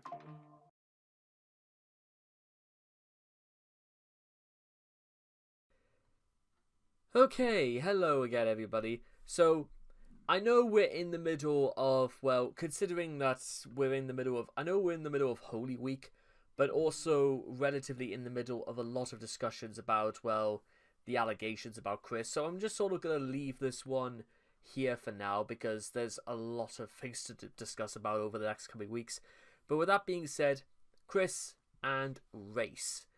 I apologize that this is probably going to get quite a lot of people mad, but, well, again, this is going to give you some insight as to Chris's, well, less than stellar opinions about the ethnicities and the place of origin of certain persons. So, you've been warned. If you are angry, this is Chris's fault, not mine. Don't shoot the messenger. I never really had anything against race or people. I never really did. I have nothing against black people or anyone else of other countries. Chris, while talking to Bravery Chirk in 2016, inspired previous questionable depictions of race in his comics and videos. Which, and begs the... Now I'm going to just say this right now for the song. This is from the song for Jackie, in which Jackie manipulated Chris into dressing up as Mr. Popo from Dragon Ball Z. Can I just say for the moment right now, and I know immediately what you're going to be thinking. Chris could have chose not to have done this, but he did it because somebody told him to it. Now, with that being said, if you got told by somebody to jump off a cliff, would you do it? wow, I think that more showcases what sort of stage I'm in my life where I get to start using phrases like, if they told you to jump off a cliff, would you do it? But there is this to be said. Why Chris thought doing this at all anyway, whether or not anybody told him to or not, is also something that needs to be taken into account. And as I previously stated when Chris did this, if anything, this entire video, or the fact that Chris actually decided to do this, tells me something very, very important about him. Is that when it comes to Chris, it really does kind of show how determined Chris really was to lose his virginity. And because of this, I'm also going to go online and say, certainly more than he values his own dignity. The race of people is often considered a sensitive topic, a poor match for Chris. With his lack of social tact and tendency to take pop culture stereotypes literally, while Chris doesn't seem to hold deeply bigoted views or have irrational hatred toward people that aren't white, brackets, or at least on the same level as his views on homosexuals, people with Asperger's syndrome, and males generally for that matter, he has been remarkably tone-deaf when talking about or portraying minorities in his comics and videos.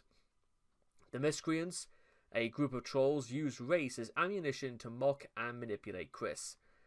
And as I said before, Chris just did it for some reason. So, Chris and stereotypes. Chris's views of other cultures can also be traced to the television he watches, such as the typical Adult Swim cartoon, which includes gratuitous use of stereotype-based humour. Blacks. Chris has been widely considered to be racist against black people, since it was learned that his highly specific criteria for a sweetheart included whiteness and specifically excludes blackness. While Chris tells this not only to trolls but to black boyfriend-free girls in real life, that they do not meet his standard criteria for a female companion to their faces. I'm guessing nobody ever bothered to tell Chris the concept of, beggars can't be choosers, because apparently for some reason... Now, yeah, his stated reason for not being interested in black women is that his dream prophecy of Crystal shows her to be white, which means her mother must be white as well. You know what, after reading that, do you really think any woman would be interested in somebody who believed in prophecy? Are you absolutely certain that... I mean, Chris was already shit out of luck anyway when it comes to women, but I have... Why... It really does come across the less... And bear in mind, his whole thing about Crystal turns out to be baloney anyway, when you really get down to it. Because logically, you would have to suggest the idea that Chris, at some point, would have to engage in sexual intercourse with somebody in order to, conceive a child anyway. So it's due process more than anything, but, well, not the way Chris would see it. Trolls quickly coined the phrase, well, that word, because I don't want to risk the slightest inkling that this would be taken out of context, as a quick summary of Chris's criteria for a boyfriend-free girl, much to his chagrin, even though he previously approved of a notable piece of fan art with the phrase included prominently. It's this one, by the way. Even though he previously... this is essentially accurate. For example, on Chris's profile at The Hook Cafe, he says that smokers, overweights, blacks, and liars need not apply. On the less discriminatory side, Chris also stated he doesn't hate men who have black girlfriends, and doesn't consider them jerks. Hooray, I guess. So Chris may think it'll increase his chances of finding a white boyfriend-free girl.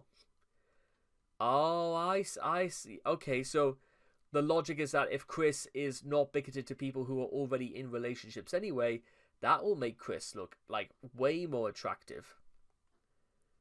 To whom I have literally no idea.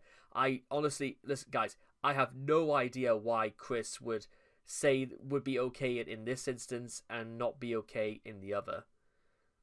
Well, Then again, here's the thing. I know Chris said, I say that, but Chris never said, Chris said he wouldn't date, he's not interested in dating a black woman. That doesn't mean necessarily say he hates black women.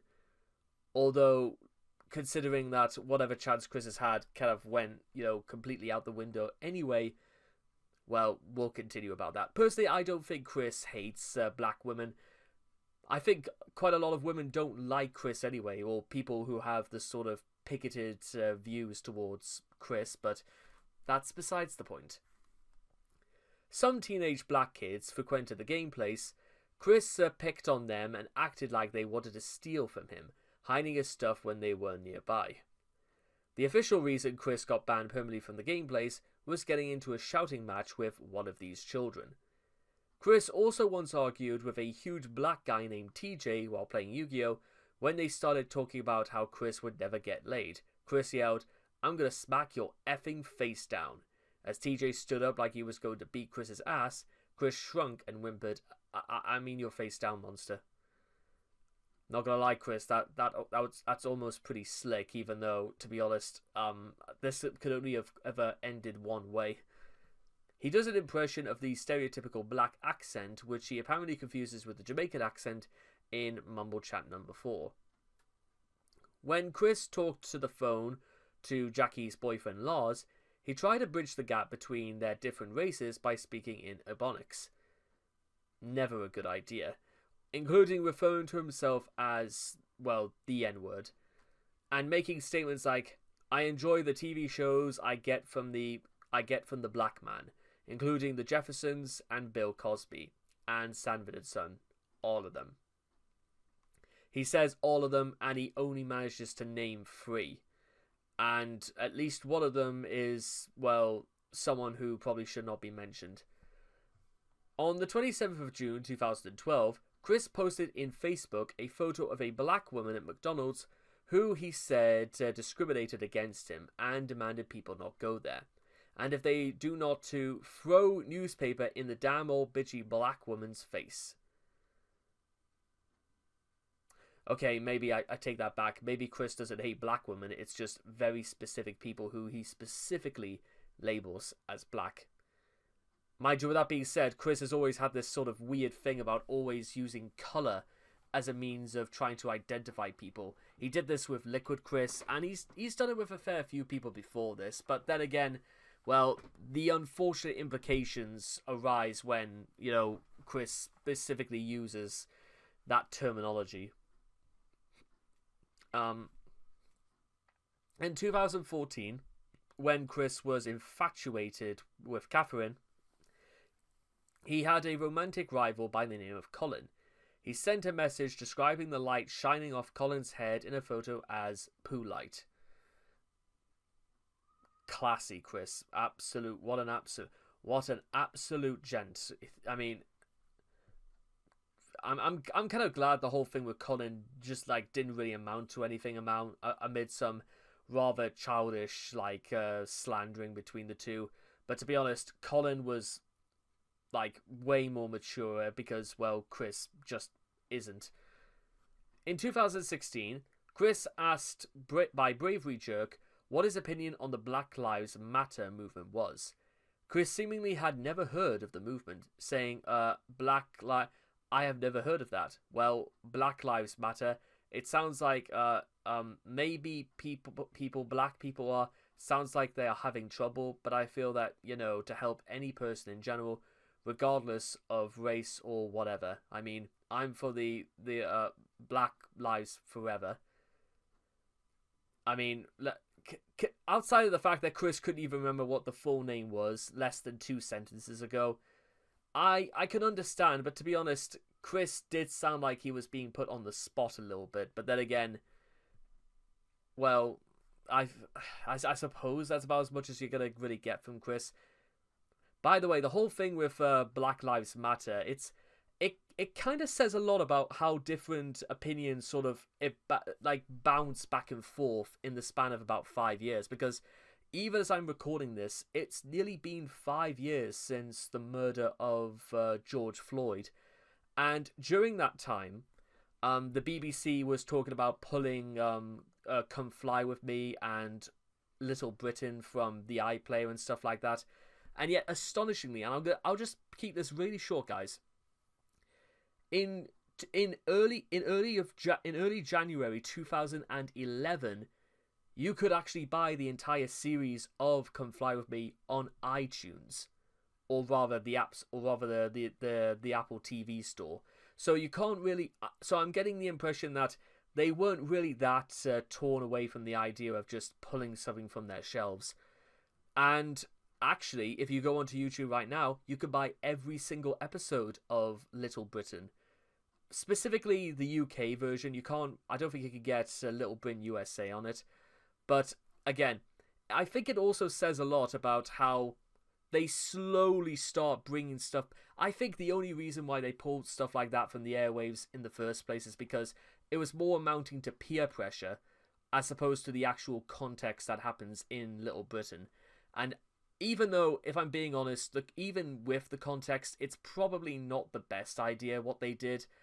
But then again, the fact that they were taken down just to be brought back again is, I don't know, what do you guys think about that? I think it's a bit interesting, that, don't you think? And I know fine well that, again, David Walliams and Matt Lucas have well, David Walliams specifically says he regretted making Little Britain. But to be honest, do you think he would have had the success he had years later if it wasn't for how... Because Little Britain really was comedy revolution of its day. But that's just besides the point. And it would only really make sense towards, people living in the UK, I guess. So... But actually, speaking of Come Fly With Me, Asians, which is another thing that David Walliams and Matt Lucas got in trouble for when they did Come Fly With Me, specifically when they did this incredibly cringeworthy portrayal of two Japanese schoolgirls. Both men, by this point, were in their mid to late 30s, and this wasn't really made that long ago, all the way back in late 2010. In fact, the very episode that featured Walliams and Lucas portraying Japanese schoolgirls was on Christmas Day of 2010. And if you think that's stupid enough, you probably need to see the clip for yourselves. But just look at I'm not even gonna read the first line of this. Just to read this for yourselves, and I'll just glide the mouse over it. Look.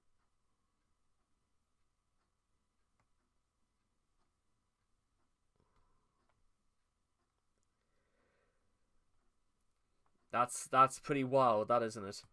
When a fan criticised the stereotyping, Chris claimed that Punchy was not of Asian origin. Outside of the comic, Chris also misattributes the origin of Kung Fu to Japan, when in actuality it comes from China. He also does a racist impression of a Chinese person and claims Japanese and Chinese people sound the same.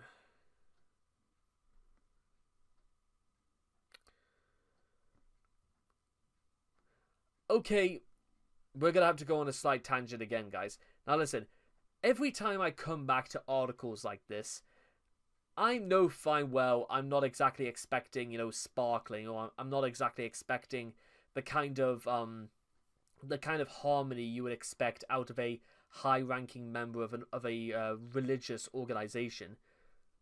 But are you kidding me? It's one of those things where, to be honest, I've heard of Chris doing so. It's the fact that Chris has done a myriad of stupid and rather hurtful and rather insulting things over the years, that sometimes there legitimately are things that kind of get lost in the shuffle, which are disgusting and absolutely terrible. And yet, at the same time, some of these things, you because there is so much that we know of Chris, there are also just as many things that you sort of stop remembering after a while. But where do you even start on something like that? Anyways, in a leaked series of emails, it is shown that Chris simply does not seem to know that China and Japan are not the same, as he calls The Japanese account Chinese, failing to realize that they are separate countries with different governments, languages, writing systems, and currencies. In Chris Calls Clyde Out, Chris pretends to be Clyde Cash while doing an imitation of an Asian accent. This is presumably a reference to Clyde's Asian ancestry, because nothing quite says trying to intimidate somebody by straight up trying to just be an absolute point blank and racist, because Chris is under the impression that that's clever to do. Spoiler alert, guys, it isn't. It's really not clever, and it can get you into a lot of trouble. In his real-life dealings, Chris seems to have a positive or at least a neutral view towards Asians. He has stated that he would not exclude Asian women from his love quest, and at one point believed Emily to be part Asian. What about... Okay, I'm not even going with that. Chris also appears to believe that another name that I'm also just not going to say because, well, obviously, is an actual Asian name, rather than a racially insensitive mockery of the Chinese language.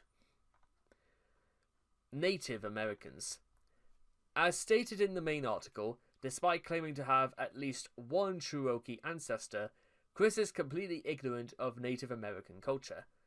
However, unlike other minorities, Chris's opinions and representations of Native Americans are a misguided expression of pride for his heritage. In Sonichu Issue 2, Episode 7, Chris tries to tie his Cherokean heritage with Sonichu lore. He depicts Cherokee characters in his work as white-skinned and blue-eyed, and wearing ancient Roman-style armor. Joseph Smith would be proud. The Wasabi clan, unsurprisingly, also bear no resemblance to Native Americans. The Wasabi rival is once again very Caucasian-looking, and he wears an orange robe and brightly coloured hat vaguely resembling a meteor. This has led multiple commentators to say that he looks more like the Pope than a Native American figure. Chris has also embodied the ignorance of Native American culture in a physical form. For a brief time, Chris blurred his gender roles and began to collect and customize My Little Pony dolls. One of the dolls he crafted was the infamous Cherokee-chan, a Native American pony clearly based upon himself. While there is nothing overtly racist about this abomination, it is probably not how Native Americans want to be represented. In the end, Cherokee-chan is just another Mary Sue for Chris, and pales in comparison to Chris's most infamous portrayal of Native Americans. Chris attempted to emulate what he perceives as Native American culture in a war paint video. In this video, well, because of course there would be, in this video Chris wears water-washable paint and a muscle bra, and wields a plastic gun in an attempt to frighten trolls into submission.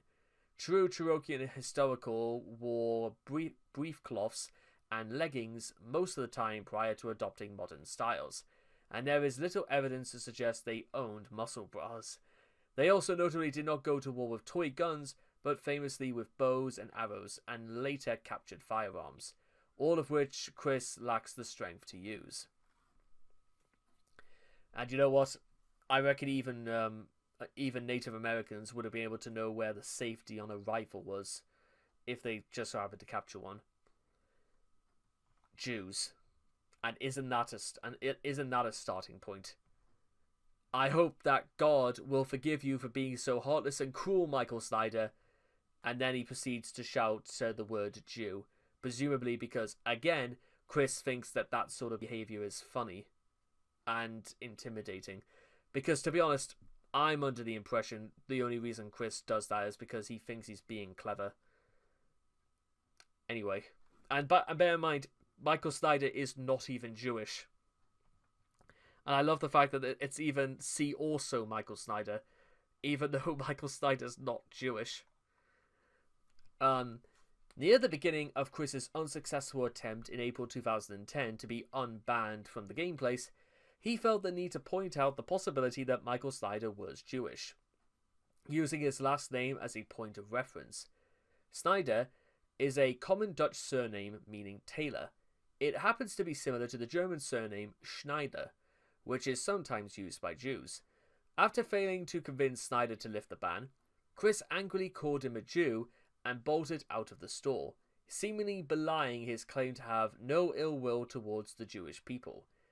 In a later video, Chris appears to restrain himself from calling Snyder a greedy Jew, and in an email to Katie Bay, he refers to Snyder as a son of a bitch Jew and a pig-headed, stubborn Jew.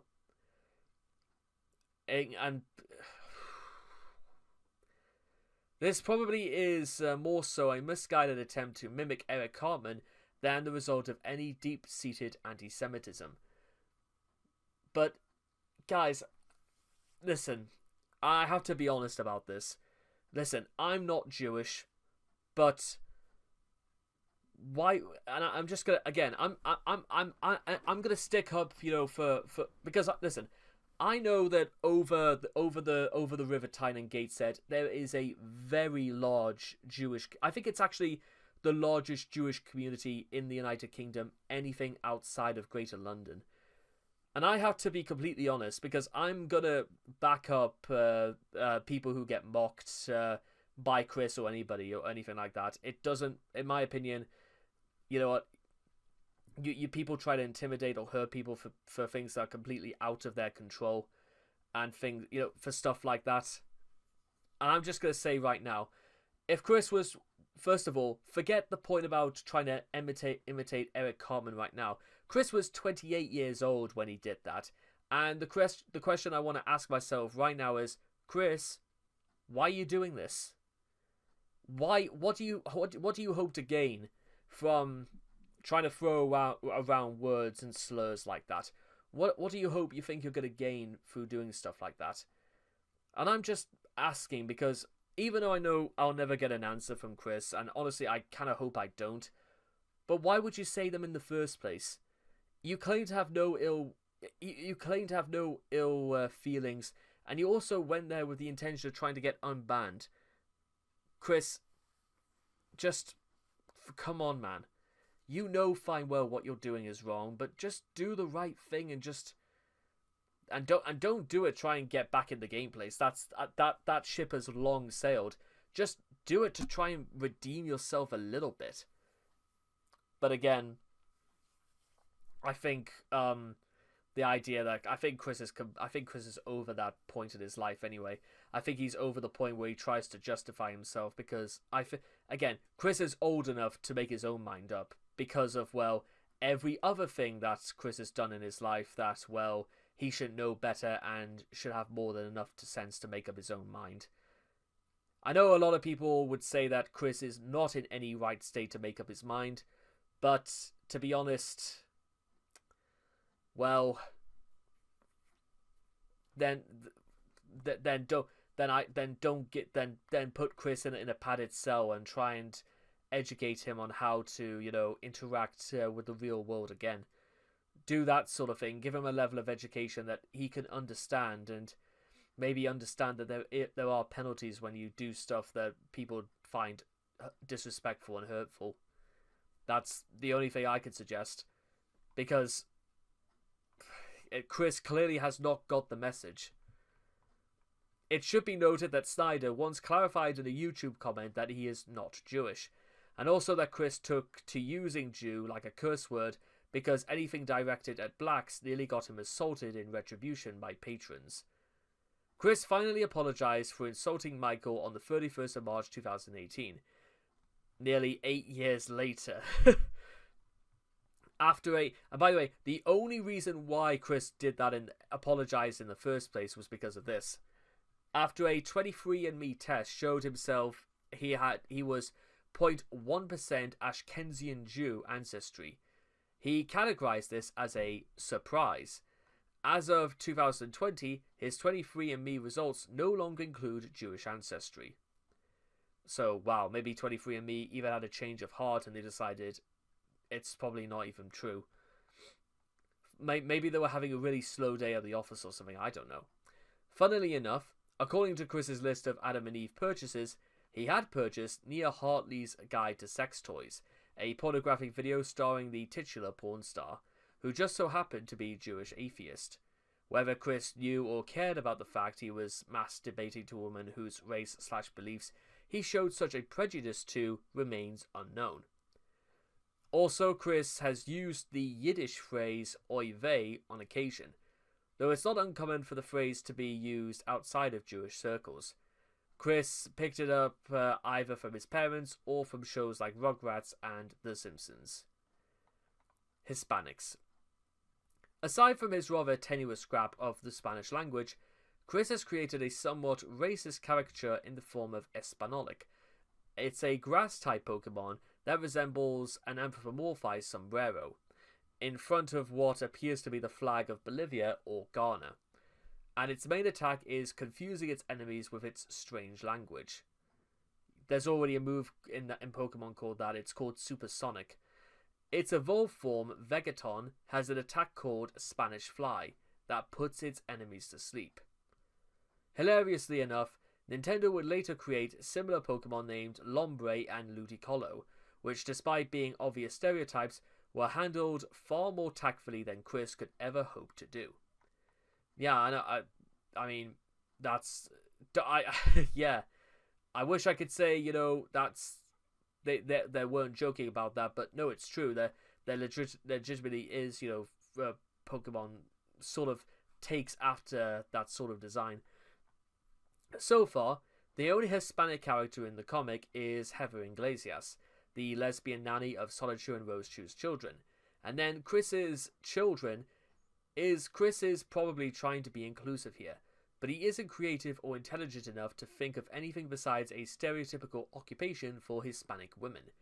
It also does not help her sentences are random mixes of Spanish and English, and no, not by throwing in a random word or two of Spanish into her sentences, but switching from English phrases to Spanish midway in her sentences, which appears to be Google translated.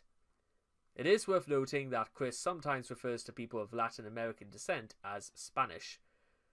This is not unheard of, especially among older generations, but it is much less common in the terms Hispanic or Latino. Chris has shown in the past a willingness to befriend and date Hispanics. Indians. Okay, let's just keep this one on relatively short. When the gamer from Mars took Chris out to eat at an Indian restaurant during the filming of the Chris Chan Conspiracy, Chris blurted out one-liners from The Simpsons character Apu, complete with a stereotypical Indian accent, much to the embarrassment and disapproval of his hosts. Despite that, Chris insisted on belting out another "Welcome to Quickie Mart" line before they sat down to eat, oblivious to the fact that he could have offended somebody. Turdy Jerk from Off Target has a vaguely South Asian appearance, and the name may also be based off a stereotype of an Indian accent. Christ, that was just... And again, as someone who has loads of Indian friends, that whole thing was just embarrassingly bad. Now, other white ethnicities/cultures. Chris has not shown outright malevolence towards other white cultures, but it is often ignorant of their customs and nations. In Tito Got No Luck Against We Brits, Irish and Scots, for example, Chris plays an Irish song while wearing a kilt and pretending to be Scottish, then mentions a shillelagh. Chris has an extremely basic idea on Eastern Europe and Russia. Sylvana was given a supposedly Russian accent midway through the comic for no discernible reason, although the way it was written made it look like a German accent instead. Maybe something along the lines of the Baroness from G.I. Joe, but then again, the Baroness was German, so your guess is as good as mine as to what Chris was going for. Troll manipulation. In the Julie reveals herself call, Blue Spike coerced Chris into saying the N-word. Chris attempted to substitute the N-word instead, but Blue Spike insisted and Chris gave in. The term, the N-word, became an infamous quickism. In a June 2009 video, Chris uploaded for Julie called Don't Trust Any Homosexuals Over There, which was a cover song from the song Don't Trust Them New N-Word Over There from the Boondocks. While Chris attempted to make it look homophobic for whatever reason, He still kept many of the racist lyrics from the original song and even repeated the N-word on 3 different occasions in the song. I wish I knew why Chris decided that was a good idea, and I probably never will. Chris called Sir Tito the N-word on video and in email. Notably, he never used the term in this context either before or after his interaction with Tito, who is not even depicted as being a black person. Exactly, Tito was Polyasian descent, possibly American Samoan if we're being generous, not that I feel like it matters, suggesting Chris was manipulated by trolls behind the scenes into using the word.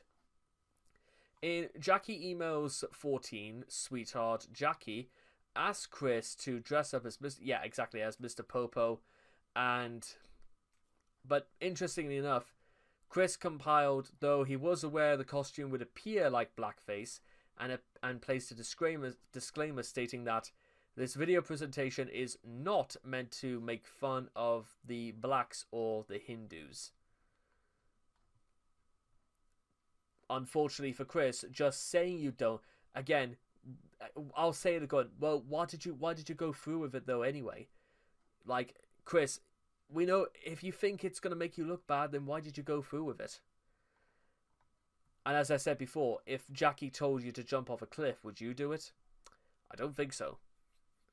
During the Idea Guy saga, Chris was manipulated into dressing up as a gopnik, bottle of vodka included, while spouting the phrase, I'm probably not going to say that, and Divide over and over again, in reference to the Stalker games which Joshua was obsessed with. Oh, right, okay, I know. Okay, fair enough. Cwiki. Although, like many things during that saga, the whole meme probably flew completely over Chris's head, and actually was led to believe that the chant was Cherokee instead. Okay. Meanwhile, Chris not being a racist. And I am not racist, and I like Jews. Blacks are good people too. This is a Chris in the disclaimer of the Mr. Popo video, by the way. Chris does not want to be considered a racist. He claims to respect blacks as equals, saying that in Quickville, they can even vote. Revolutionary, Chris. Fantastic. Or if they can help him get his inane and idiotic video game made. He also generally likes 2 black actors, Keenan and Kel. Anybody else he wants to refer by, first and last name, but, we're sort of getting there. He did mention more than once that the reason he doesn't want black girls, but any other race is okay, is because he thinks God told him that his future daughter Crystal must be white, too. In an IRC chat, Chris said that he has no problem with dating an Asian. Later, in Mailbag 35, he wrote that he would date Asian, Native, or Hispanic women, as well as women of all other countries, except the ones being black. They say that this whole section of the Cwiki is saying that Chris is not a racist, but Chris is more than willing to date women of other ethnicities, except black people. Doesn't that look a little bit racist to you? You tell me. Meanwhile, Chris's ethnic background. Influenced by his parents' claims, Chris has long asserted that he is of primary English descent, with some Cherokee heritage on Bob's side and some French heritage on Bob's. However, in March 2018, the Idea Guys had Chris apply for a DNA test from 23andMe to determine his ancestry, which showed that he was of 100% European genetic background, and with slightly over half of this being British and most of the rest coming from across northwestern Europe. The test also indicated that Chris had a trace amount less than 0.1% of Ashkenazian Jewish ancestry. Chris was also led to believe that he had black ancestry because his paternal hallograph lineage, like all human lineages, began in Africa. As a matter of fact, both his paternal and maternal hallographs to point to European origin. As a result, Chris declared that he was fully observant of his Jewish ancestry. Whatever, Chris. So you say. And that he was black too.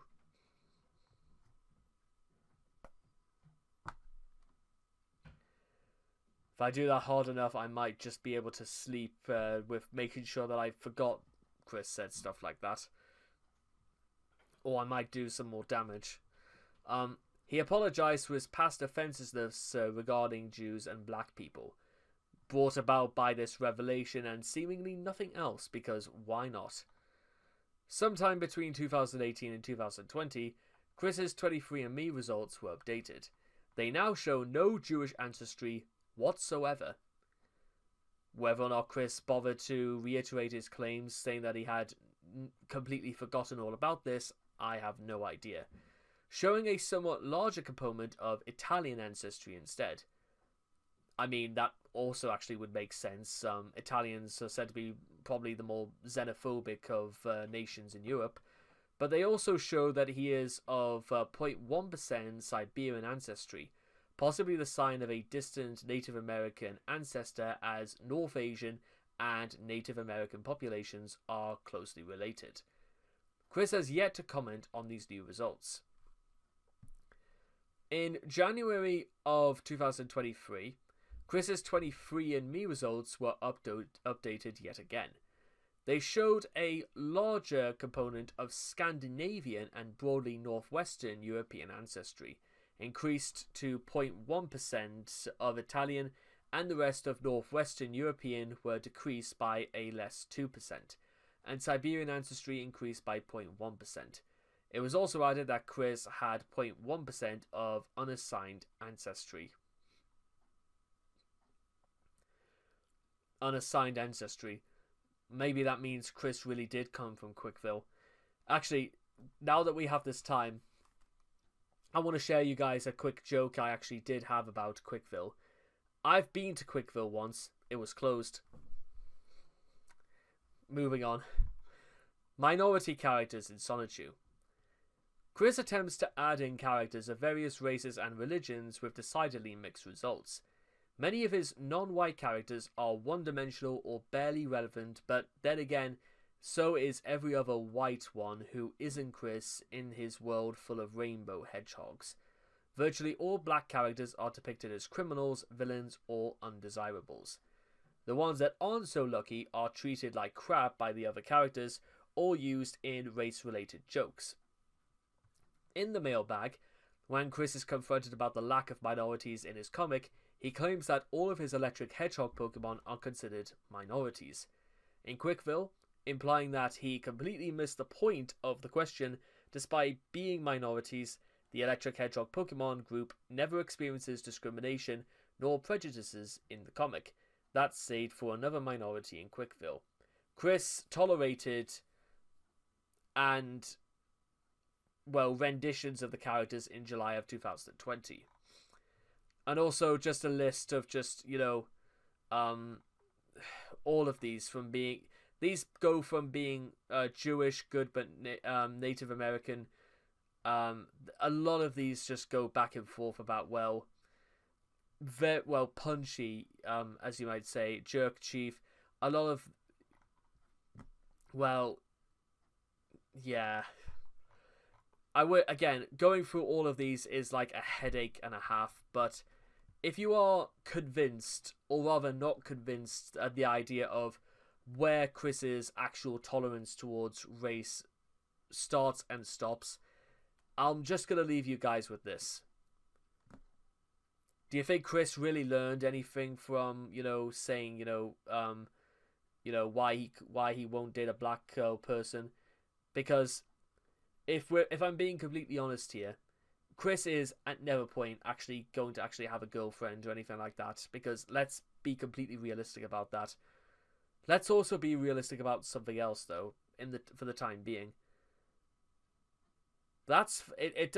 I think that's besides the point. But just learning to just get along with each other. I think that's the thing to take away from this, is that get along with each other. Don't make enemies. Love all. trust a few, do wrong to none. All's well that ends well. And with all that being said and done, I'll see all of you guys again later. Thank you. Well, hello again. And just before each and every one of you leave, if I could just hold your attention for a few more seconds, and I want to show you very quickly my Patreon store. I've been running this for 5 years now, and ever since this month began, I've decided to reopen, relaunch, completely sort out my categories for videos, and I've uploaded them sometimes as far as 3 months in advance. So you guys will be able to get an exclusive look exactly what's coming out, when it's coming out, at your convenience. So make sure to stop by, take a look around, and let's see what you think. Thank you very much for supporting me once again, and I'll see you again next time. Hello everybody, and welcome back. So, wow, I can't even believe it, that this is, believe it or not, ladies and gentlemen, the second Easter Sunday in a row now that we have done the article Chris Chan and Religion. Yes, I know it's a little bit of a bizarre coincidence, or is there ever a better time to talk about it? You tell me. With that being said, this article is actually quite a bit longer than quite a lot of others because of the revelations about, well, Chris being sort of not strong-armed, but just sort of being very, very lightly convinced to read the Quran. In fact, I'll go so far as to literally somebody pushed a delivered a copy of the Quran to Chris's cell, and just with a note saying, "Read this," or something, I guess, and then Chris just did it, and Chris came to her own conclusions about it apparently, and well, it's a long way to get there, and Chris's concepts, or rather belief system, is a very immature, but not necessarily unfounded one, to say the least. So, let's go. I believe in God and Jesus too. But God must hate me to put me in the lifestyle I am forced to be cooped up with and bored with. Something, Facebook 2013. Later, so I dare say with all due respect to the Lord, meh. Chris abandoning the Christian God for hyperdimension Neptunia goddesses.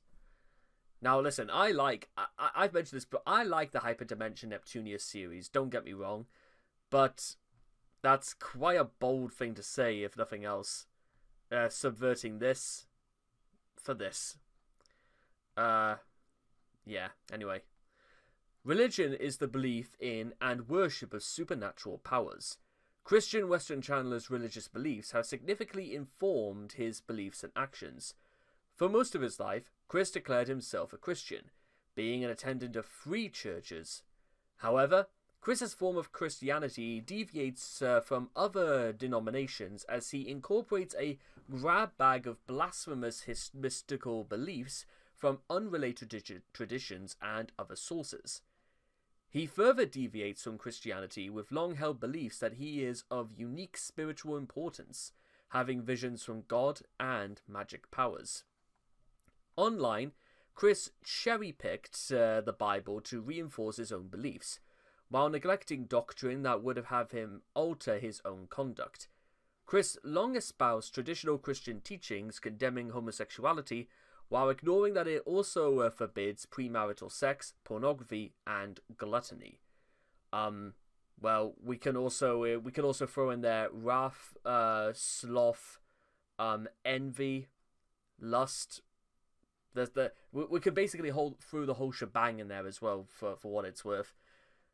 The dissonance is exemplified in his reaction to the news that Panda Halo had been raped and impregnated by Clyde Cash. He actively encouraged her to spend time with her rapist because a child should know and be raised by both of its parents, shortly after encouraging her to get an abortion. Right. Chris's narrow view of the world requires that Rosechu and Rosechu in the comics and his true and loyal fanbase in the real world share his religious beliefs. Meanwhile, all trolls will burn in hell. Under the influence of the idea, guys, Chris abandoned his Christian faith and started following the CPU goddesses from the Hyperdimension Neptunia video games on the 17th of December 2017. As his Hyperdimension Neptunia fueled delusion spiraled out of control, Chris came to believe that he is the goddess CPU Blueheart, orchestrating the apocalypse which will create a heavenly new world. Having taken time to read the Bible in jail after his arrest for incest with his mother, as you do, Chris believes he is the reincarnation of Jesus Christ on top of everything else.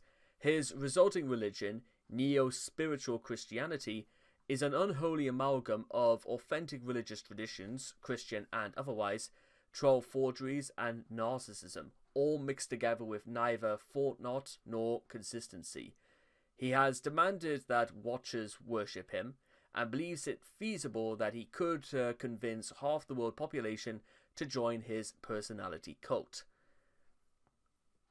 Except for what... Now, without wanting to spend too much time on it, this article is really, really long as it is, but there is one issue with Chris's cult of personality, if you will. You see, cult of personalities usually work in most cases because, for if nothing else, there is inherently there's a click, there is something desirable, and there is something that gravitates people towards you. Andrew Tate, for a long time, actually managed to adopt this theory of personality of cult by appealing to men who believed that they were beneath their own selves, and therefore there's a way of getting them to become a little bit more self-aware in themselves. However, there's reasons why, on top of major allegations, there's reasons why Andrew Tate's alpha male Chad status never really transpired or really worked, because unfortunately, the way he preached, the way he tried to showcase his affluency seemed to be more at the expense of people who obviously cannot reach the sort of level of infamy that he has. And no matter how you look at it, we will look back on people like Andrew Tate as infamous, because outside of the horrific crimes that we absolutely know Andrew Tate has committed, there's the fact that, well, a lot of people said even before he emerged onto the worldwide stage, well, anybody who preached, anybody who talked the way he did, he would have been looked upon as nothing more than a false prophet. And that's the thing with Chris, is that what is there about Chris that people will be drawn to her about? What is it? Early life. As a Christian-made man himself, Bob Chandler initially desired to name his son Christian, but was chicken. Chris's name change from Christopher to Christian at the age of 10 came from what may be a divine intervention in the form of Leonard Bernstein, who mistook a Christopher as Christian, and in turn the young boy adopted that his bare given name. Chris has since referred to Leonard Bernstein in the same sentence as God himself, and is arguably spiritually interaction with the belief in the bear, and this was the beginning of many unorthodox ideologies. Yes, based on what can only be described as a miscommunication situation, has resulted in somebody's name being changed.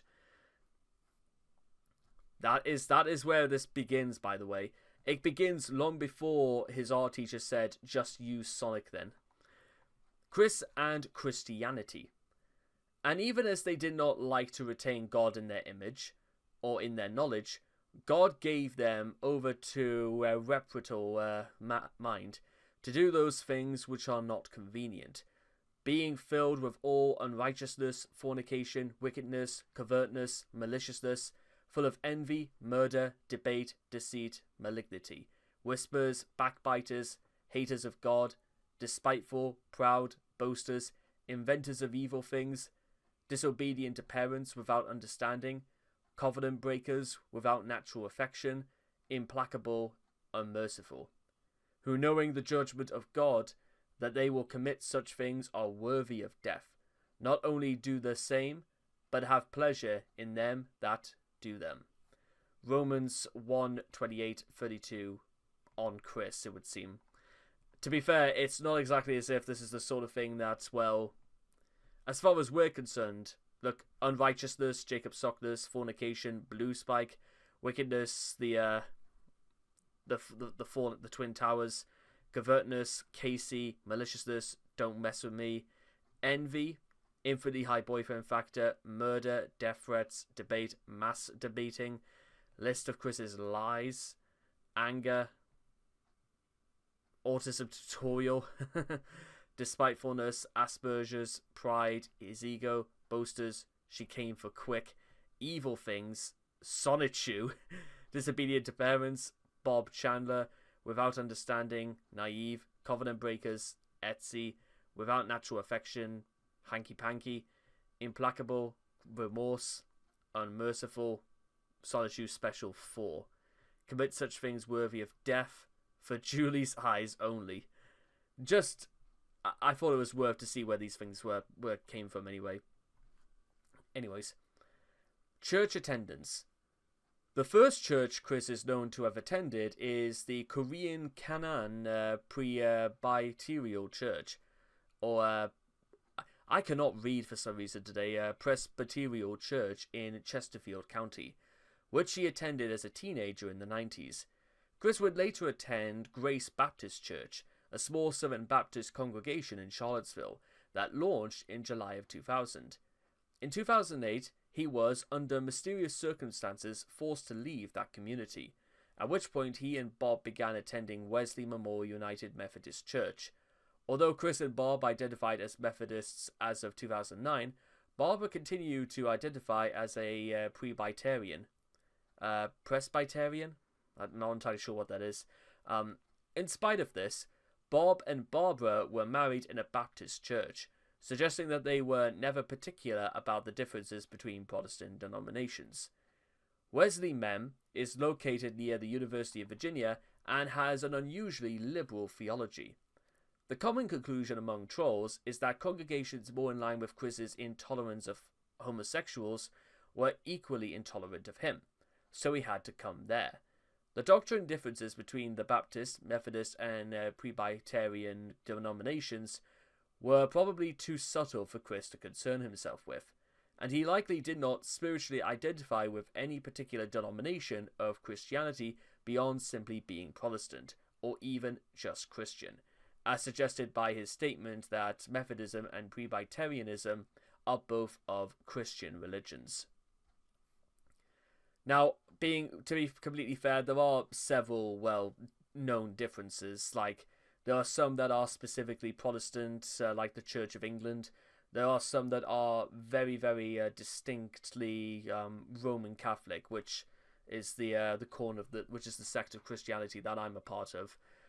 Which is actually, for what they're worth, is that everyone in my family, as far as I'm concerned about, is Roman Catholic. However, I do, like I said, because I've got Greek relatives, and because I don't know 100% if they're Coptic Christian or just Roman Catholics, that might actually have to be something I might have to look into, for what it's worth, especially because, well, my Greek uncle has been very, very sick, and, well, maybe worth praying for him wouldn't be too a bad idea, actually. Anyways, earlier notions of God. Traditionally, Chris had a fundamental belief in an omnipotent, benevolent male God. He also accepted Jesus Christ as the Son of God and the Saviour of mankind. He was reluctant to mention God without also including Jesus, perhaps out of some sense that he must stress his specifically Christian notion of God, despite other Abrahamic sects using completely different words for him. In effect, Chris frequently referred to God and Jesus, or God Jesus, as if they were some sort of binity, a deviation from the mainstream Christian concept of the Trinity, Father, Son, and the Holy Spirit, that his churches would regard as heretical. With that being said, considering they also refer to it as the Holy Ghost, I'm kind of I'm kind of surprised Chris didn't pick up on the idea of like Holy Ghost, as though it's something that can possess or something that can be floating around, stuff like that. I would have thought that's the sort of thing Chris could have gotten on board with, well, considering what comes later. Chris believes God has a special interest in his own life, which would be consistent with Western monotheism, except Chris seemed to view God as more of an instrument of his own will than a supreme being to whom he is subject. In Chris's view of God, the Almighty will overlook his misdeeds, but will punish any who malign Chris. Chris seems to have, I would say that's the, wow, I mean, I would say, now listen, I can understand what you out there probably, you're probably looking at that and thinking to yourselves, what? No, that can't be true. You could not have read that correctly, because insofar as Christianity is concerned, it would seem as though Chris has got this a little bit backwards. You're supposed to atone and repent for your sins, and you're supposed to forgive others of their sins towards you. It's not the opposite way around, in which you expect to be looked upon as perfect, but you are to cast judgment on literally everybody else. Chris, I'm going to share you guys a little bit of a story. Listen, I'll keep this short, but considering it is Good Friday, I suppose there is a bit of a point to all this. The reason why, can anybody tell me specifically, do you guys know perhaps why St. Peter, for example, he was the one to be chosen as sort of the very first pontiff on this earth? Well, I can sort of tell you why it is. It's because it's a very curious sort of spectacle, because when you think about it, Peter should have been the very last person that would have been chosen to be chosen as pontiff. The reason why, and this is something that I've always liked, is that Peter was the apostle who almost always got it wrong about Jesus. But by getting things wrong, it means that you have room to get things right. The idea is that they viewed Peter as being perhaps the most humane apostle of them all, because there was no way Peter was ever going to sort of maybe arise perhaps to the status of perfection that maybe Luke, Thomas, or James had. However, he was the most human of them all, and I don't think Peter had any reservations about being something he wasn't. However, he was always willing to put things right in the end. That was his level of redemption right there. And it was probably also for one of those reasons why he was crucified upside down, is because, again, he never claimed to be Christ, so he wasn't going to go through that level of sacrifice that he saw his Messiah do. I mention Peter because Peter is the sort of example you want to look for as more of a leader, somebody who, even when he gets things wrong, he wants to put things right again. Chris, on the other hand, views the idea that he is so perfect that it's everybody who has to basically be on their guard around him. Chris has that level of arrogance and that level of power-crazed delusions, more befitting some 10th century Chinese emperor, sort of maybe more Lu Bu, that sort of era, because there were some dynasties that came and went in a matter of decades. But yeah, this is straight up very, very, this is the antithesis of what you have of the mindset to adapt with if you want to become a Christian. And I honestly couldn't work out, because I think if you would go to any priest in the world and you showed them this level of arrogance on the word go, they would have to have a very they would probably give me a proverbial dressing down just for the sake of, you're really gonna present me someone like this? I don't even know who this is. But, well, I suppose it also depends who you ask. Some priests are very, very, they have very, very different opinions, I imagine, on stuff like this. Which, it is worth mentioning that, priests also, that even though they have a tremendous responsibility on their shoulders as being men of God, they are no more men of God than maybe you or I am. But that's besides the point. Right, so sorry, where were we? Case in point, the fact that Chris cheated in the Parappa the Rapper contest is not nearly as important as the suspicion that Adam Stackhouse did, and Chris invoked God numerous times in his threats to Adam. Adam is no exception. Chris has been commonly observed invoking the wrath of God in his infantile threats. Along with punishing all trolls, Chris expects God to hand him a sweetheart on a silver platter, but is oblivious to the fact that God has yet to back him on any of these prayers. Much like the aleatoire Kohimni, Chris attributes most of his impetus to commands given to him directly from God Jesus in visions. I'd say my spirit is active while I am awake, but it does more than I am at rest or sleeping. He wrote in 2014, his exact beliefs concerning these prophetic dreams are difficult to pin down, but the most rational interpretation is that Chris dreams about something he'd like to do, then wakes up and decides it was God telling him to do it. In Chris's mind, each vision is simultaneously a directive to do something and prove that it will happen no matter what occurs. For instance, after Chris had a vision about fathering a daughter, he decided he was required to actively make that happen, while also assuring himself that failure was impossible. When Chris was being accused of racism for insisting that he can only date white women, he justified this by arguing that his prophesied daughter must be white. Actually, you know what? I talked before about the sort of power craze madness befitting 10th century Chinese emperors. I'll go one further than that.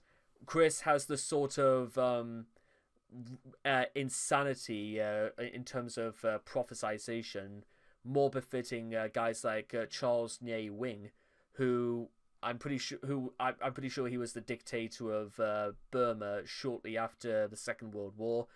This was also a man who was highly influenced by his dreams and decided that for some strange reason, because he thought that there were certain parts of Burma like Naypyidaw, Nie Wing, Kathmandu, Chowtada, etc., etc., that they were slipping far too much to the west politically, so they thought, because they saw everybody drives to the left, at least, well, on the right, it depends which part of Europe you're talking about, they decided they would have everybody drive on the other side of the road.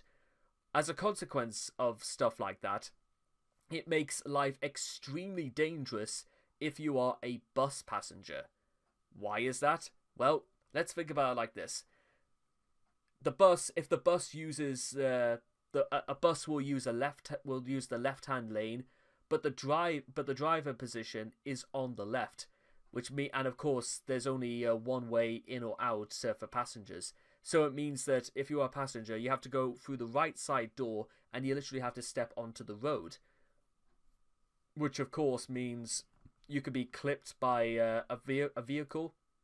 You could have a head-on collision with a motorcycle. And that's just if you get off the bus.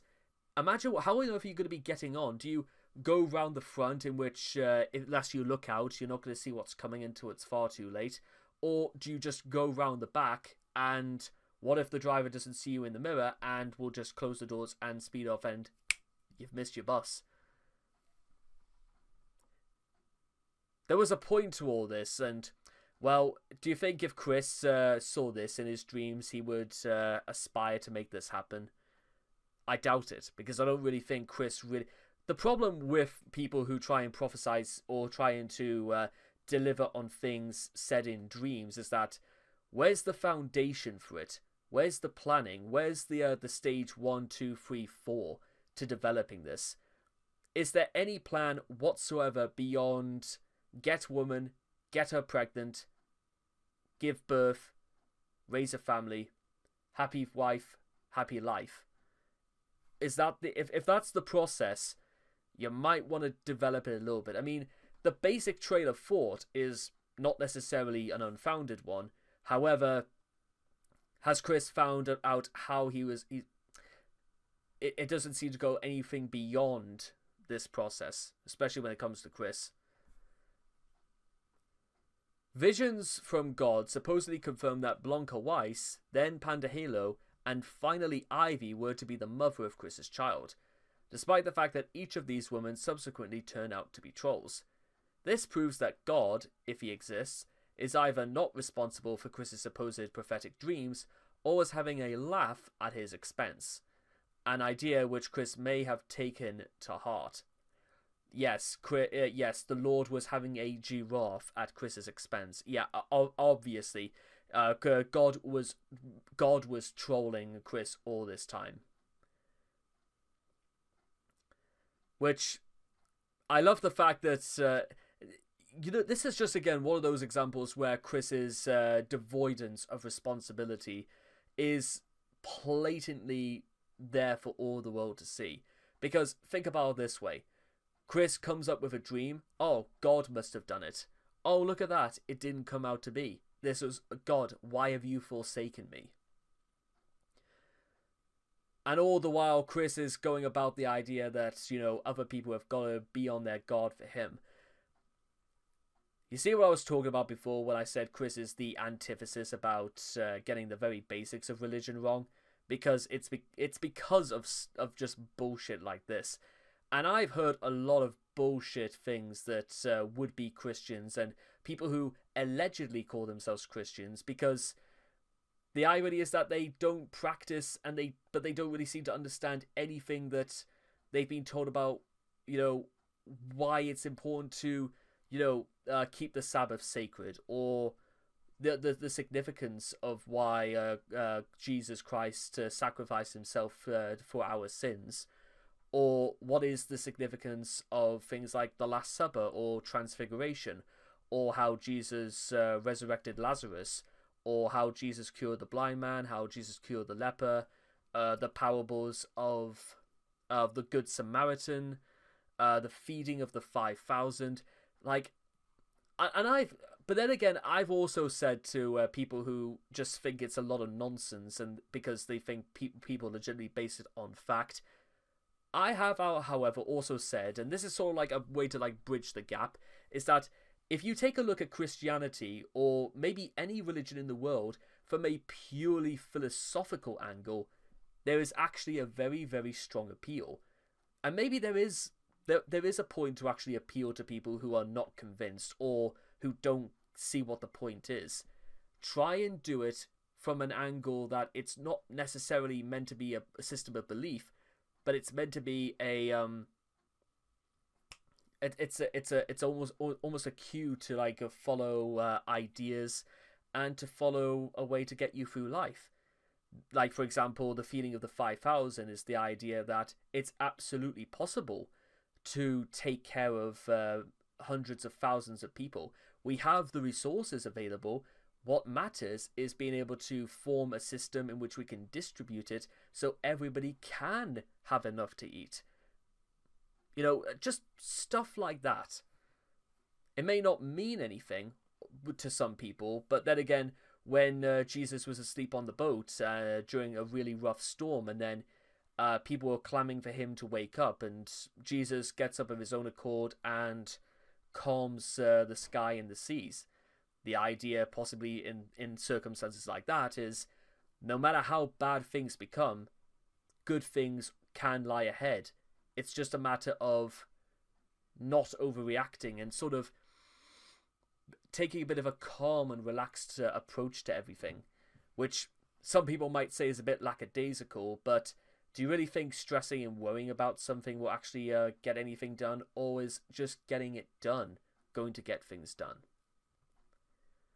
There's probably a lot more out there, but because I don't want this to sort of be days on end, this video, I decided that we'll keep it for there. But like I said, give it an idea, and there is probably, you could probably also apply this sort of thing to Hinduism, to Sikhism, to Judaism, to Islam, to Buddha. I mean, when you think about it, Buddhism is very, very strongly associated with trying to achieve a lifestyle that is worthy of nirvana.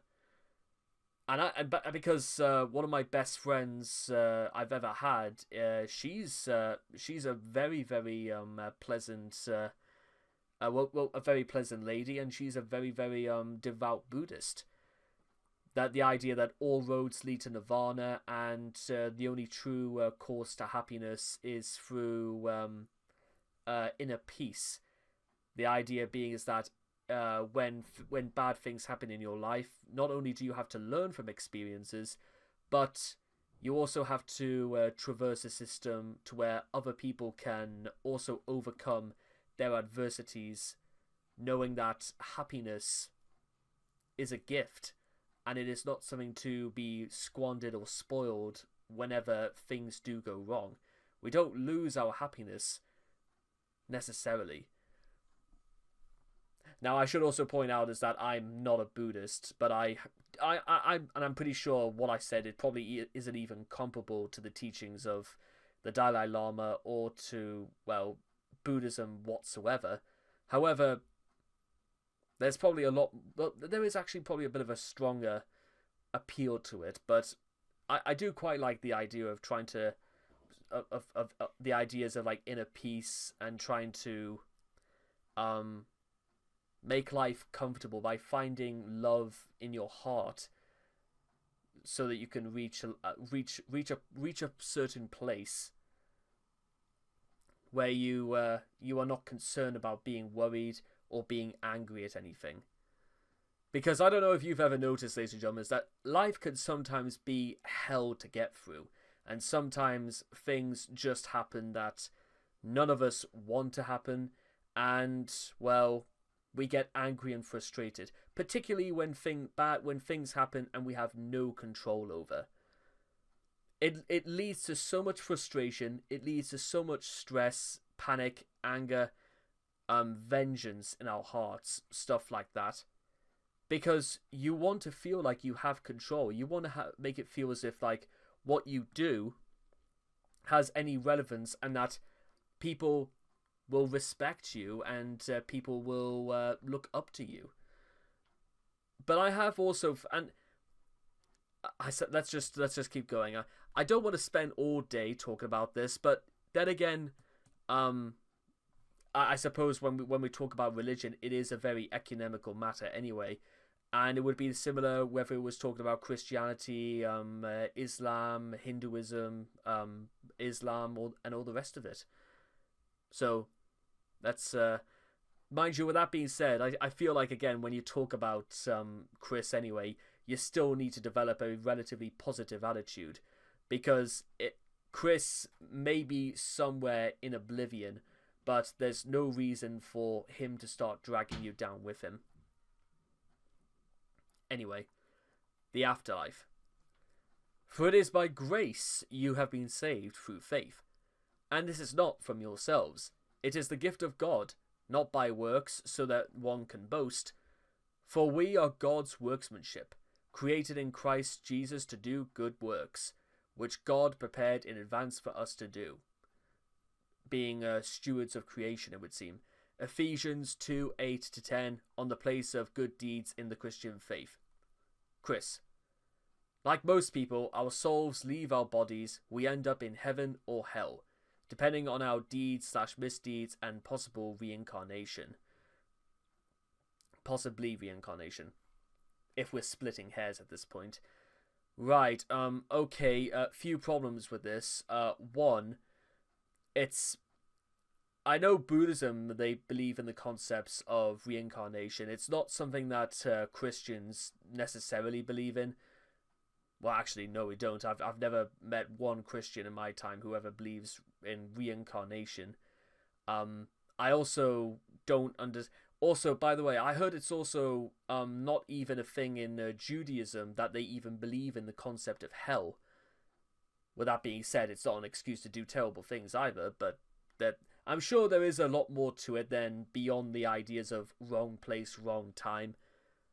But that would require quite a lot more studying into Hebrew, and because now, even though I know where there is a beautiful synagogue somewhere in the city, and in fact, actually, we have the Northeast has perhaps the largest Jewish community in Gateshead, which is literally only a 15-minute drive from where I live. But unless I actually ask, I probably will never find out. Anyways, also, I don't necessarily know where Chris gets the idea that hell is something that either... In fact, to be honest, I'm not even too sure if most Christians believe in the concept of hell either. Not because, again, it's a rationale idea for people to do terrible things for the sake of, well, we're never going to end up in hell, but it's because, well, because any Christian who actually knows or practices what they believe, they will want to atone for their sins anyway. They would want to make up for time they in the things that they do and the things that they have failed to do.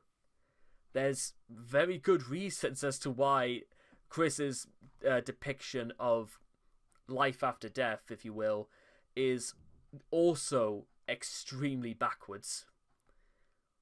Now, if Chris thought about... Now, maybe we could assume the idea that Chris is trying to incorporate all religions into one, which is maybe why he's putting reincarnation in there. However, it's without... If Chris was going to be specific, he probably should have just been specific and talked more in general terms about Catholicism. But, well. While the idea of good deeds as causing someone to go to heaven and bad deeds sending them to hell is a common one, most Protestant theology explicitly states that the salvation of one's soul is based completely on one's faith. Well, what do you expect when the head of the C-ville was Henry VIII? Whatever. Defying this, Chris has stated that one goes to heaven or hell based completely on personal actions. He thinks that he will go to heaven because he's done a lot of good deeds.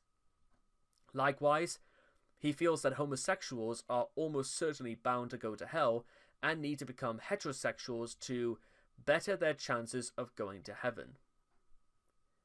He has also stated numerous times that he feels various trolls are bound for hell for making fun of people over the internet. He has also suggested that they commit the S-word so that they might receive their eternal punishment faster.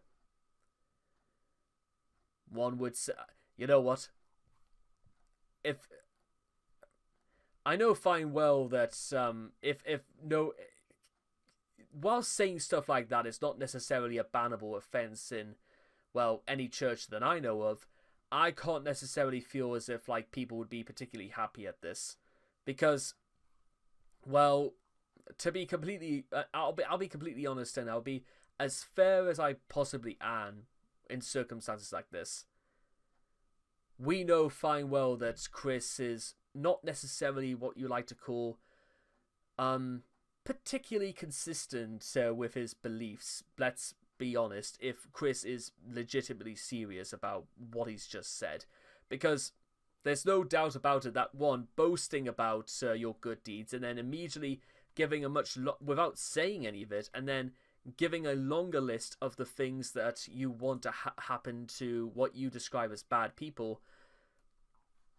You know what's quite bizarre about all of this is that, again, another tangent, but I promise you guys this is worth it, is that earlier this week, at least in the UK, a Supreme Court outlined that a woman is biologically a woman. The idea that, well, and you may have seen it as well in the US, and it was followed up by pictures of J.K. Rowling on a super yacht, drinking champagne with the caption on Twitter saying, I love it when a plan comes together. Because it was also on that same day that the Daily Mail, a British newspaper which has historically had ties to the German Nazi Party, or National Socialists of the Germans. That's if we want to split hairs about it. Also, they put in the caption saying victory for women and common sense, whilst other far right publications also went with victory, victory, victory. Two things I want to say about this. First of all, in the words of General Andre Burford, victory is a very dangerous opportunity. Second, when you read stuff like that, and whilst there's nothing I can do about it to override the court's decision, and while this is not a situation that particularly concerns me or is required for my involvement, what I will say is that I'm always deeply, deeply suspicious whenever any publication ever uses the common sense for their headlines, because it comes across as very insulting and very patronizing in the eyes of many, many people. It makes it all read as though they only wanted to print the story not for the sake of being on the sense of right or believing that there was a legitimate point to be made. It's more written from the point of view so that they can rub some people's faces in it. So what I'm trying to get across, ladies and gentlemen, is that if you intend to do good in this world, and it could be through anything, it's not really up to me, is that you have to do good for the benefit of other people. It's not for the sake of yourselves. You've got to. It's the classic story about the soldier who wanted to see what hell was like first, and then wanted to see what heaven was like. Hell was described as people with enormous cutlery desperately trying to shove food into their faces, whilst heaven was full of people who were feeding each other. And when it comes, and again, bringing it back to this for 1 second, is that if Chris really believes or really was going to showcase to the world that he's done a lot of good deeds, then guess what? Chris would have just, done them and would not have to have said that he had done them. It's like Jimmy Stewart in It's a Wonderful Life. Well, Jimmy Stewart's character, I should say, is that you saw what he did, and there was no doubt whatsoever. It's called show, don't tell. And ironically, it applies to the real world just as much. And, well, just based off the evidence of this, these alleged good deeds that Chris has done, and I don't necessarily disbelieve that Chris hasn't done good deeds at this time. However, it's kind of, to the outside observer, it's kind of offset by Chris also saying for people to do, well, suggesting terrible, terrible things like this, just so that they might receive their eternal punishment faster. What on earth are you supposed to think of when you see stuff like that? It just leaves me to believe that, well, it's more to appease Chris than it is concerning anybody's... Again, this is probably even concerning people who have nothing to do with Chris anyway. But that's just... Moving on. In Common Questions 9, on the 9th of January 2010, Forg questioned Chris for threatening damnation against his internet adversaries. You often attempt to scare your trolls by stating they will go to hell. Some of your trolls do not believe in hell. What do you say to them? To which Chris responded, firstly, it is not a scare tactic, it is fact. And second, I say, well, believe it or not, you are not dead yet. Okay. Further complicating Chris's ideas of the afterlife.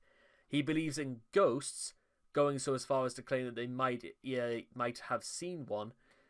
In 2013, Chris commented that he considered the S word, but the only reasons I don't do it are my mother and my dogs, and that premature death leaves one in limbo.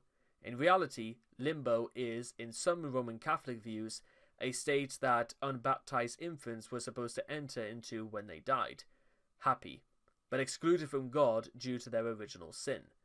Christian views on the S-word and the fate of the S-words in the afterlife is highly varied.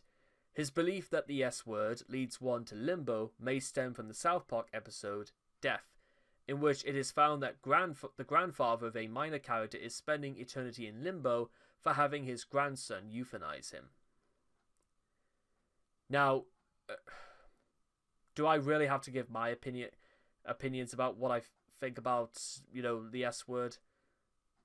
No, not really, because it's not really for me to say, and, well, for what they're worth, I'll leave something down below which may help out or something like that, because it's a bit of a it's a very sensitive issue that, to be honest, I would rather Chris straight up stop mentioning, because Chris just mentions it left, right, and center without any real ramifications as to sort of the impact he makes when he says stuff like that. In the eulogy Chris made for Paddy, he wrote that Paddy has departed from our world here on Earth to a doggy heaven. She will run free and play with all the other dogs who are already having fun up in doggy heaven. This suggests that Chris believes that animals, or at least dogs, have an afterlife. Sin. But I tell you, love your enemies and pray for those who persecute you. Jesus Christ, Matthew 5:44. I pray to God and Jesus to kill Jason Kendrick Howell. Chris on the Sonichu Girls forum. Also, have a goddamn heart attack right now, this very moment you read this message, you goddamn bitching whore. Email from Chris to Vivian G. Chris's understanding of Christian theology is extremely limited, and he does not seem to know anything about the Bible, although he apparently owns a copy of the New International Version. His hatred of the homosexuals had nothing to do with the prohibition of sodomy in the Old Testament, which he was unaware of until he heard about it from Family Guy. His aversion to spilling his seed and his dedication to the unborn have absolutely no basis in biblical passages condemning sexual immorality and abortion, other than vehemently opposing homosexuals, trolls, and jerk-offs. Chris seems to have little notion about the nature of sin and evil, except that people who do things he doesn't like should go to hell. This is completely at odds with the part of Christian philosophy that states all have sinned and fallen short of the glory of God, and anyone who repents his sins will be redeemed. Chris believed that if he confesses his sins to God Jesus, he will be forgiven. Private confessions directed to God are not uncommon in Protestantism, but generally it's assumed that the confessor is doing so out of true remorse and genuinely to atone for mistakes. However, Chris abuses the purpose of confession so that he can commit whatever wrongs he wants and then wipe the slate clean with his confession. For example, Chris made a video in which he suggested that Clyde Cash and Jack Thaddeus commit the S-word so that they can burn in hell forever. Doesn't really seem that worth it when you think about it. He later drew them doing just that in the comic. Just one day after the comic appearance, Chris answered a fan letter asking why he had been wishing the S-word upon them, and pointing out that such a wish conflicts with his Christian beliefs. Chris responded that he had confessed to God and Jesus, and they have forgiven him on that. Yes, they have forgiven him on that. That is absolutely the way that God would have put it. Yeah, he has such a way with words. On that. One of two things happened. Either Chris wished for their deaths in the video, asked for forgiveness, then gleefully drew it happening afterwards anyway, or he waited until he finally gotten done saying his piece, then conveniently offered up his confession right after getting everything out of his system. Either way, such a confession is highly disingenuous. I would go so further. Chris was not confessing jack shit. Chris was just saying words in the belief people would believe him. Chris was saying something under false pretenses. When Chris gave in to temptation and cybered with Vanessa Hudgens in violation of his monogamous relationship with Ivy, Chris made a big production out of confessing his sin and seeking forgiveness. This suggests that he previously had little to no experience with the idea of repenting sins before God. Chris clearly does not follow the Christian concept of the 7 deadly sins either, as he commits wrath, envy, gluttony, sloth, greed, lust, and pride constantly. In fact, that's just about the only thing Chris somehow manages to get down, and get down in absolute swaves. I like the word swaves. It's a good word. Forgiveness. A major tenet in most any religion you can think of is the act of forgiveness. Unfortunately for Chris, he has no idea of what forgiveness really is, and will often hold grudges against anybody he feels has wronged him, sometimes even for years. While some may argue that he did show forgiveness in a few of his videos, even more will argue that such things were done either under an ulterior motive or is meaningless, as he goes on to curse and scream at them later on.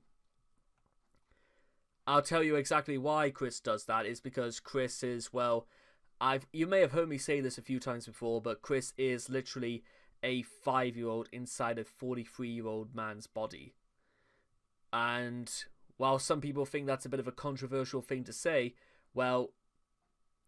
tell me what's controversial about that.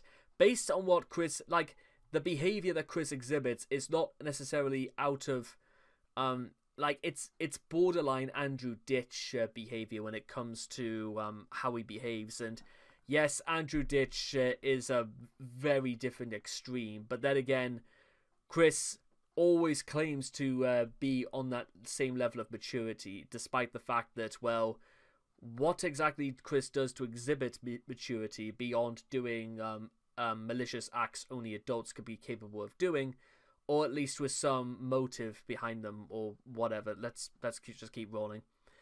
During Chris's court hearing on the 10th of July 2012, it was discovered that Michael Snyder made an honourable plea that Chris be shown leniency, as a felony was a life-changing event that could really harm Chris in the long run. This comes despite Chris scaring his customers away, while he was still allowed in the store, shouting racist slurs at him, threatening to set his fire to his business, and injuring him with his car. This was probably the most extraordinary form of forgiveness that anyone has ever shown towards Chris, even after the latter's horrible actions. Chris's show of gratitude was to go against all common sense and commit a public slander in a court of law.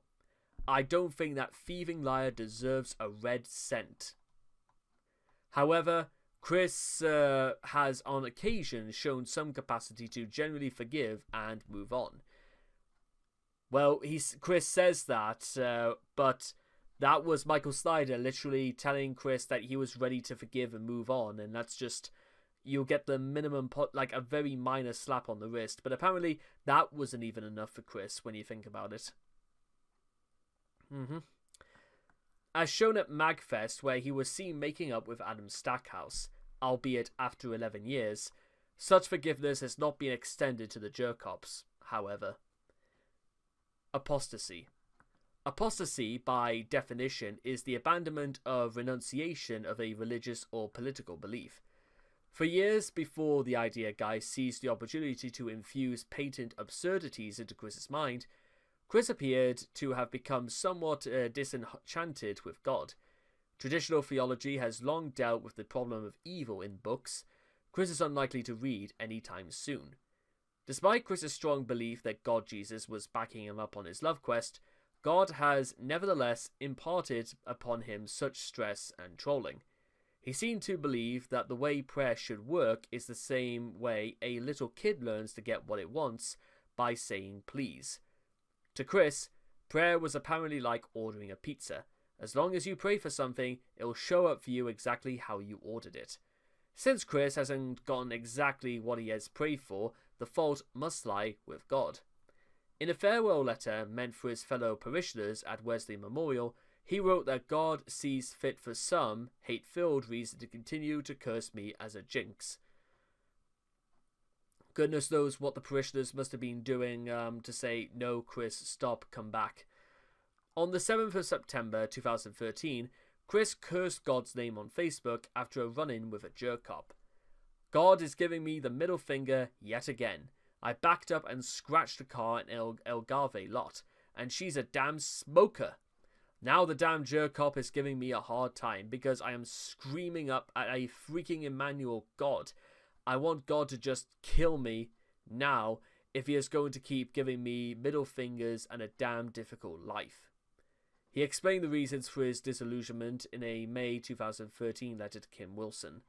Hey Kim, I have just read some of the web page Phil relayed to me. I must admit, and Amy is welcome to read this as well, it took me by surprise seeing the words magic and pagan in this religion. I like magic. I have fully accepted Jesus as my saviour, and my mother, father, and what I hear on television. All have informed me about heaven, hell, that the best way to live is as one does without much regret or with moderate acceptance and happiness, and that God is within all of us as energy and direction. And in the end, we all believe in the same God, yet also, if God is supposed to love us all, why does he let me to continue to have a lot of downs in my life? Because they're most of the time, Chris, they are your fault specifically. God didn't have anything to do with them. They are because of your actions, Chris. About a year later, when Chris was believed to have been caught shoplifting, did God put him up to it? You tell me. I often feel temptation towards destroying the Lego minifigure I have made in the image of God, or otherwise just torturing it. I admit I am not perfect, but I prattle or digress. So all things considered, Amy, I will be most willing to try your way on, and see how I feel about it after. The way I figure it, at least I can still go to my church regardless.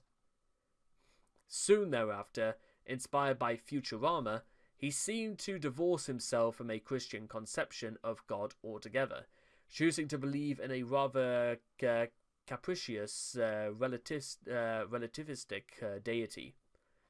The higher force above us is always messing with each of our individual minds every day. Rather each of you call him God, Emmanuel, Zeus, Buddha, or even the individual destiny of your own. I am not an atheist because I sincerely believe in the higher force of above us. Even Jesus may be the higher force's son. But every religion will have you believing in the one same higher force. Right or wrong, it is truly set up to each individual perception of each individual soul among us, the billions of people on this big blue marble among marbles in the universe. August 2014. Mysticism and sorcery. As early as 2003, Chris has invoked curses against his enemies. Most famous is the Kamehameha borrowed from Dragon Ball Z, which he had employed against Mary Lee Walsh. His magical thinking has been directed in various ways, as when he thought he could shift his body fat by watching hypnotic internet videos. In recent years, he has embraced several occult teachings and practices from the New Age movement, out-of-body experiences, chakras, and special powers associated with crystals, among others. Chris's willingness to embrace magical thinking made him susceptible to manipulation from trolls, climaxing in a very strong reality disassociation from brainwashing at the hands of the idea guys. Delusions of godhood. Fear not, for behold, I bring tidings of great joy. Sonichu issue 10. I prayed for forgiveness for the real Christian. Sonichu, will he forgive me? Sonichu, or Aspie Sonichu. Oh yeah, Aspie Sonichu. Yeah, how can I forget? This is just a Sonichu that had Asperger's syndrome. Great. Just great. Beyond his self-infatuation visible from any of Chris's creative output, Chris had shown from an early period the nascent belief that he might have been specifically chosen. Chris might have developed a god plot complex as early as the year of 2000, as the halo floating over his head on the cover of Christian Favorites Hits seems to indicate. In his emails to Reggie Fils-Ami, he seems to call himself Jesus. You have my word as an avid gamer, Lamb of God, and humble human being that I will work very hard to save. However, this could also be a malapropism for Word of God. More definitive signs first emerged in late 2009 and have accreciated over the decades since into Chris's current apotheosis. Starting on page 42 of Sonichu issue 10, Chris displays a somewhat disturbing twist to the plot, such as it is, of his comics. Ultra Sonichu frees Simola Rosechu from her stony state using his chaotic powers. That appears to dog-bind Sonichu with a message similar in tone, if not outright text, to prophecies of the coming of Jesus Christ, complete with arms outstretched as if he were suspended on a crucifix. Later on in the issue, Ultra Sonichu travels to the world of Asperchu, where the characters of that comic inform him that they were forced into their roles by Alec, and that they had been praying to Christian Western Chandler for deliverance and forgiveness. Lo and behold, Chris did send the Messiah Sonichu to end their suffering. Sonichu sees the chaotic remedy to miraculously cure them from all of their Asperger's syndrome, even though only Asperchu himself had the condition, and gives them new names and new, better looks. It should be noted that, like Jesus Christ, Sonichu was born to a virgin. Well, if there is one thing pseudo-accurate, I suppose it's that, I guess. Even before this, Chris had directly compared himself to God. In issue 7, after Christian is lost in the time void, Sonichu says this. In the meantime, he will receive the accumulative memories of the passing moments. So in a way, he is looking down on us, like our Lord and God are able to, but the vision may be blurred. Possibly in response to criticism about acting as God, in later pages, Chris addressed the issue of the non-canic Catholic chaotic combo worshipping him in an incredibly ignorant manner. First, he declares that he is not God, but a servant of him and Jesus, and immediately after goes on to forgive Michael, the copycat Sonichu's made over name, for bearing false witness against Chris, as if he was the authority to forgive for the breaking of the 10 Commandments, like he's God or something. In addition, only 5 pages later, Angelica condemns those who prefer Alec's artwork over Chris's as blasphemous. Wow. Further evidence of Chris's blossoming God complex comes through his answer to some of the frequently asked questions that were put to him via the mailbag, where he states that he considers Sonichu to have over 1 billion fans. The only other character who can claim such a number is God Jesus, or Allah Muhammad. This mad mentality is compounded by the fact that Chris is like a god to Sonichu. This means that his opinion to himself is that of a god's god, or maybe a god's bear. Chris moves in mysterious ways. Chris's god complex has peaked with him believing he is the reincarnation of Jesus Christ. Why God would ever decide that his son should return in the form of a fat man-child, we will never know. As a goddess myself, I am unable to worship in churches. Chris, June 2019. It was under the idea guise's manipulation that Chris's gathering hypothesis came to a head. In November 2017, Chris became obsessed with Hyperdimension Neptunia, a video game/anime series. He declared a belief in body sharing with a goddess character who represents the Sega Dreamcast in the series. By consulting with Magi-chan, then leaving his Dreamcast console powered on for 24 hours in order to focus his psychic power. Are you guys following this? Because I'm finding this really hard to bear. To pull it onto and pull the goddess out into his body. Since then, Chris has come to believe that he's actually a goddess to the Sonichu universe, leading to the creation of the devotees of the Chris Chan Sonichu. The Quran is to the Bible as Family Guy is to The Simpsons. 16th of November 2021. Cuckoo. Following the revelation of Chris engaging in incest with his mother, and God isn't that a segue, he was arrested and kept in jail for a year and a half, with his only way of communicating with the outside world would be via letters. Upon booking, Chris was given a Bible and eventually allowed to purchase various other supplies from the commissionary using fan donations. Among other items, these included 2 Turkish prayer rugs which Chris used for warmth and for playing solitaire on. Kengel attempted to send him a Quran in an attempt to convert Chris to Islam, but it was rejected by the mail and Chris bought one from the commissionary. He described it as literally all over the place, and stated that Muslims are indirectly praying to Bob. What? As Allah was formed from a piece of her.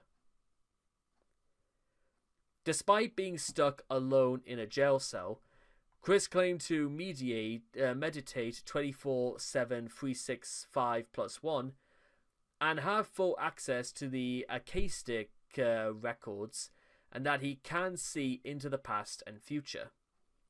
He is able to visit alternate dimensions where all his cartoon characters live, and he is accompanied by Magi-chan and Mewtwo, among others. Chris has documented his time in jail in his Goddess log.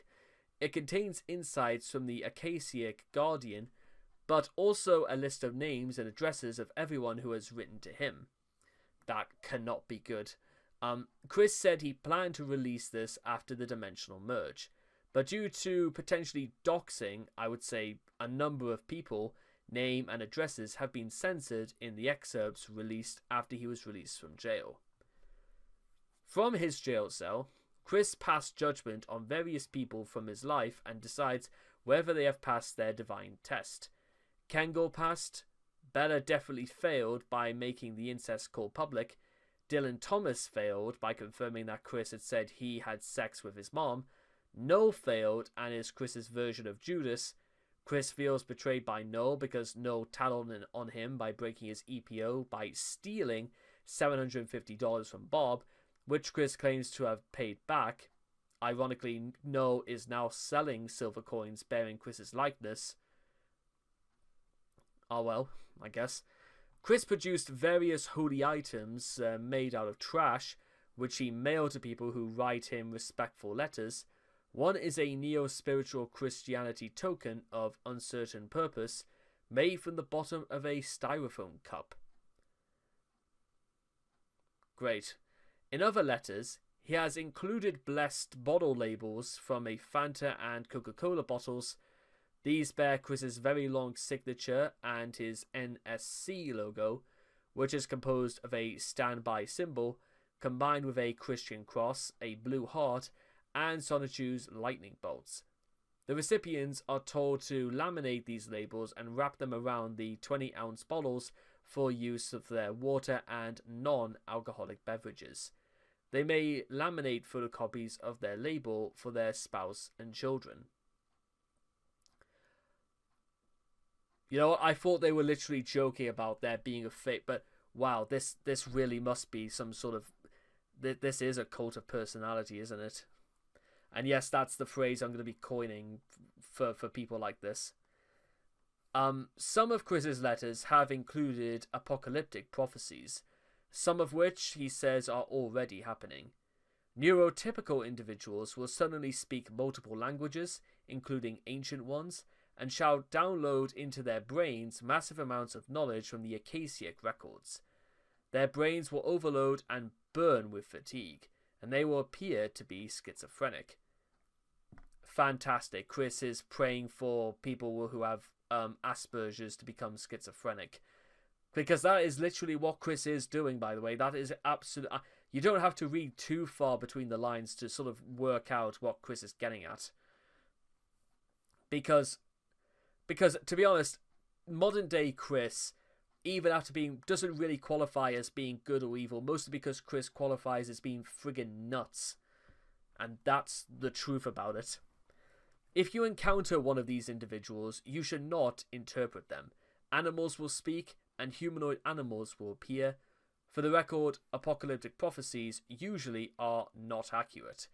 I would say these things are at best 0.000000000000001% accurate.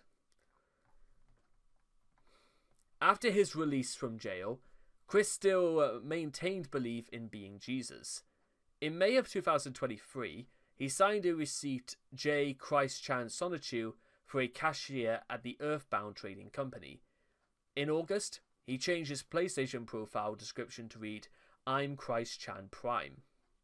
In the videos and live streams he's made since moving to a new house, he has consistently referred to himself as Jesus Christ Chan Sonichu Prime. Jesus Christ, indeed. Okay, so far what we've actually managed to describe in this long-form article is the idea that Chris considers himself to be above other people, considers that other people need to aspire to be devout to him, and that Chris, well, has got the entire concept of whatever he's meant to believe in a little bit topsy-turvy. Now we move on to, well, the brain-rotted man-children who were born the wrong side of the nuclear plant, how they are the devotees of Chris Chan Sonichu. Chris had some divine relations, which he shared on the 2nd of November 2019. In a series of tweets, these revelations are as follows. 1. He is the goddess of the Sonichu/Rosechu species, and is of a higher deity level than a CPU. 2. His powers are more apparent and potent in C-197, but do exist in 1218. 3. The terms quickens and quickenism does not feel or sound fitting for his religion. 4. Focus and for quicks do not sound appealing either. 5. Devotees of Chris Chan Sonichu, Dukes, is chosen pronounced docs, like Chris's favourite pastime. I thought that was Magi-chan's favourite pastime. Zing. And thus, Chris's true and honest religion, docs, was born. The docs all share kindness and loyalty, which is a defining figure of a devotee. They also pray to Chris. They are members of docs in the same way that worshipping the giant spaghetti monster is a legitimate religion. Yeah, that's a real thing, by the way, the great spaghetti monster. Mamma mia. And channel energy to him so that he can use his goddess powers. Sonichu has noted that it's far easier for Chris to answer prayer in C-197 due to his additional power that he has access to in his Chris Chan Sonichu body. Chris can also store this energy in magic stones, and often wears these around his neck with the Sonichu medallion. Chris used one of these stones to demonstrate his power, even in 12:18 by dropping it with as little movement as possible, which, when scaled up to C-197 proportions, would equate to miraculous healing.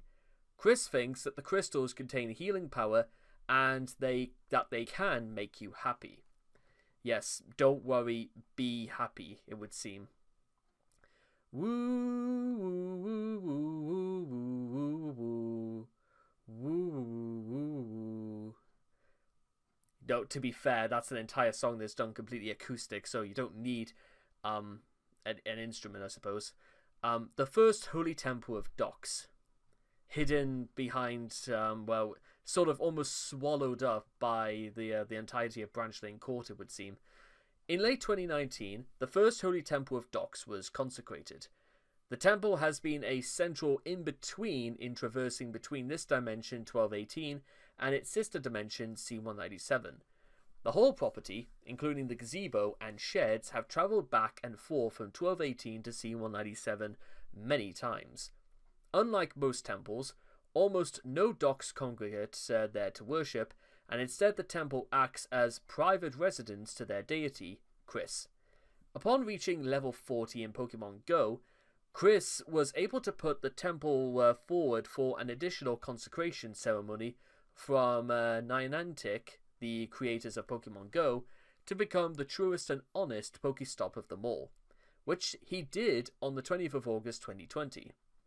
However, despite numerous efforts to rally his devotees to help the nomination be accepted, his nomination was eventually denied.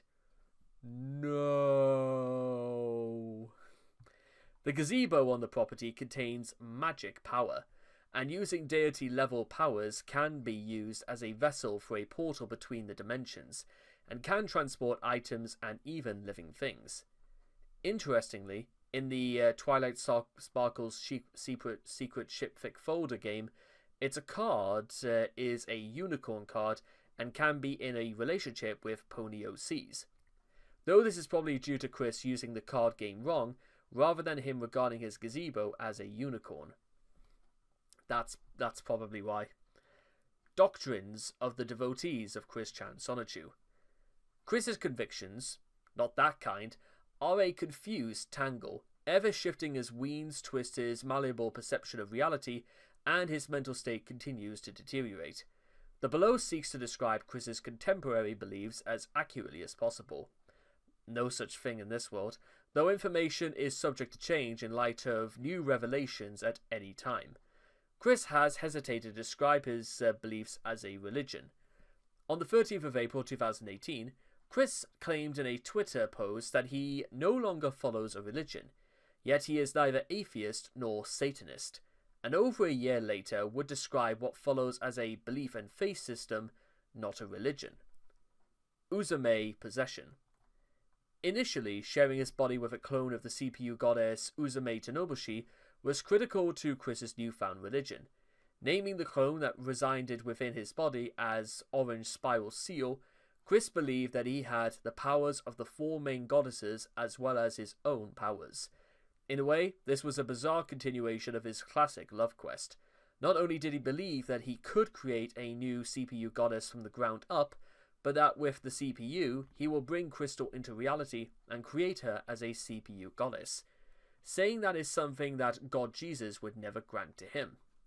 Chris's religion has little in the way of ethics, or logic, or sound mind or body, or cognitive thought, things you might possibly need, but he has indicated that he believes in the Hindu concept of karma, administered by himself as an instrument of his vengeance against the jerkops who tormented him in years past.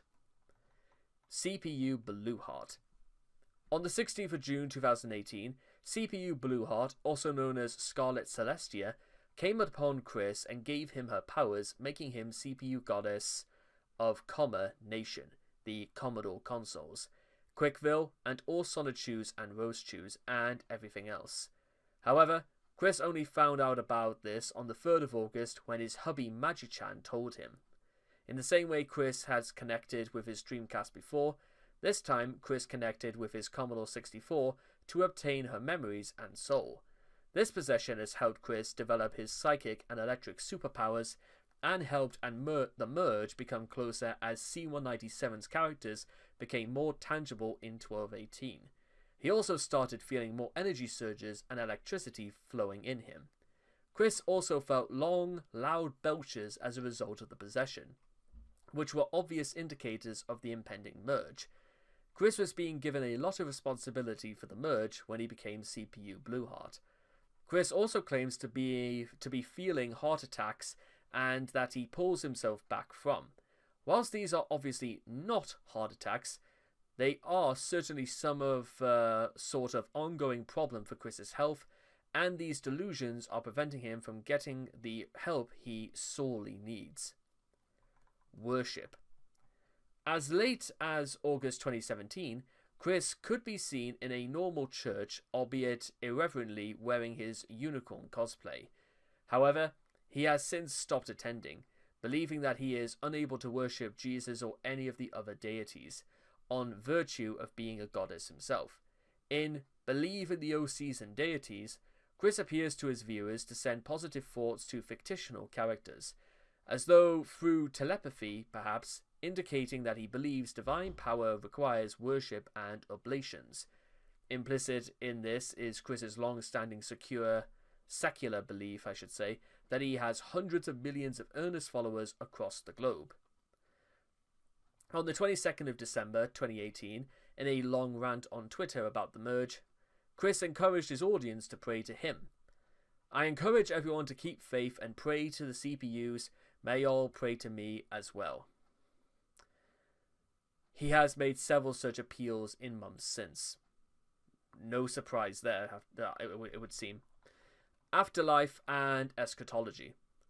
Under the idea guy's lingering influence, Chris believes that deported souls go to C-197, the fictional universe that includes Quickville, other misbegotten OCs, and various other media franchise universes, which he believes objectively exist. He teaches that, upon death, one may merge with one's Sonichu counterpart there, among those who have depicted in their Sonichu form on the other side include disastrous German Chancellor Adolf Hitler, serial killer and rapist Ted Bundy, and Chris's late father Bob Chandler. Only the true wicked, such as Liquid Chris, are denied this in the hereafter. Satan instead burns their bodies in hell's lava pool, purges them of their memories, and sends their oblivious souls to be reincarnated. I feel like I couldn't help but feel like I missed something in all that, or whether or not I just sort of went a little bit numb on one side of my body through reading that. It kind of is a little bit, but when it comes to these, I'm sorry to say. Since the autumn of 2018, Chris has taught that we are living in the latter days, from a mixture of offhand comments by comic artists and several weens foddering him with misinformation and dumb inside jokes. Chris thinks that beginning in November 2018, the real world, or Dimension 1218 as he calls it, is in the process of combining with C-197 in what he calls the dimensional merge. Chris has attributed miscellaneous events, past and present, real and fictional, ranging from tragedies like the World Trade Center's destruction to salad recalls, to the impending merge, originally projected to be complete before New Year's 2019. I should say January 1st, 2019, but anyways. Chris maintains still that the merge is just about the corner. Chris foretells massive destruction heralding the merge that will result in the deaths of about half the world's population, as well as half the fictional characters from C-197. Naturally, Chris, being the goddess in charge of managing this brouhaha, will be spared.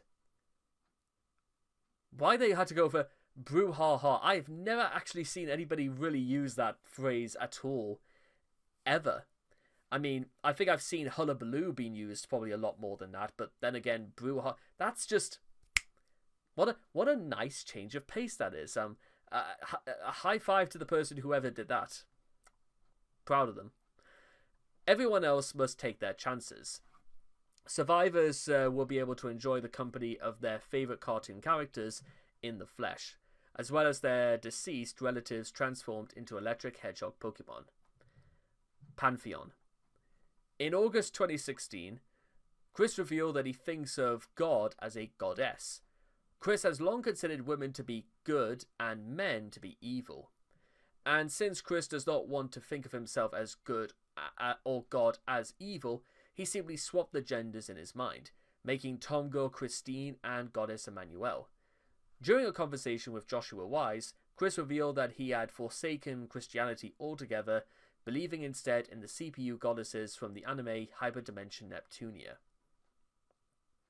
Also, can we just back up for a second that Chris's delusions reach new heights when he literally considers the idea of men to be inherently distrustful and evil on principle, so therefore to avoid being associated as any one of those things, he only referred to himself as female just for the sake of, well, just so that he could save face.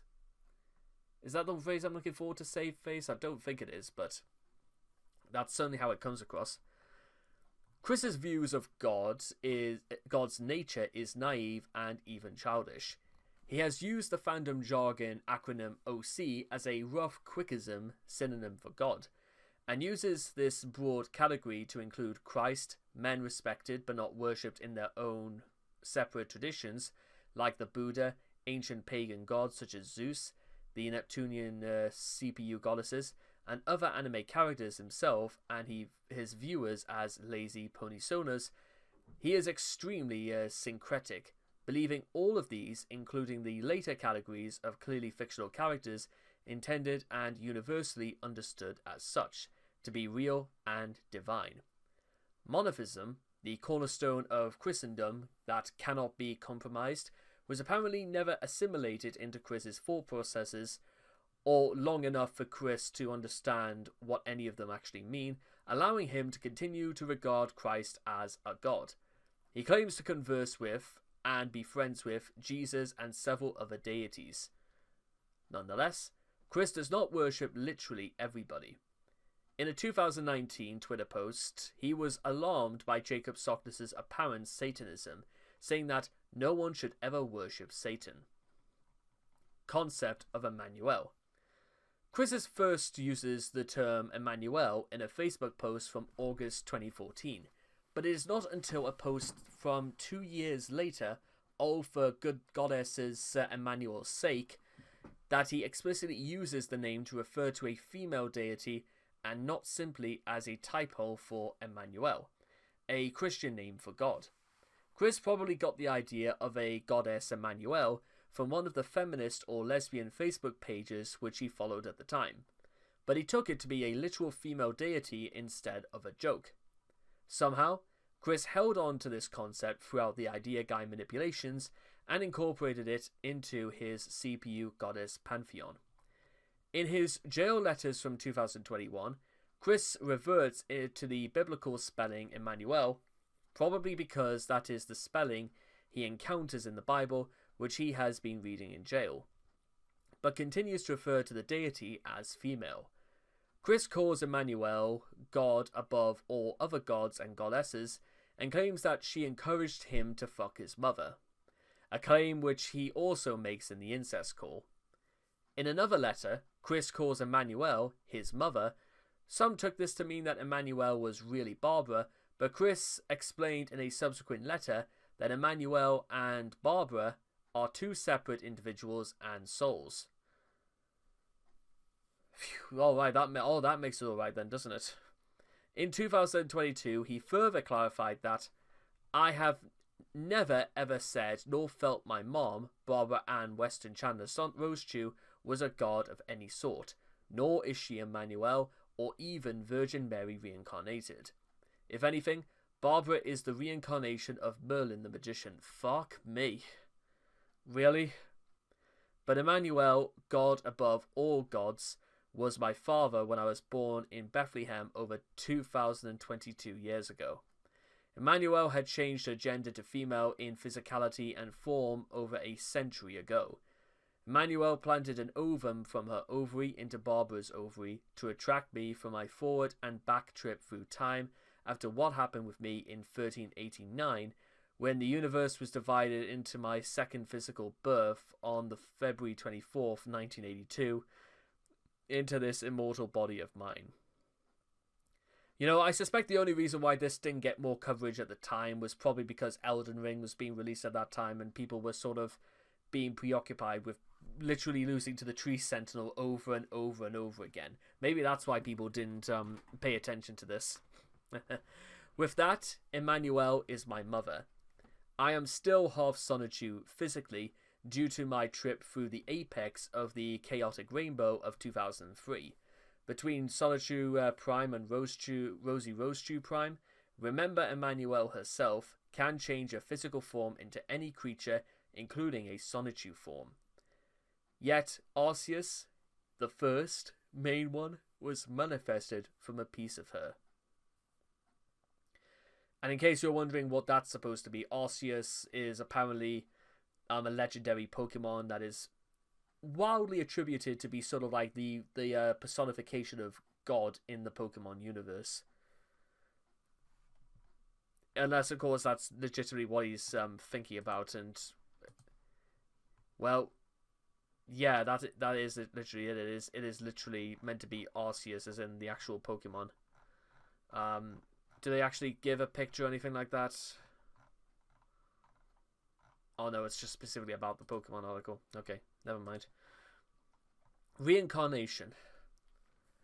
Chris has said that he's open to the idea of reincarnation, common to Hinduism and other Eastern religions. In 2009, he stated flatly that he believed in the concept, but in 2014 he seemed more uncertain, writing, "It is possible, but I am not sure." He has yet to offer any criteria for what might cause someone to be reincarnated. While reincarnation was, and to some extent is still embraced by a few Christian sects, Chris has nothing to do with them and seems to have lifted the notion from somewhere else. Chris has suggested that he is himself a reincarnation of various people. In Sonichu Chris's fictional counterpart is the reincarnation of the ancient leader of the Cherokee clan, though he does not appear to believe this about himself in real life. However, just to make this a little bit more confusing, during the epilogue of Sonichu episode 26, Chris mentions a real-world dream in which he discovered he had been a true and honest lesbian hippie who attended Woodstock in a recent past life. He credits this dream with the realization that he is a female soul and decision to identify as a transsexual as opposed to a crossdresser, further calling the psychological validity of his gender identity into question. Besides his own reincarnation, Chris's explanation of what happened to Liquid Chris in the Sonichu canon mentions Liquid's soul being cleared of all memory of previous incarnations before being reincarnated, as what Chris considers an ironic punishment for someone who dared impersonate him. Chris believes that in other dimensions, people have the innate ability to swap bodies with others, even inanimate robots.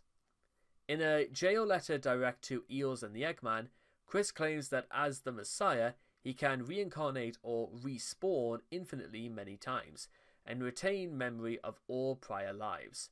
He states in another letter that only a few people besides him have an innate ability to reincarnate. Neospiritual Christianity. Neospiritual Christianity, spelled without a hyphen, is Chris's self-proclaimed term for his peculiar set of beliefs concerning reality and faith, developed while confined in jail after being exposed to the Bible. This new belief system combines aspects of Protestant Christianity with his pre-existing beliefs originating in Theosophy, the New Age, superstition, and the dimensional merge. Cosmology. Chris believes that he is the reincarnation of Jesus Christ and that Bob is the reincarnation of Merlin the magician. He believes that his affair with Mother constitutes a soul-cleansing operation designed to heal and purify her. Justified by his belief that he is the reincarnation of Jesus Christ, Chris upgrades Christianity to Neospiritual Christianity and created a new 10 Commandments that serve in part as a statement of secular humanist beliefs, although Chris upholds the prohibition on blasphemy and the observance of the Sabbath. Updated 10 Commandments, for those who wanted to know, October 14th, 2021. 1. Thou may have and worship one or multiple gods, goddesses, and demigods, or even none at all, whichever best feels well and good with thee. Okay, so worship based on self-interest. Okay, what a good start. 2. Thou may make yourself an idol that is safe and good and blessed. Thou must not make for yourself an idol that is harmful, toxic, or demonic to you or anyone else. So you've got to worship somebody that is a bit more specific, right? That... Fuck me. I get possibly what Chris is trying to go for here, but I know immediately what you're going to be saying, and it sort of it underlines quite a lot of the things that kind of just aggravate me about this. Is that who is giving who? When did Chris decide? You know what, that she is an example to be followed from a religious point of view, or just from experience? What gives Chris the right to say that she is an example for us all to follow? 3. Thou must not misuse the name of the Lord your God, or any other god, goddesses, or demigod, god damn it, shall be most punishable as well. 4. Remember to observe the Sabbath day, Sunday, by keeping it holy. However, whatever that means, well, because according to Chris, it's a bit of a liquid concept. 5. Honor thy father, mother, and any or all legal guardians who have helped greatly in your raising and support. Is that how you want to call it, Chris? 6. Thou must not murder, nor commit, or help another to commit the S word, regardless of circumstances. Help another is the way Chris has such a fantastically insane way with words. 7. Adultery is okay, well, and good as long as all involved are direct, open, and honest with each other. Thou must not commit adultery in secret from thy partners.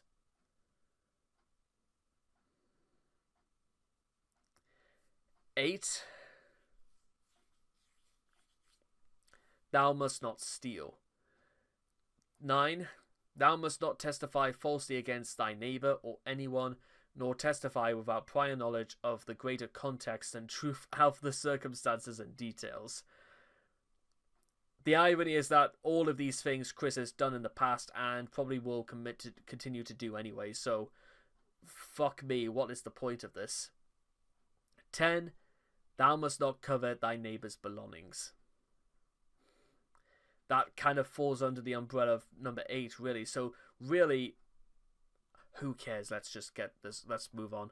The remaining cosmology of Neospiritual Christianity synchronizes predominantly Christian beliefs with a belief in the archaic records originating in Theosophy, various New Age spiritual concepts, and is pre-existing belief in the dimensional merge and alternative universes. Chris and other faiths. Given his sheltered existence in the heart of the suburban American South, Chris probably hasn't had much direct exposure to anything but mainstream brands of Protestantism. When his fans asked him for his feelings on other religions during an IRC chat, he glossed over the question and simply reiterated his own unthinking statement of faith. At other times, his comments have been scattered and inconsistent. Other Christian denominations. Chris has no connection to Catholicism, which he seems to regard as a benign but alien practice. In his comics, he assigns it to a minor character, Simola Rosechu, whose faith doesn't particularly differentiate her from the rest of the inhabitants of Quickville. She's still as much of a slut as the rest of her species. Through Angelica, it is obvious that Chris knows almost nothing about Catholicism and seems to think it's just a variety of Protestantism with nuns. He refers to Catholic priests as pastors, and almost certainly doesn't know the Catholic Bible is different from the one generally used by Protestants. Also, Angelica's home congregation is called Samuel Memorial United Christian Church, which is about the least likely name for a Roman Catholic church Chris could have ever come up with. He does, at least, realize that Catholicism is a form of Christianity, although he probably has no idea what its relationship to Protestantism is.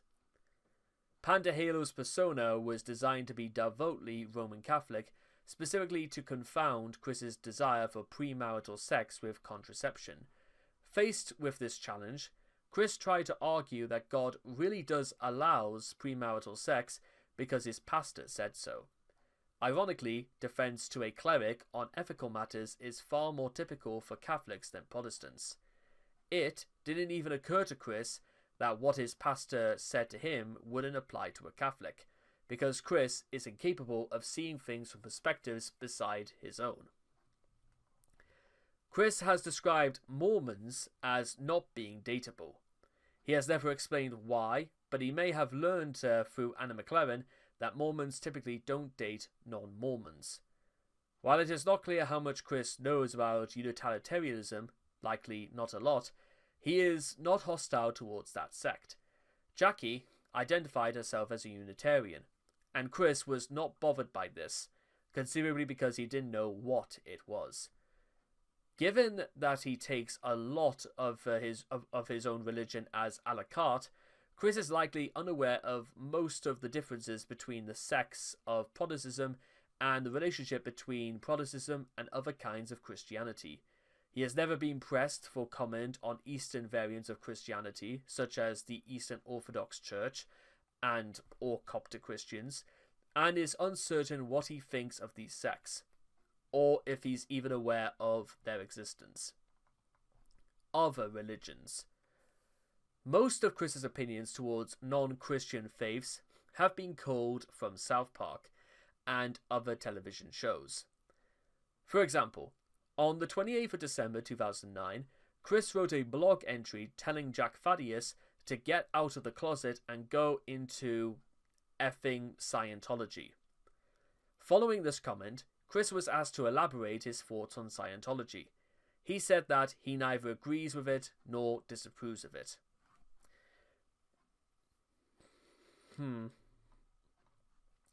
A Sonichu and Rosechu Christmas Story and Sonichu issue 11 reveal Chris has a somewhat basic awareness of Judaism, probably picked up from watching South Park. You know, I know fine well that Chris was homeschooled for quite a lot of his early life, but now I'm starting to get the impression Chris was just homeschooled up until the age of at least 17, by the looks of things. He appears to not understand that Jews and Buddhists don't celebrate Christmas. Did Chris really think they did? Fuck me, Chris. Are you wow, Chris, are you really You know what? I don't care. I'm just going to learn to stop caring. At least not the religious aspects of it. However, in the way he wrote it, it is unknown if he's implying that Christians, Jews, and Buddhists go to the same place of worship, or if he's saying that they go to separate places of worship and calls them churches, because his vocabulary is shockingly lacking. I mean, I can't ever recall if Chris has ever used the word synagogue. I can't recall if Chris has ever used the word temple to refer to anything outside 14 Branch Lane Court. Neither has Chris ever referred to as used the word mosque at any point. In fact, no, I can categorically say he has definitely never used those terminologies at all. In Michael Snyder is cold-hearted and mean, Chris uses Jew as an insult, which he also got from South Park, and states he is just throwing it out there. Yes, throwing anti-Semitism just for the sake of trying to act clever and tough. Yeah, what is that what South Park tells you? To be, you know what, that anti-Semitism is an absolutely justifiable way to make yourself look tough in the eyes of other people. Chris, I think it's time you found some new role models in your life if you think that is a good idea. Because, guys, and can I just say for the record right now, I know this is going to sound like I'm preaching to the choir on this. Don't do that. And I wish I'm not going to explain to you guys because I respect your guys' intelligence enough to not have to explain why. Just stop, in fact, I would say, I was going to say, don't be kind, just don't be arseholes to each other. But no, I'm going to put it a different way. Be kind to each other and don't be arseholes to each other. Because, good lord.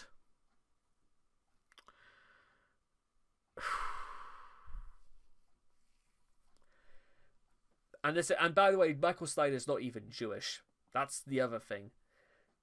But apparently Snyder was Jewish. He incidentally subscribes to his father's views that Snyder, Megan Schroeder, and others were secretly directing the trolls to ruin Chris's life. Some Favoured Comedians is a thinly veiled, furious backpedaling attempt in which he rambles on about how he respects Jewish comedians like Jerry Seinfeld. That's it. I don't even know if I've ever watched anything. I've certainly never seen Seinfeld in my time, so I'm not going to take Chris's word for it. I'll have to see it for myself. Not to knock on Muslims, but the Quran is Family Guy and the Bible is The Simpsons. I know, again, you know what? I'm going for 2. Fuck me, Chris. Are you...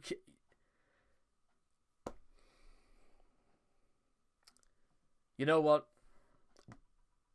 Again, I feel like this is the point where Chris, I'm not mad at you. Well, yes, I am. But to be honest, more than anything, I'm just kind of disappointed. I'm disappointed because, to be honest, Chris, sometimes Chris does strike me as the sort of person who should learn better than to say something as absolutely insane as that. And this isn't even using my own comments about what I've said about Family Guy and The Simpsons in the past, but I'm just going to say for the record right now, Chris, don't talk about things you've got no ideas about. Just don't do it. I would not start having a conversation about adult neurogenesis unless I knew anything more than the very basics of that concept. It's not even a concept, really. It's a scientific practice, but whatever. That's just whatever. That's all I've got to say to this. In a Wikipedia article, he hints at a hatred of Islam. Why? What have Muslims ever done to you, Chris? You tell me. Although the article primarily exists to deny various accusations trolls have made about him, he does not deny being a prolific hater of all things not Christian.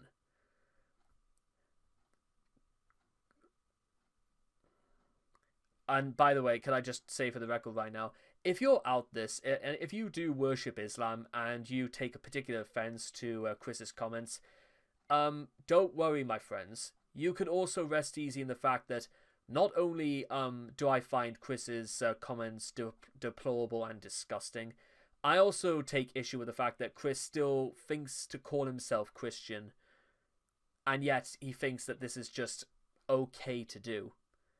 Because I'm telling you guys right now, blatantly, that it's not. To be a good Christian, ladies and gentlemen, in my opinion, is not to say you're a good Christian, but to let your actions speak for themselves. That's what you've got to do, because, well, then people will see you for what you really are. As you may have heard it from me before, but they say that in India, during the days of the British Raj, you are not judged for what you do, but for what you are. And, well, in the eyes of the Lord, I like to still think that that is very applicable in the eyes of the Lord. Although I would say what you do also counts for a lot. But Chris, just on the basis of this, I think it would tell you a lot already. And the fact that a lot of people have not been more angry at Chris over stuff like this, among everything else there is to be mad about Chris before, but that's besides the point. Years later, in a jail letter from Chris, responded to an apparent attempt to convert him to Islam by stating, "Allah is a good God, yes, but even he has his imperfection."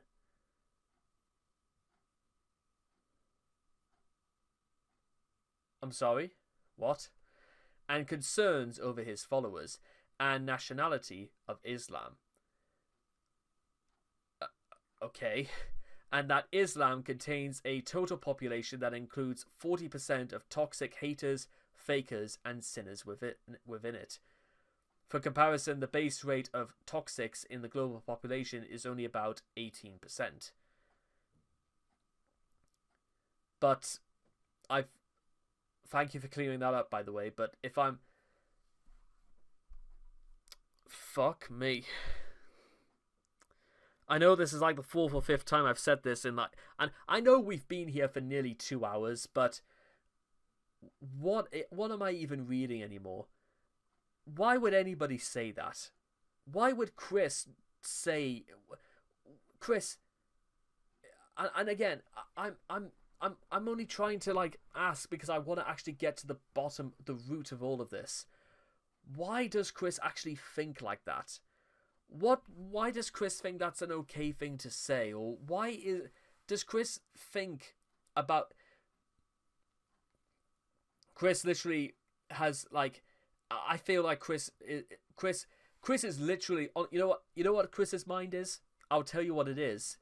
It is it is literally a script that was literally written in one go. There was no editing, there was no proofreading, there was no other person to go over it. Chris literally says the very first thing that comes into his mind, and that's it. It's out there. Because there's no filter to it, because Chris just took one long look at it and thought, publish, whatever. That just about sums up Chris's entire character in many ways, isn't it? Whatever, publish. Oh well, my artwork sucks, but fuck it, publish it. Oh well, the writing sucks just as bad. Publish. Oh, look at that. People are going to think that apparently I come across as racist and everything else just because I carry around a sign saying I don't want to date black people because apparently my daughter's going to be white because a dream I had for some reason. Fuck it, publish. Also, apparently it's God's fault that that this came about. Moving on. Chris's obsessive fan, Kenneth Engelhardt, is a Muslim convert. Chris tolerates his religious beliefs, but has become annoyed with Kenneth's repeated attempts to convert him to Islam. Besides using the popular Western image of the fat Buddha, actually a Chinese monk, and mentioning Buddha a few times, Chris has never shown any knowledge of traditional East Asian religions, let alone any opinion of them. Indeed, Vivian G's belief in Taoism seemed to be a concept he couldn't possess, and even seemed to make him uneasy, for whatever reason. New Age. The New Age is an umbrella term referring to a variety of new religious movements and alternative spiritual practices, originating in the Western world during the 1960s, whose practitioners are referred to as the New Agers. These practices include various forms of prayer and meditation conducted along a multitude of cosmologies, combined with various pseudosciences such as astrology and alternative medicine. New Age beliefs often encourage magical thinking, which only serve to reinforce Chris's beliefs in his supposed divinity. Unlike most other religions, New Age worship does not typically occur in organized places of worship, and instead takes place at home or within for-profit storefronts. New Age worship practices frequently incorporate yoga and other exercise routines. Considering Chris's poor physical health and attitudes towards exercise, Chris will never do this, period. The closest Chris has ever gone towards New Age worship is literally somebody telling Chris, you know what, you buy a bunch of rocks and you pray to them and it will give you magical powers. That is about as far as Chris goes towards New Age practice. Chris has affirmed his belief in various forms of New Age practices in the past, all of which were synchronized with forms of Christianity and his own beliefs in the dimensional merge. Chris has performed tarot readings, believed in magic stones, and meditated in the hopes of achieving astral projection. Theosophy. Theosophy is a minority religion formed in the late 19th century. An adherent of Theosophy is known as a Theosophist and believes worship at Theosophical societies. Members of Theosophy, predominantly consist of converts to the faith rather than family-based groups. Chris has been influenced by theosophy in his affirmation of the Acaciac records. Mentioned in various jail letters to fans, owing to the religion's denial of free will, the Acaciac records are believed to be a flawless compendium of all thoughts, actions, and words spoken by all human beings in the past, present, and future. Theosophists believe they can access the Acaciac records to heal past wounds, lift pain, and past issues, and find a higher expression for their lives. The origin of Chris's belief in the existence of the Acaciac records is unknown. However, Chris appears to incorporate every spiritual or supernatural concept, regardless of whatever it is intended to be religious or purely fictional, he finds into a bizarre pantheon of spirituality. Atheism. But I would certainly not want to be an atheist, cause if I don't have God or Jesus by my side, I would be more lost than I was considerably beforehand. Atheists are the devil's spawning, as it would seem, and I certainly would not want to be amongst them when they run out of town with the pitchforks and the haste and the fire. And I would either be a PCM, I would like to be a peacemaker, but I certainly wouldn't being one with the pitchfork, wouldn't mind being one with the pitchfork, following the crowd and pushing the atheist out of town. So you're telling me you would like to be the peacemaker, but you would also want to run them out of town. You see what I'm talking about when it comes to Chris, like, being involved with religion is absolute bullshit, because Chris literally contradicts himself in the exact same sentence, literally with no real pause. Chris's opinion on the irreligious is the most facilitating and incoherent, and incidentally one of the best documented. Unsurprisingly, he doesn't seem to like or trust atheists, but even there he has a hard time articulating his opinion. When Vivian asked him to explain why he dislikes them, he said, "I don't know, but I do know that they are not believers of God and Jesus." When Chris exposed Forg, his reasoning for wanting people to troll Forg of him devolved from "because he's trolling me" to "because he's an evil atheist" in his calling out videos, Chris gave pizza-faced atheist as Forg's defining characteristic, with a heretofore unseen vitriol. Chris's half-brother Cole Smithy is also an atheist, although his opinion on this is unclear. Also, it's probably not worth asking. I don't think he wants to have anything to do with this. In the OkCupid answers, Chris stated that he would not date an atheist. But on the other hand, the Wallflower told Chris in one of her emails that she had no religion. And as far as the rest of the correspondence shows, Chris was not bothered by her lack of faith and continued to pursue her. So it would seem the only reason why atheism would be tolerated is because it's counterintuitive to Chris's only true desire to get into somebody's pants. And Chris wants people to say the idea of adultery is wrong, it would seem. You know, if you wanted to view the idea that Chris saw that as wrong as a means of redemption, I could believe it if it was for the fact that Chris feels any genuine remorse whatsoever for what he's done. Most people who seek redemption, ladies and gentlemen, and salvation, are usually the sort of people who come to terms with the fact that they realize what they did was wrong. Take,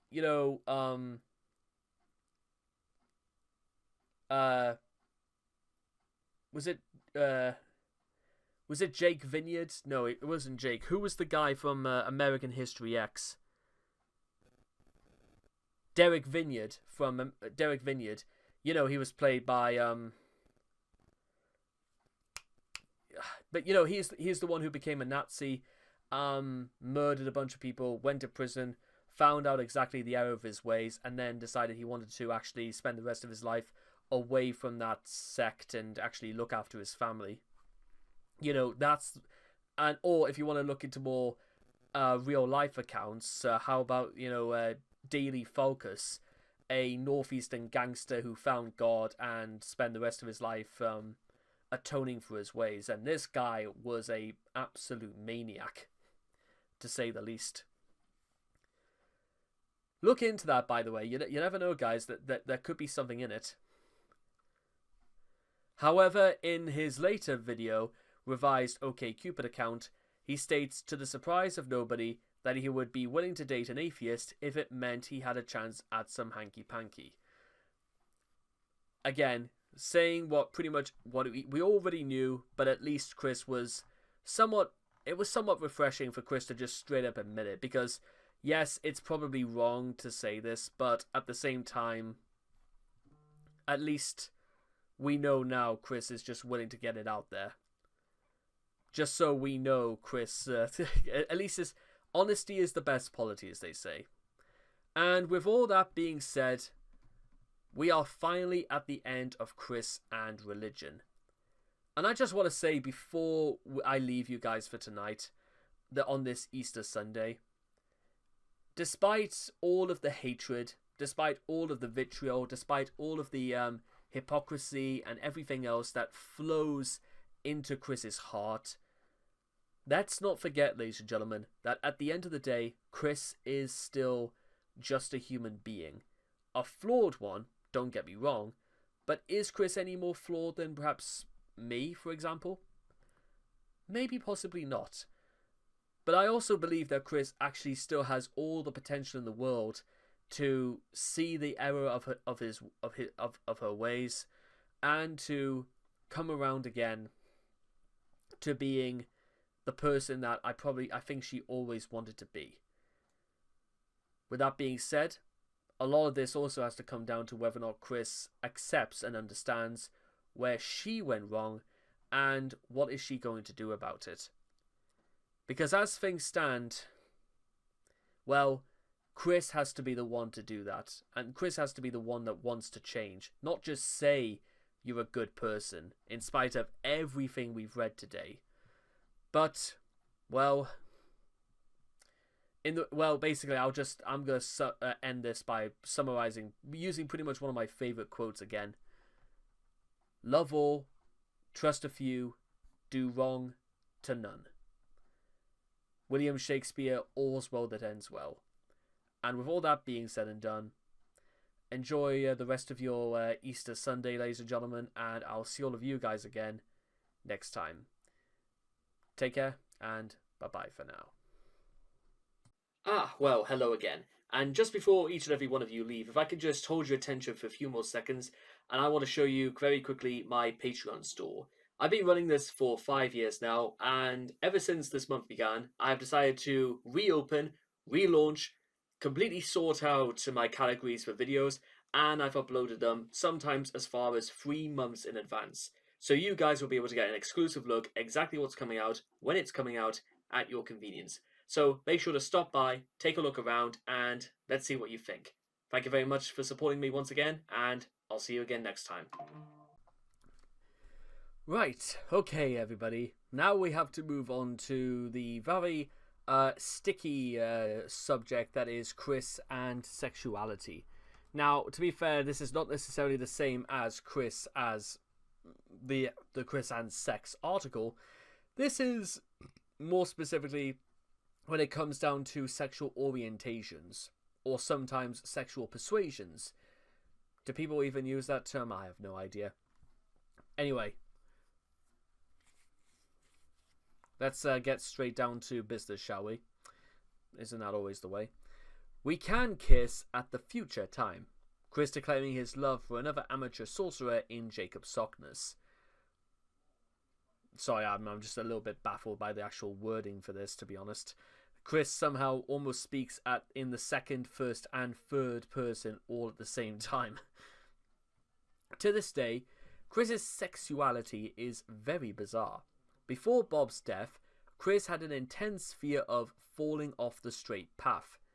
He feared that being in contact with gay people, he himself would pick up what he calls the gay virus.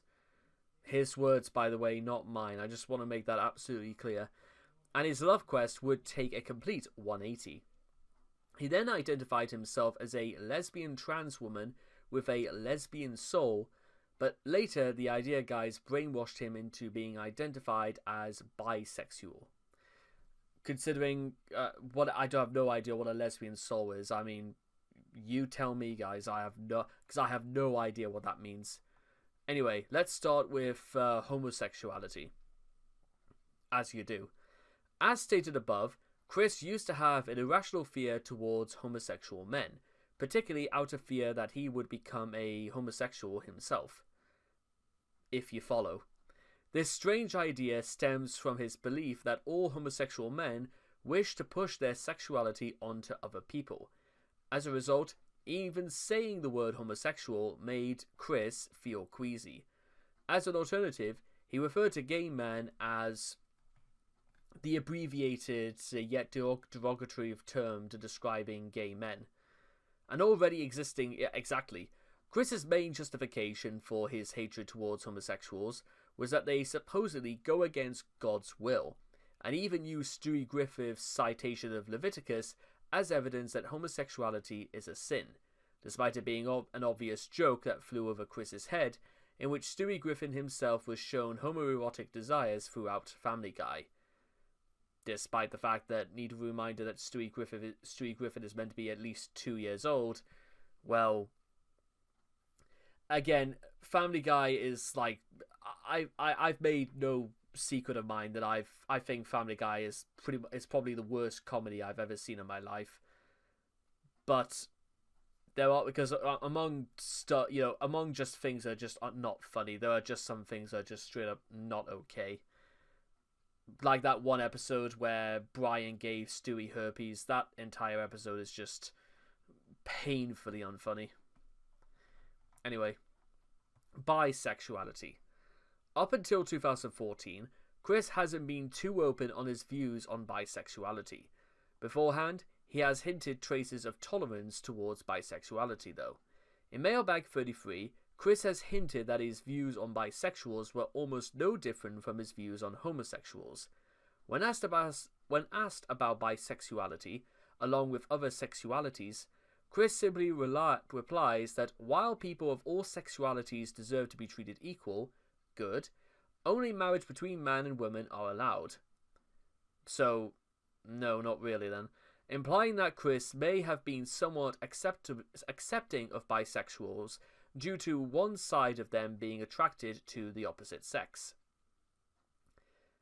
And guys, I'm again, excuse me for getting a little bit sidetracked here for 1 second, but can I just say for the time being, whether you want to consider myself being open-minded or liberal, to be honest, I'm not entirely sure even I care whether or not I'm labelled as being open-minded, liberal, anything like that. Because, to be completely honest, what other people do in the bedroom, or it's none of my business. If it's consensual, it's legal. You know what? But like I said again, that's got nothing to do with me. I think it's between them and what's constituted in the law as being legal and being perfectly fine. If it's got nothing to do with me, so why should I? It's interesting. Like, is that considered being open-minded or liberal, or is that just under the umbrella of just being, I have no feelings whatsoever in any direction? Because if it's got nothing to do with me whatsoever, then why should I care about things that don't affect me, but it's going to affect, like, again, it's got nothing to do with me, but it's got to do with other people. So that it's, and I don't even consider myself, and I'm not even asexual. I'm just, well, what do I care about what bisexual people or gay people get up to? It hasn't got anything to do with me. I'm perfectly fine that they're free to flaunt and do as they wish, but it doesn't concern me, because that's just not my orientation. So, believe it or not, I never believe it whenever Chris suddenly starts saying he is perfectly fine, but he doesn't think that they can also have that. Because it's borderline I'd say it's closer to Chris being a little bit more open-minded, but then again, what does it matter to me whether or not Chris is open-minded or not? I think Chris has merely displayed his true intentions and true personalities over time by his behavior, not by what I think or what anybody else thinks at this point. Sad but true. Anyway, Chris simply, when asked about bisexualities along with other sexualities, Chris simply replies, okay, we've done all that. According to the answers he submitted on a list of OkCupid questions in mid-2014, he would consider dating a bisexual. On the same list of questions, there is a question which asks, if you're going to have a daughter, which sexual orientation would you hope she would have? But again, if I ever got asked a question like that, I would simply say I would still love her no matter whatever she would be, because that would be her decision. And, well, that's entirely her choice. You know, I'm perfectly above and perfectly sound in my mind to acknowledge that if I had any children, which, to be honest, I have every day that goes by now, my desires to have children are becoming less and less and less likely. I am perfectly aware, but I'm still perfectly aware that they have their own personality and their own lives entirely of their own. It's for the same reasons why I stopped using like the name that my parents gave me, and I gave myself a shorter name, aka Jimmy Frank, because if nothing else, it's still the names that I was given at birth, but it's entirely now my own. If nothing else, because at least I had the decision to do that, if you know what I mean. Anyway. And gives the choices straight, lesbian, bisexual, and it wouldn't matter to me as possible answers. Chris chose it wouldn't matter to me as his answer, hinting once again that besides being tolerant towards straights and lesbians, he seemed to show some amount of tolerance towards bisexuals too. Although seeing how he hasn't fully accepted male homosexuals until late 2014, this could be because the question was asking specifically about his daughter, which means that either way, she's straight or lesbian. A win-win situation. Some people tend to confuse bisexuality with pansexuality, the attraction towards all sorts of people regardless of their sex, gender identity, or sexuality. Chris appears to be one of these people. On August 2014, Chris announced that his character, Christine Rosechu, is bisexual. He has later claimed that as a bisexual, Christine Rosechu is attracted to just about everyone. In March 2014, he commented on a Huffington Post article to offer sympathy to a bisexual woman. In March 2018, the Idea Guys brainwashed Chris into believing he was in relationships with fictional male characters Kunti Nugget and Magi-chan, and that this meant he was bisexual in real life. Although, with that being said, another thing that should also be brought into this is the idea that Chris doesn't really know or comprehend, because apparently Chris's state of mind was so easy to sway that you could say Chris was everything, everyone, and anything at any particular time for all times, and Chris would have believed it somehow. I have no idea why, but then again, if that's true, then how are we meant to believe the legitimacy of anything else he says about sex, including his own? Anyway, asexuality. Some autistic people simply do not understand sexual attraction. For example, high-functioning autistic and hug box inventor Temple Grandin chooses to be celibate because she admits that she really does not understand sexual attraction, and that she lacks the ability, as a consequence of her autism, to engage in a sexual relationship. This could explain some of Chris's views regarding sex and romance. He generally cannot understand the appeal of most sexual activity, aside from the fact he's seen people in the media do it, and that he thinks that sex is something all men need to experience in order to become complete adults. Now, maybe along with Temple Grandin, I have a very different outlook when it comes to being complete adults, but I'm not, because people have accused me of being far too preaching these things before. I'm going to save that discussion for another video. some people have been very, very bizarrely mad about me for stuff like that before, so there you are.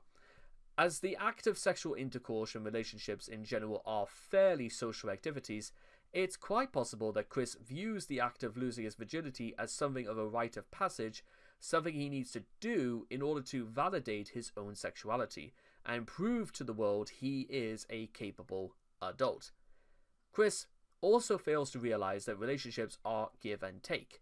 Every sweetheart that Chris has had, which eventually turned out to be a troll, involved long, received, relentless emails and calls in which Chris prated on and on about how much he loved them and how much he was looking forward to finally having sex. After supposedly losing his virginity, it's unknown if he still craves sexual intercourse as much as he did before. One thing is certain, however, it is that he is still fervently desired the attention of a sweetheart. Upon first meeting Catherine in person, Chris admitted that he wanted to spend the entire day with her. Such as going bra shopping, and then have her spend the time at his house, and then he would get breakfast with her in the morning. With Jess, he talked about how they were to meet in person, and the next day they go to the MLP movie screening, implying that she would spend the night. He also has a habit of staring at women's chests. And you don't need to be any orientation guys to say that that's just a bad idea. Yeah, don't do that, guys. It's not particularly very, very clever. After he was introduced to the term by the mailbag correspondence, Chris took to interpreting and using asexual as an insult. In his Wikipedia page on the Wallflower, he referred to her as a god-dang asexual woman. He also became very offended when Jackie implied that he liked video games more than women, ranting that she should not label him as asexual, and missed her point completely. However, considering Chris's incessant shoehorning of entirely unnecessary sex into the comics, as you do, and the ludicrous efforts he goes to get some china, he does seem to possess sexual desire, though not necessarily for women, as these things could simply be put in part of his efforts to disprove his much feared homosexuality. Further, an asexual does not necessarily look for sex in a relationship. Most asexuals seek romantic partners or just prefer platonic friendships. Chris, however, seems to develop sexual feelings for every girl he meets and appears to believe it is required. Not to mention during the Addams saga, he mentioned wanting to bring Megan to Washington to change her mind on sex after she told him she was asexual.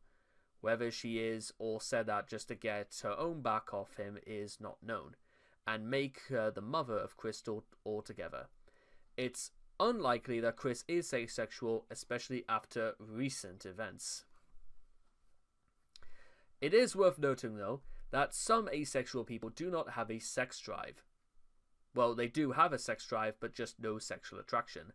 They're turned on by the physical sensation of pleasure, not by the person. For them, orgasming is an undirected human function, like scratching an itch or going to the bathroom. They can enjoy masturbation or even sex, but there's no actual emotional connection or lust involved. In the original Solitude 10, Chris listed asexuals as those who needed to be cured by drinking the contaminated straight water. It has been said that he feels asexuals are missing out, as his views have allegedly changed on other sexualities, i.e. gay men and bisexuals. Whether or not his views on asexuals have changed remains a mystery.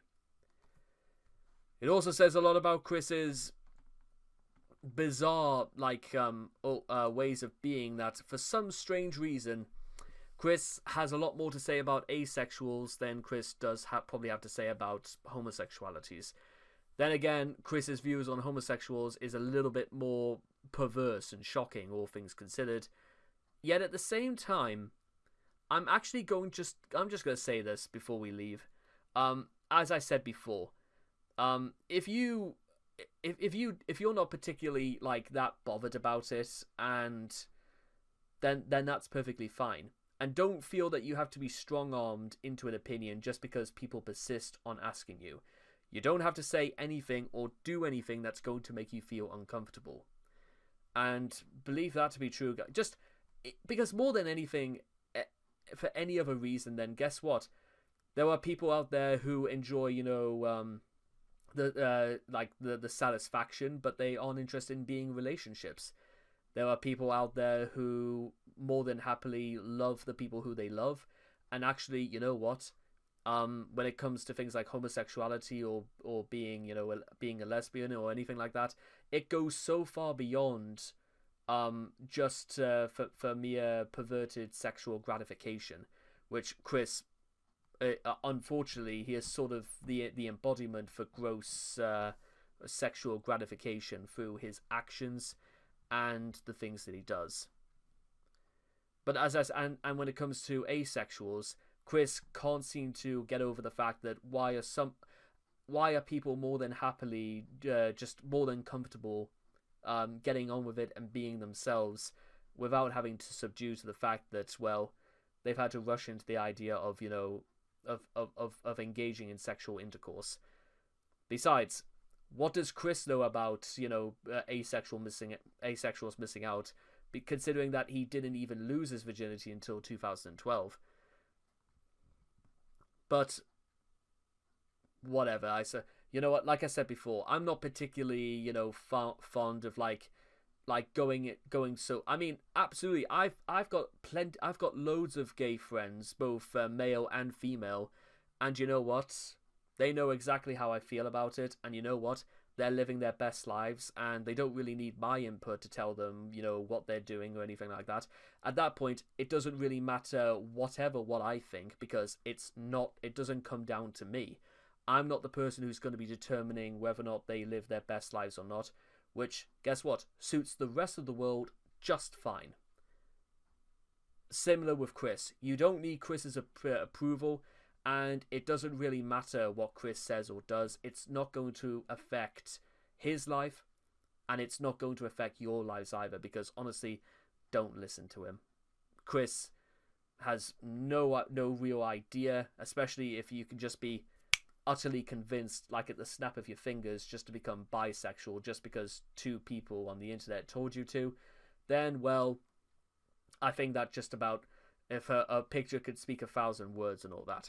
In the meantime, I'll see all of you guys again next time. Thank you. Well, hello again. And just before each and every one of you leave, if I could just hold your attention for a few more seconds, and I want to show you very quickly my Patreon store.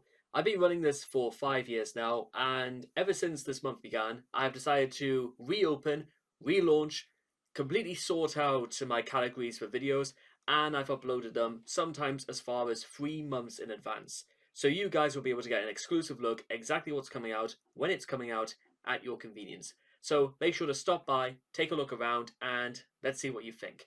Thank you very much for supporting me once again, and I'll see you again next time.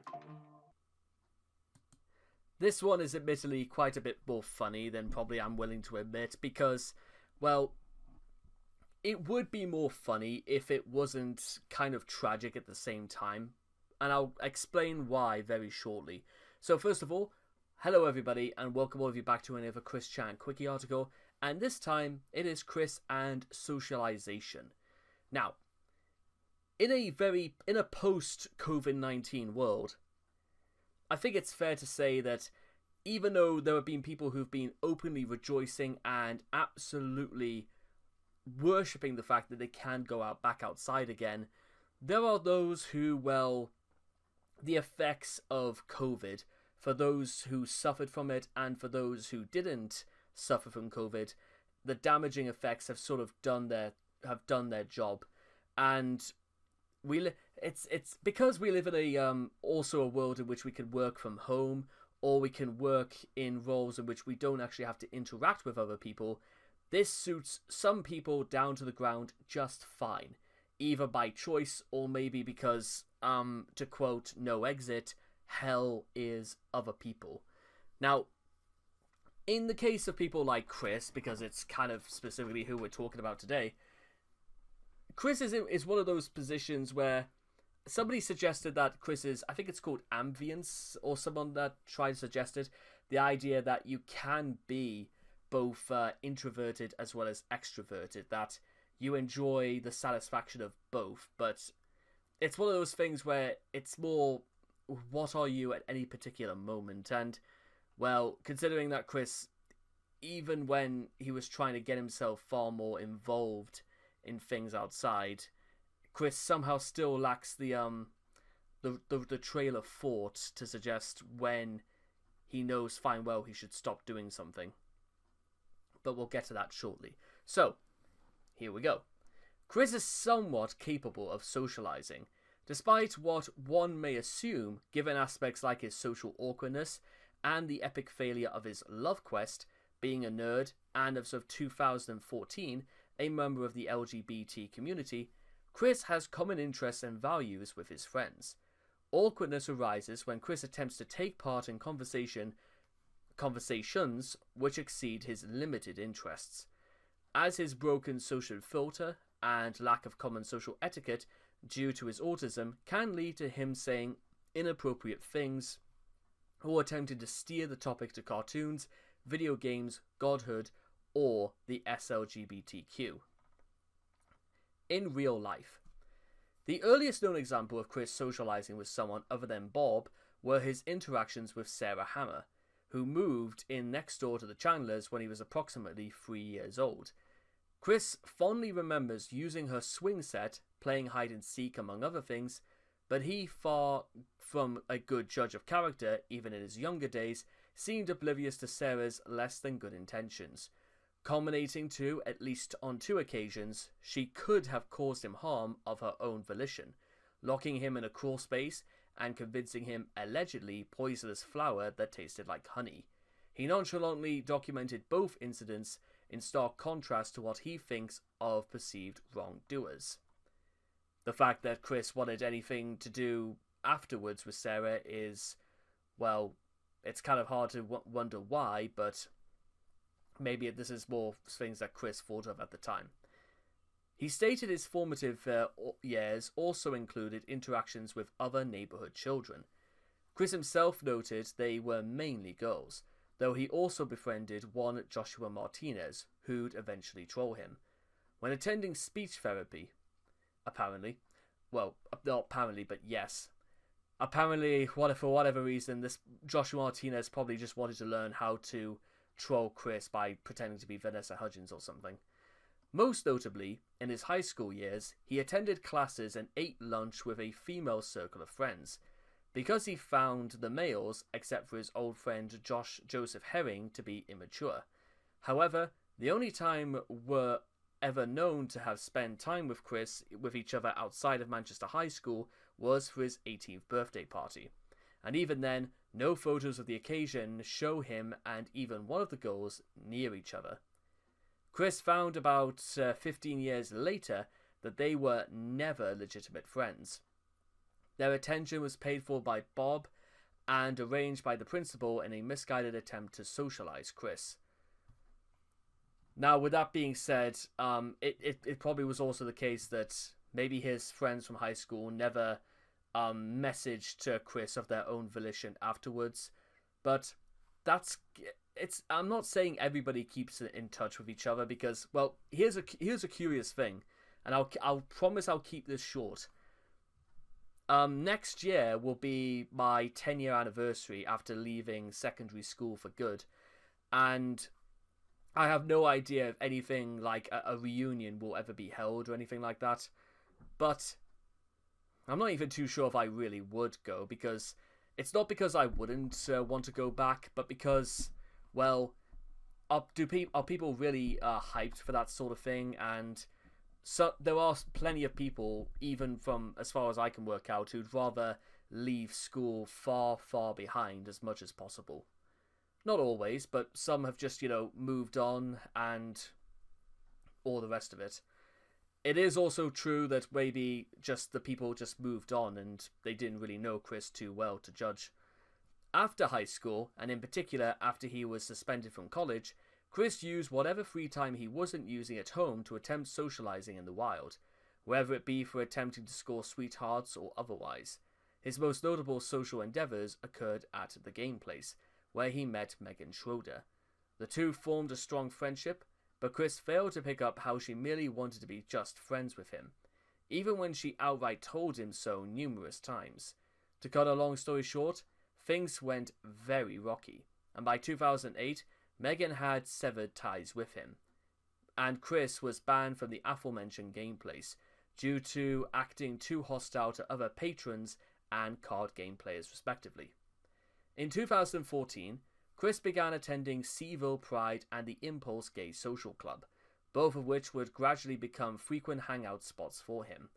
These would serve as stepping stones for Chris to further grow out of his shell, and he later began regularly attending other places of that ilk, including LGBT events at the University of Virginia. The next year would see him attending the End Games, a card game store, before being banned in 2018. There, he met a few adult Pokemon League friends who hung out with him outside of the club. Eventually, though, Chris regressed back into staying at home, giving up real-life socializing in favor of his imaginary friends and internet enablers. He would nevertheless continue going to certain places, such as conventions, until late 2021. Whether or not Chris will ever be allowed back is certainly an interesting question. Even more interesting is this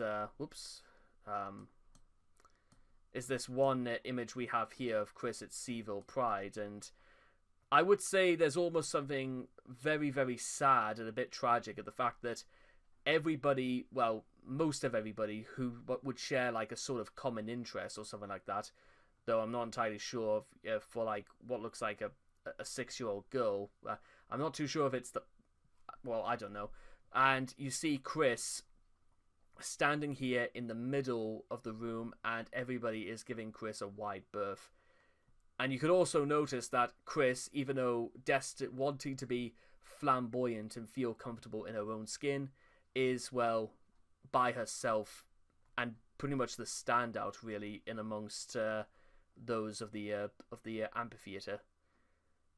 Like I said before, there's something very sad about this, but then again, this is what you might like to call the consequences of your actions in full bloom.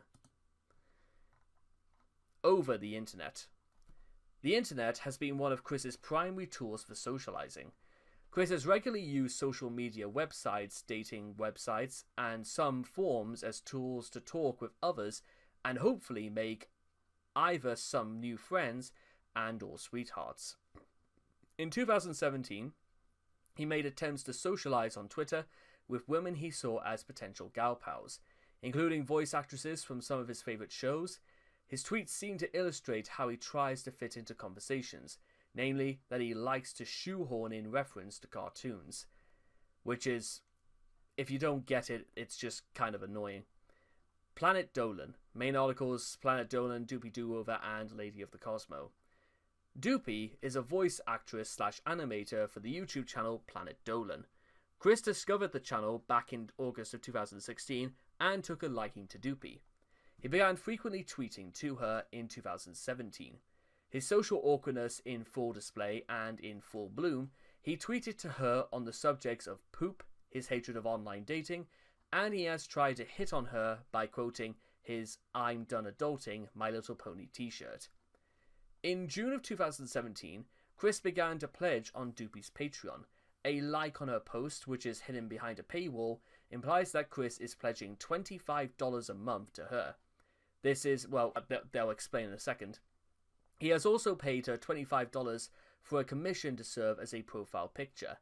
Chris began throwing that money at her in the midst of the financial crisis, aka at the exact same time Chris was asking for monetary donations via Twitter because, well, Chris couldn't keep money burning a hole in his pocket to save his life, and continued to waste his money on junk as though it was the end of the world.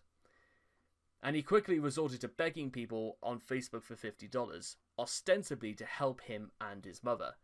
And also bear in mind, this was also during an occasion when Chris had been paid $1,000 to complete 100 pages of Sonichu on commission, and Chris had only resorted to doing 16 and completely shrugged and gave up. Yeah, don't give your money to Chris. It's one of the oldest things that they'll tell you, but we're begging you guys not to do it. Doopy is fully aware of Chris's online reputation and sees him as just another customer, as she explained. I've been following the Chris Chan saga since the beginning. I know everything that she's done, and yeah, it's pretty shitty. But what other people have done to him/her has been pretty shitty too. I'm also just not the type of person to turn someone away when they're being nothing but kind to me. It may be a fake, it may be a show, but I'm not emotionally invested in this enough to really care. She's paid me to do a commission and is a patron on Patreon. And as a woman of business, I'm going to treat him/her as every other commissioner and patron. We'll discuss this in more detail when we come to doing the article between Chris and Doopy, as well as Lady of the Cosmo. On the 25th of August 2017, Chris tweeted to Lady of the Cosmo, a close friend of Doopy, on Twitter. He consequently got destroyed by her in an ensuing tweet war, all of which could have been prevented because, well, Chris instigated it and decided not to apologize despite the obvious glaring faults and the fact that, well, what Chris started. Chris literally created a monster out of a molehill, and he had to do one simple thing to fix it, but didn't do it. And then we'll also cover conventions in a different list, but, well, a lot of them is going to involve the fact that Chris thinks touching people without their consent is a good idea. Meanwhile, looking forward.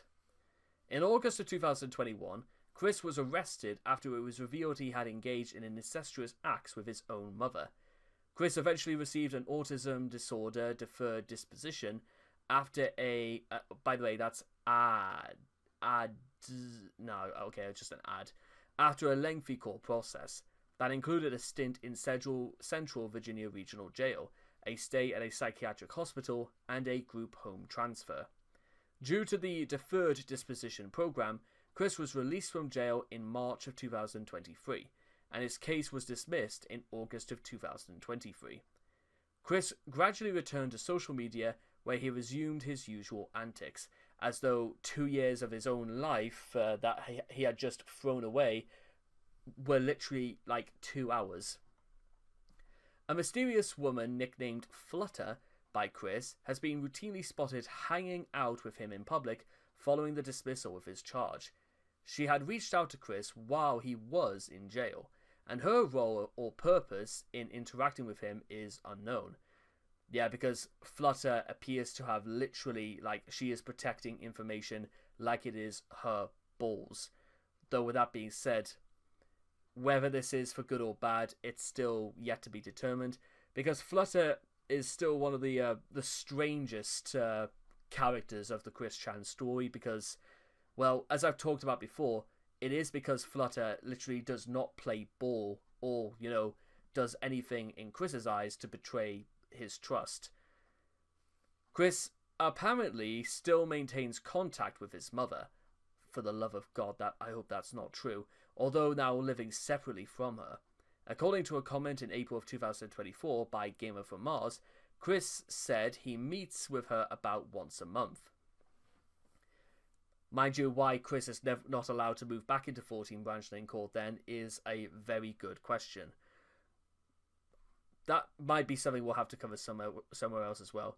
While Chris didn't socialize much with his extended family prior to the arrest, or to the incest, he may have a more difficult time with it now, given that his Aunt Harriet and Uncle Tom banned him from their home upon initially learning of the incest. Even after his release, the affair is still comes back to haunt him. Chris attempted to resume to going to conventions as he had before the incest charge, but quickly found that he had been banned from at least two, Animate Rally and BabsCon, the later literally declaring him persona non grata. So, at this point, in case you're wondering what sort of places would actually accept Chris now, convention-wise, I personally have no idea. Because outside of the fact that, well, Chris's reputation long precedes him, you also have to consider the fact that, again, it's the part and parcel responsibilities of the convention that they have their patrons be safe from anything that goes on.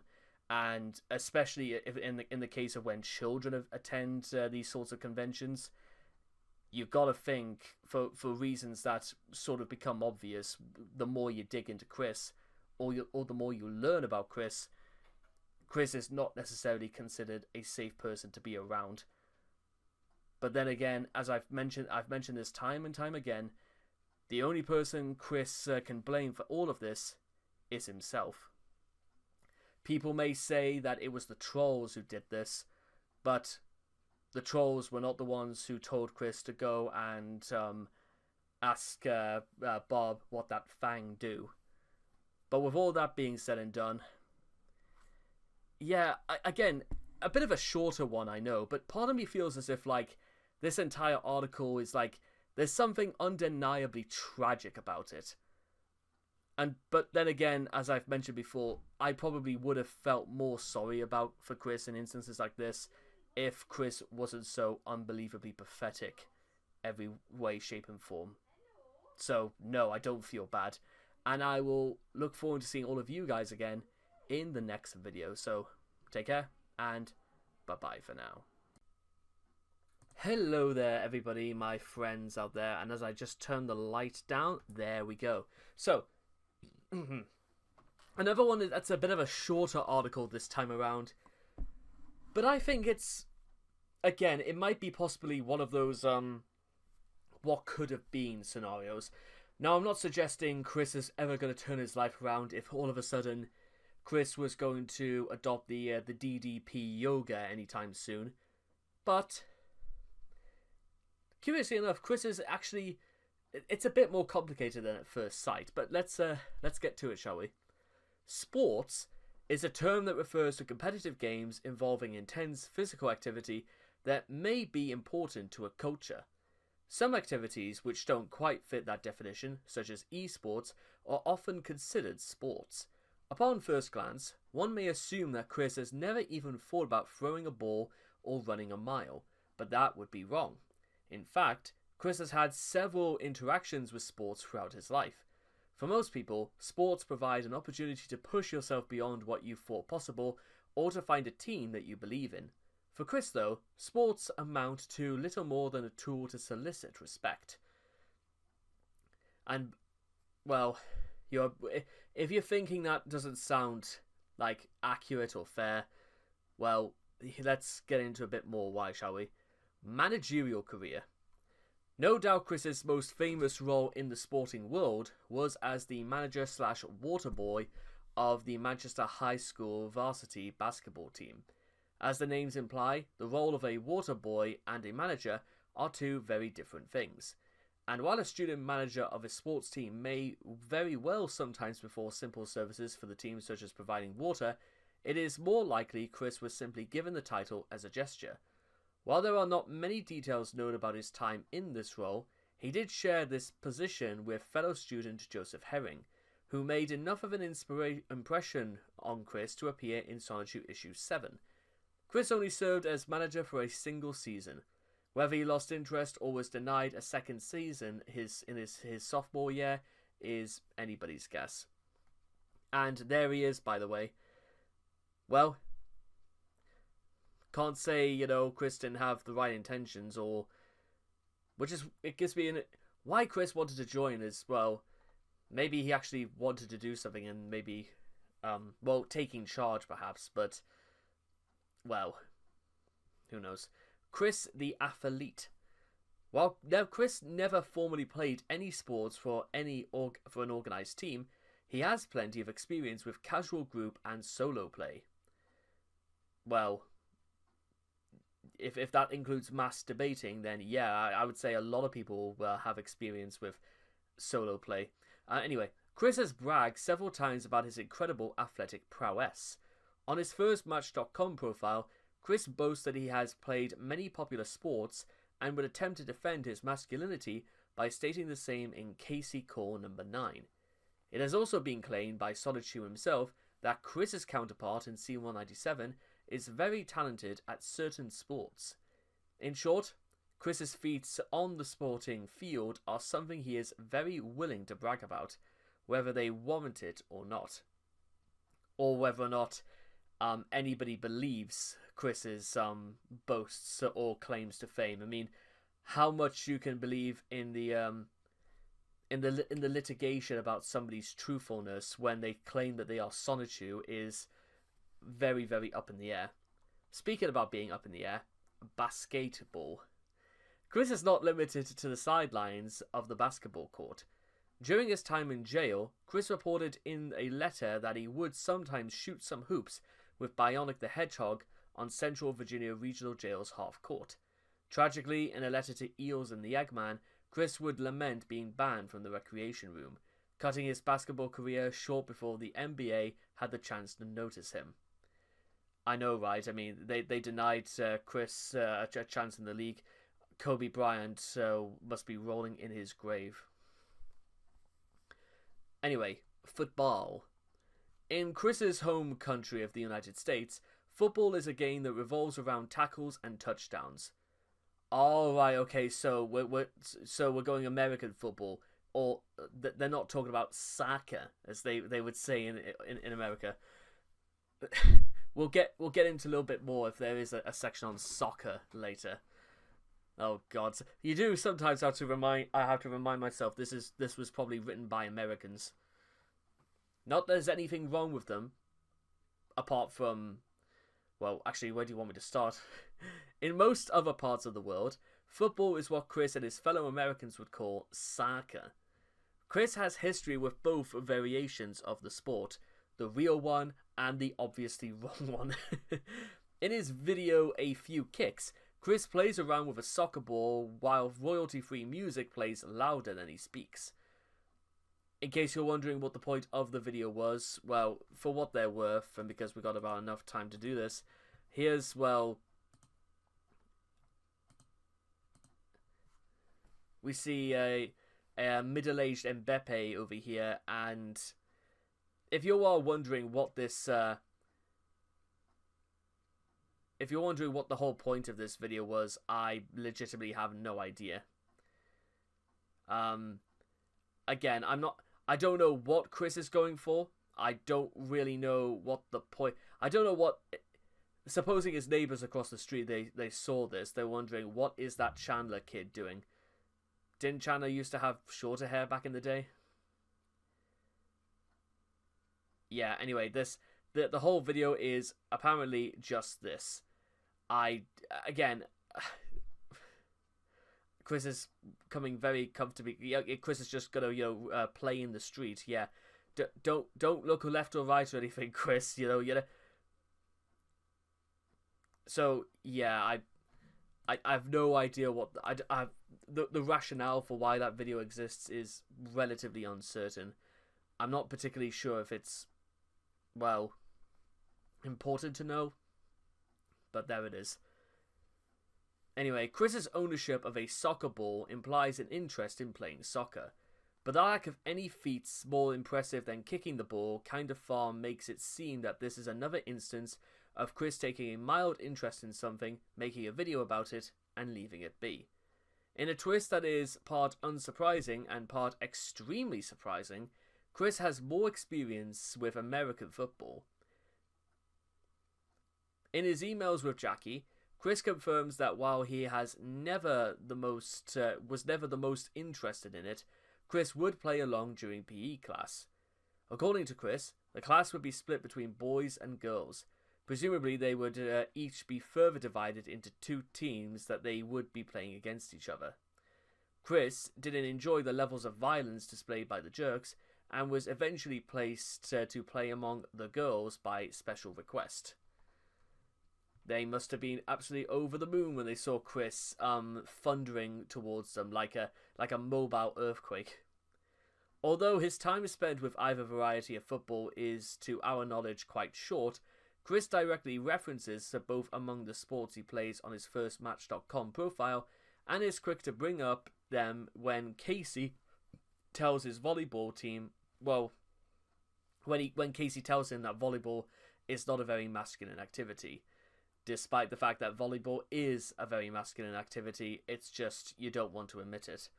It seems that for Chris, simply having played before is enough to call himself a player if it helps his love quest. But then people will take one look at Chris and they'll realize that, again, one of these things is not like the others. Speaking of Sesame Street, running. There was no connection, by the way. I was just really clutching at straws. Like football, running is a sport that takes many forms. Since Chris's lifelong hero and his prized creation are both runners, one could imagine that Chris has a certain level of appreciation for running sports as well. In his famous December 2009 video Sonichu's Edge, Chris records himself jogging around downtown Charlottesville. Yeah, and by the way, we'll get to that shortly, but what you need to know is Chris records himself jogging around downtown Charlottesville. In his video, Chris shows just how unfamiliar with running he truly is. For example, he mispronounces parkour with parquet, and, well, I suppose it might the fairest thing to do. Artist's depiction. Anyway, so here it is. Apparently, they give a motion sickness warning for this video, which is quite unique. And speaking of unique, well. Hello there, fans. It's Christian Chandler here live at the downtown mall, where for this science show franchise in the state of Quickville and everything like that, I'm going to do a parquet from this point all the way down to the parking garage, where at the end we will get a nice view of the tent-style theater that's down there where events are held. And for best viewing, the camera will be hung around my neck right about here, so you get to see what I see from that point of view. And also, there may be one or two pauses where I have to catch my breath. Of course, that's to expect, even from the best runner. Alright, here we go.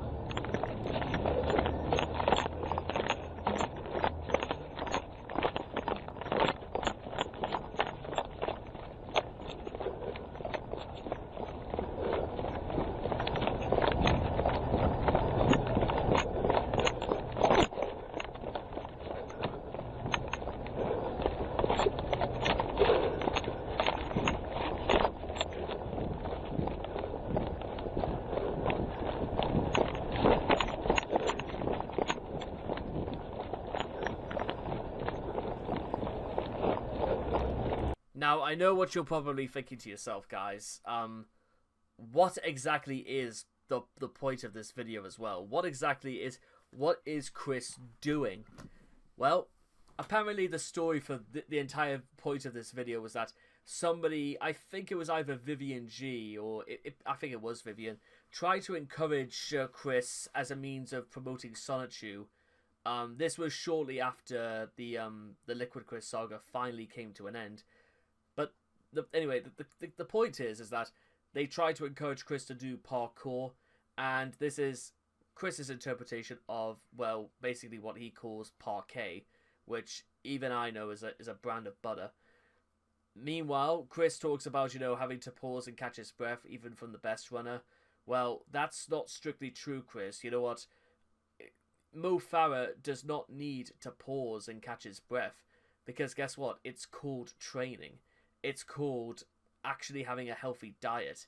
It's called actually having appropriate clothing, so that, you won't just be sweating into your clothes and you'll be carrying around more weight as you just, your stupid striped shirt just sways and slogs and stomps under all of that extra weight.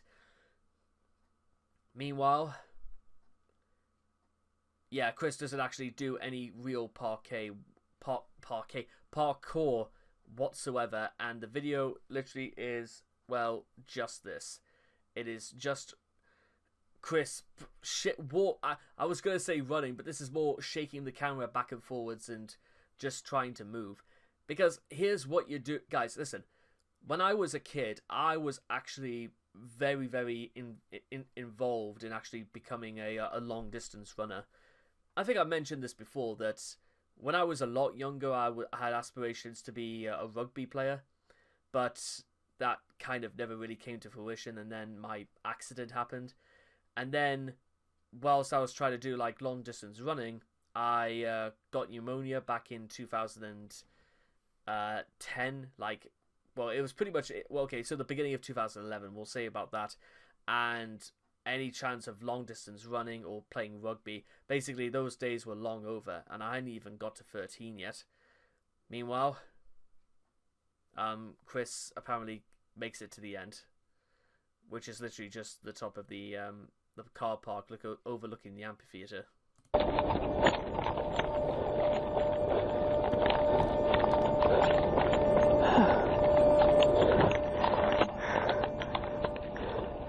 The amphitheater. So anyway, yeah. Why Chris didn't just think it would be a bit of a better idea to, I don't know, actually go to a gym and actually try a treadmill for like a couple of weeks until you could actually know what your threshold for pacing and stuff like that is. Because the fact that Chris was trying to do this for parkour is one thing, but consider it, what do you suppose Chris's response would have been if he was asked to do a marathon? Probably not much, but what do I know? Anyway, during his run, Chris seemingly takes many breaks during cuts in the video. Given Chris's shape, many would consider this excusable. What makes this notable is that at the beginning, Chris states a belief that all runners do this. How many runners does Chris watch that would suggest this is just what happens? Anyway, jogging was a topic discussed by Chris and Casey quite often in their calls earlier that same year. Casey was quite bothered with Chris's lack in ability, criticizing him for only being able to jog for 3 minutes time in Casey Call 19, and in Casey Call 21, Chris claims that he has upped his jogging time to 5 minutes. Still unimpressed, Casey suggests that Chris ought to record himself running so that she could tell him how to improve. Chris makes the excuse that it would be difficult to film himself jogging due to the way he swings his arms. Casey replies that when jogging, one is supposed to keep their arms beside them. Well, anyway, some video game characters will swing their arms stretched out beside them while running. Yeah, but guy, that's but you know Bodicea would I had just like she that's not like how the chariots would do. That's not quite the same. Some video anyway. Regardless, when Casey suggests that Chris should at least set the camera in a stationary position and jog in front of it, Chris says that he will think about it and leaves it at that. Her father Matthew had a similar response when Chris mentioned this challenge to him. And bear in mind, we were still, even in 2009, we were still at least 4 years away from GoPros attached to like bicycle helmets being all the rage for runners. So be it though. Volleyball. One of the sports that Chris is supposedly so skilled at in our sister dimension is volleyball. This was claimed post-transition, which makes one wonder if Chris saying this was influenced by an aforementioned comment made by Casey about volleyball being really a girl's sport after Chris described it playing it in high school as a boy thing. However, that is just speculation and cannot be confirmed. Other. My favourite sport. When Chris lists sports he's played, baseball is usually among them. Despite this, no stories of Chris playing baseball seem to exist. However, on an OkCupid profile, Chris claims that baseball sucks. That's quite the heel turn there. A similar situation exists regarding tennis, where we know that Chris took a class on the game in college, but that is it. As for esports, Chris has only gotten into competitive games online relatively recently, as of the Revelation saga, with Tetris 99 being a favourite since just before the jail saga. He also took ice skating classes in both college and high school, and would occasionally swim and weightlift at his local YMCA. Fair enough. I don't really know what else I meant to say apart from that. So, moving on. Chris the sports fan. Like all fandoms, or at least those, not infamous enough to be blown up to epic proportions, Being a sports fan can be an important part of someone's identity. Many fans will attempt to follow their team as they travel large distances to play against other teams, and rivalries between teams will often extend to their fans. While it would be very entertaining to watch Chris give a Chop Chop Master Onion's Rap Showdown-esque rant about the University of Virginia Cavaliers were robbed of an important win by the referees, Chris is not as passionate as these aforementioned fans about many things other than Vidya, his delusions, and hanky-panky. That said, Chris has expressed interest in consuming sports-related media throughout the years. Maybe they were all turfed out or burnt up in the house fire. Which is kind of... Yeah, Chris never really struck me as like... Again, maybe I could be wrong about this, but Chris seems rather okay in his lane in terms of the things he knows he likes and the things that he wouldn't attempt twice with. So, fair enough, I guess. Anyway, attending live sports. As said water boy in high school, Chris would have the opportunity to see plenty of action on the basketball court. In fact, given Chris's work ethic, one may assume that Chris would spend more time watching the game, if you will, than performing his active duties. While that is not outside the realm of possibility, if he did, he never saw anything worth remembering to him. As in Mailbag 28, he was asked in a letter if he had any basketball stories, among other questions. His response is to ignore this part of the letter. What a dick. Regardless, during in a message on The Place from October 2020, Chris would cite his time as manager as an exception to the rule of him not being really big into watching sports. In May 2010, Chris won 4 tickets to Extreme Action Sports, a motorsports event held in the John Paul Jones Arena. He attempted to find 3 people to attend with him. However, he would say in the Greene County Conspiracy video that none of his friends were available. While many would consider this happening to be a reason to simply stay at home, Chris would attend anyway, sitting next to a lovey-dovey couple, who he supposed tried to be friendly afterwards. And Chris does not say whether he enjoyed the event itself to any degree, but his video about the subject makes it clear that being there was, well, alone was quite disappointing. And I don't really feel like it was brought about if Chris ever went to attend like a sports event ever again after that. Not even winning these things in a contest. Anyway, keeping up with sports. Chris was referenced watching football on TV a number of times. In October 2011, Chris listed a Panasonic 32-inch color television on Craigslist, and in the description noted that it defined Super Bowl Sunday, as well as Thanksgiving football watching. It may be worth noting that Bob's alma mater, Auburn University, traditionally plays football against its main rival, the University of Alabama, around Thanksgiving.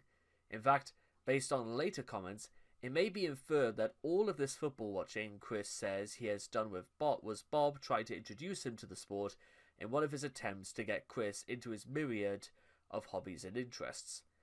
In a Place chat from October 2020, Chris says that he is not particularly interested in watching sports when asked if he keeps up with college football. Ironically enough, this question was prompted when Chris brought up at the time head of football coaching for the aforementioned University of Alabama, Nick Saban, who had been diagnosed with COVID-19. A similar sentiment would be shared in a somewhat confusing Twitter post from the 7th of February 2021 about Super Bowl 45. Chris, role-playing as Rosechu, because fuck me, we have to bring this out again, claims that Chris is not much into football, or sports in general. Rosechu, however, is implied to enjoy football and perhaps even plays football himself. Hey y'all, just a quick note, since it is Super Bowl 2021 today, Chris is not into watching football and sports games that much, so Super Bowl is not a big thing for her. Not gonna be watching it. Me, however, we actually play and practice our sport activities back home. Lightning. GIF of Charlie Brown trying to kick a football while the text saying, "Are you ready for some football?" Good to know that Cwiki had to add that in. It was so integral to the story. Whether this means that Chris would be watching the Super Bowl as part of his Solitude roleplay, that Solitude would watch it if not supposedly being in the real world inside Chris's body, or anything else is not exactly clear. In November 2023, a live stream in which Chris also said that he was role-playing, but this time as Jesus Christ.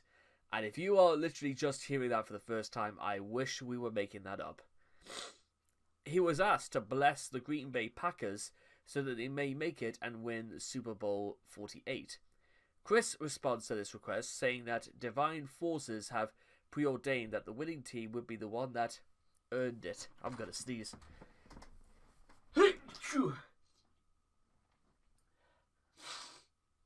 Oh dear.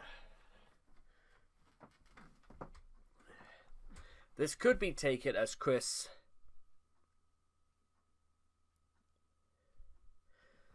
No, I'm gonna sneeze again.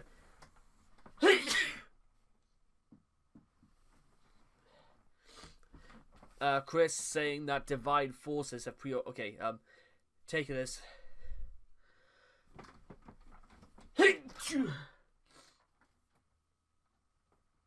Ah.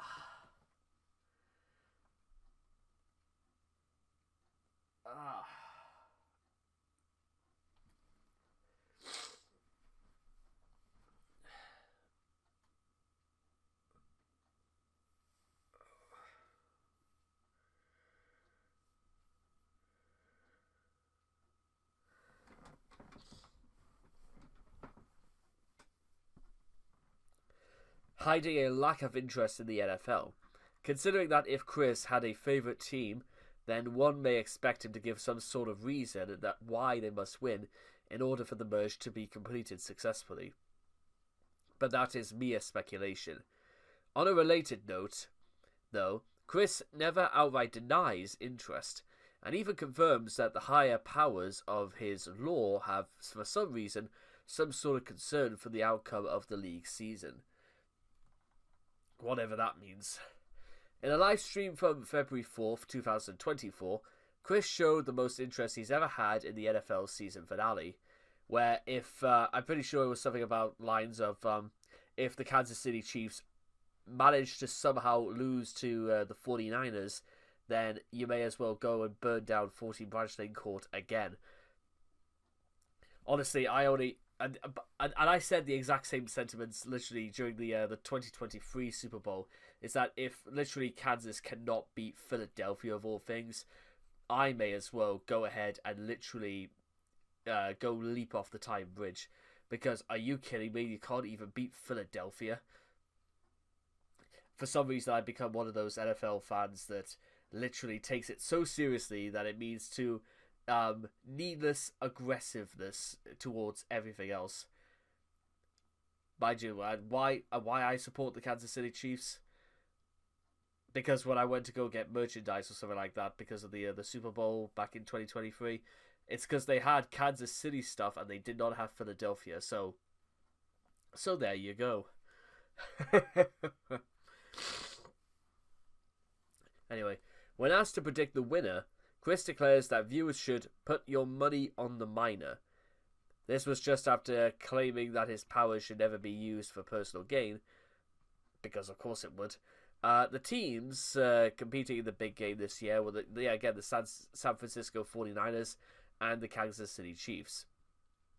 And I know one of their guys, Kelsey or whatever, I know he may be banging Taylor Swift or something like that, but, well, no pressure then, son, if you lose. And there has never been an NFL team called the Miners. That said, it's easy to assume Chris was referring to the 49ers, and that San Francisco fans could go ahead and start planning their victory celebrations, knowing that their goddess Blueheart had declared their glorious destiny. San Francisco was defeated 22-25, so yeah, I'd ask for my money back and I didn't even bet anything. Consuming sports merchandise. Some of the video games Chris owns are sports-related based. While it is understood that Chris will sometimes buy games and never play them, we do know that Chris was apparently relatively devoted to one of these said sports titles, such as Rusty's Real Deal Baseball, was a freemium game available on the Nintendo 3DS eShop. In this game, the player is able to purchase minigames themed around baseball for real money.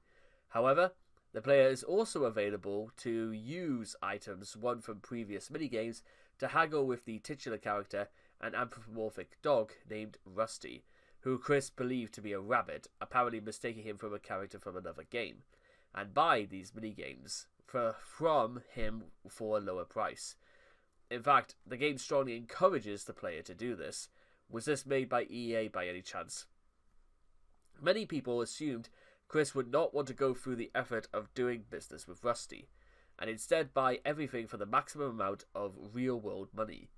This led to a rumour that Chris may have been the first person to encounter Pappy Van Poodle, a character who would show up and give Rusty the items that the player was supposed to give him so that the story can progress. Because who the hell is going to be that stupid enough to actually just give real-world money into mini games on a video game called Rusty's Real Deal Baseball? In May of 2019, Chris would be interviewed by YouTuber Nick Robinson for this reason. The rumour would turn out to be false, as Chris did in fact negotiate with Rusty for the lower prices. Regardless, it is still known from the Nintendo employee leak that Chris bought all of the minigames, meaning he put at least $16 into the game to buy 9 minigames.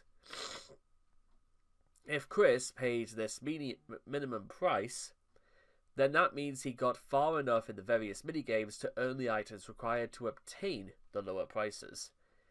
In Chris's infamous LEGO Manchester High School video, 2 of the minifigure characters shown attending the school are the official red cheerleader and blue cheerleader.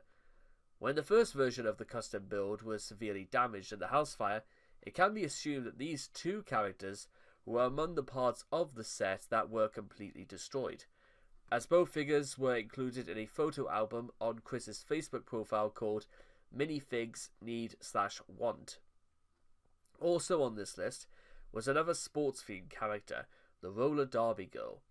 The 2 cheerleaders are the only figures that feel in place in Chris's original Manchester High, as we never see any football or basketball players. However, it is known that the second iteration of the build was much more expansive, I should say.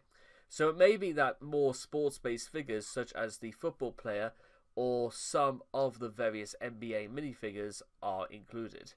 If so, they are not shown in Chris's photos of the rebuild of his Rebrick profile.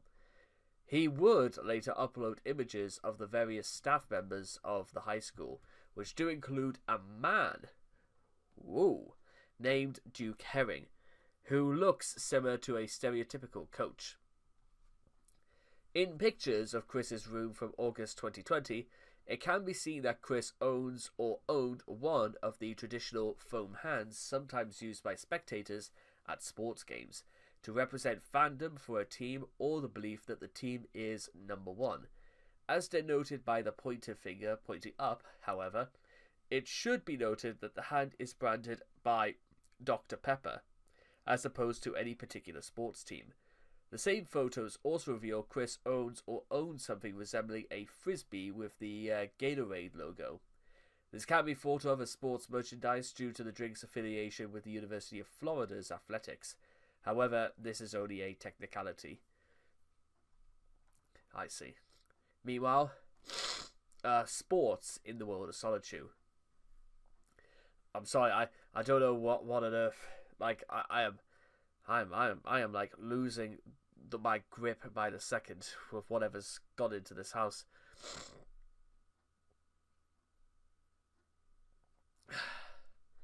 The most obvious example of sports playing in Solitude canon is Bionic the Hedgehog. Chris created 2 origin stories for Bionic, but both involve basketball. The simpler of the stories, found on the Wikipedia, says that Bionic was lost due to time travel shenanigans, before returning safely to the present day. Bionic learned his iconic basketball skills, as well as how to talk to women. In the other version, Bionic fell into a portal as a child and ended up in a world full of basketball players, but returned several years later. According to Chris, Bionic can score over 100 baskets in a single game. LeBron James, the highest scoring player in the NBA, averages 27.1 points per game. I see. Even if Bionic is only shooting 1-point shots, he is vastly outscoring not only one of the greatest basketball players of all time, but even entire teams' worth of players in most cases. Whether this is incredibly impressive or incredibly unrealistic is up for the reader's interpretation. The second one. Instances of Bionic playing his signature game include the opening of Sonic 7, in which he, Chris, and Meg Chan are talking amongst themselves on Manchester High's basketball court. Bionic is shown to be shooting some hoops, although it's unclear if Chris and Meg Chan are meant to be playing with him. On the cover of Sonic 9, Bionic is shown performing a dunk, which in basketball is generally considered to be an impressive move. Bionic also uses a basketball as a weapon in his very first appearance in Sonic issue 6, using it to defeat Redknack, and again to distract Giovanni, who was attempting to force Sonic to make Redknack mayor of Quickville.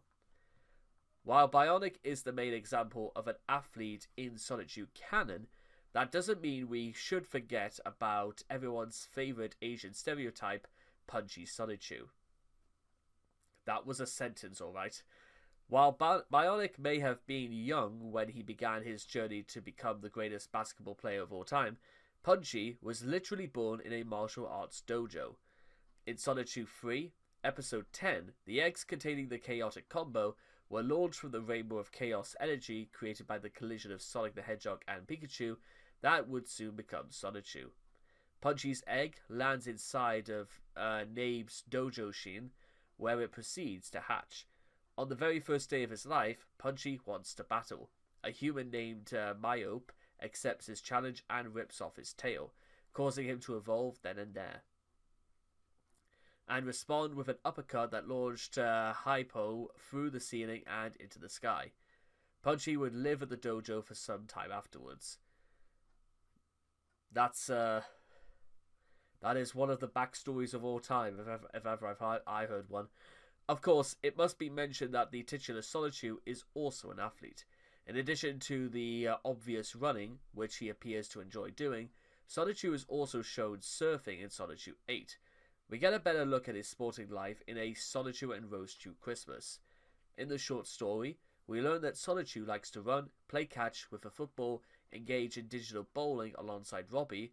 It is not clear if Sarah or Christine are invited to join, or how Robbie's gender transition affected this aspect of their relationship. We might never know. The story also sees Robbie recalling that at some point, Sonic won a wrestling match.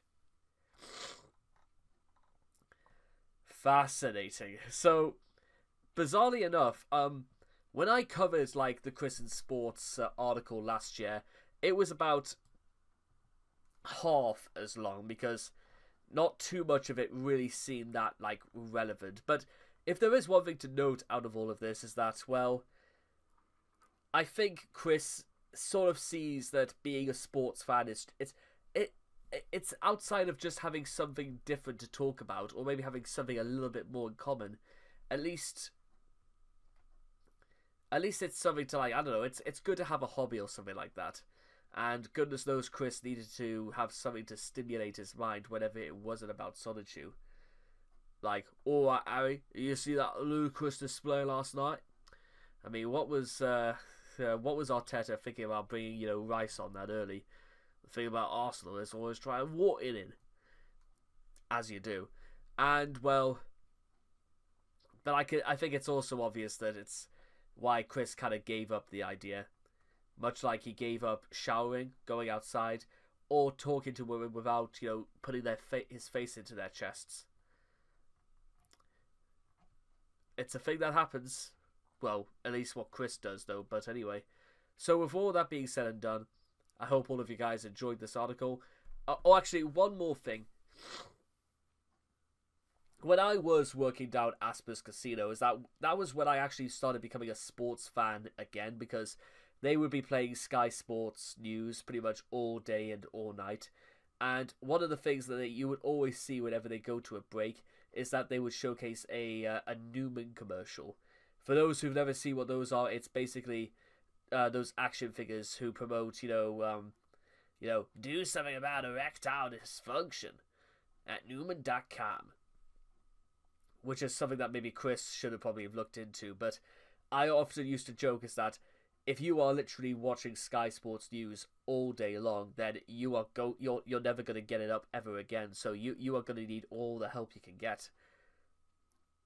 Just in case you thought you want to know, because who watches Sky Sports? There are people there who will watch Sky Sports News than watch an actual game, or actually go out and see their friends or the outside world. But there you are. And with all that being said and done, I'll see all of you guys again later.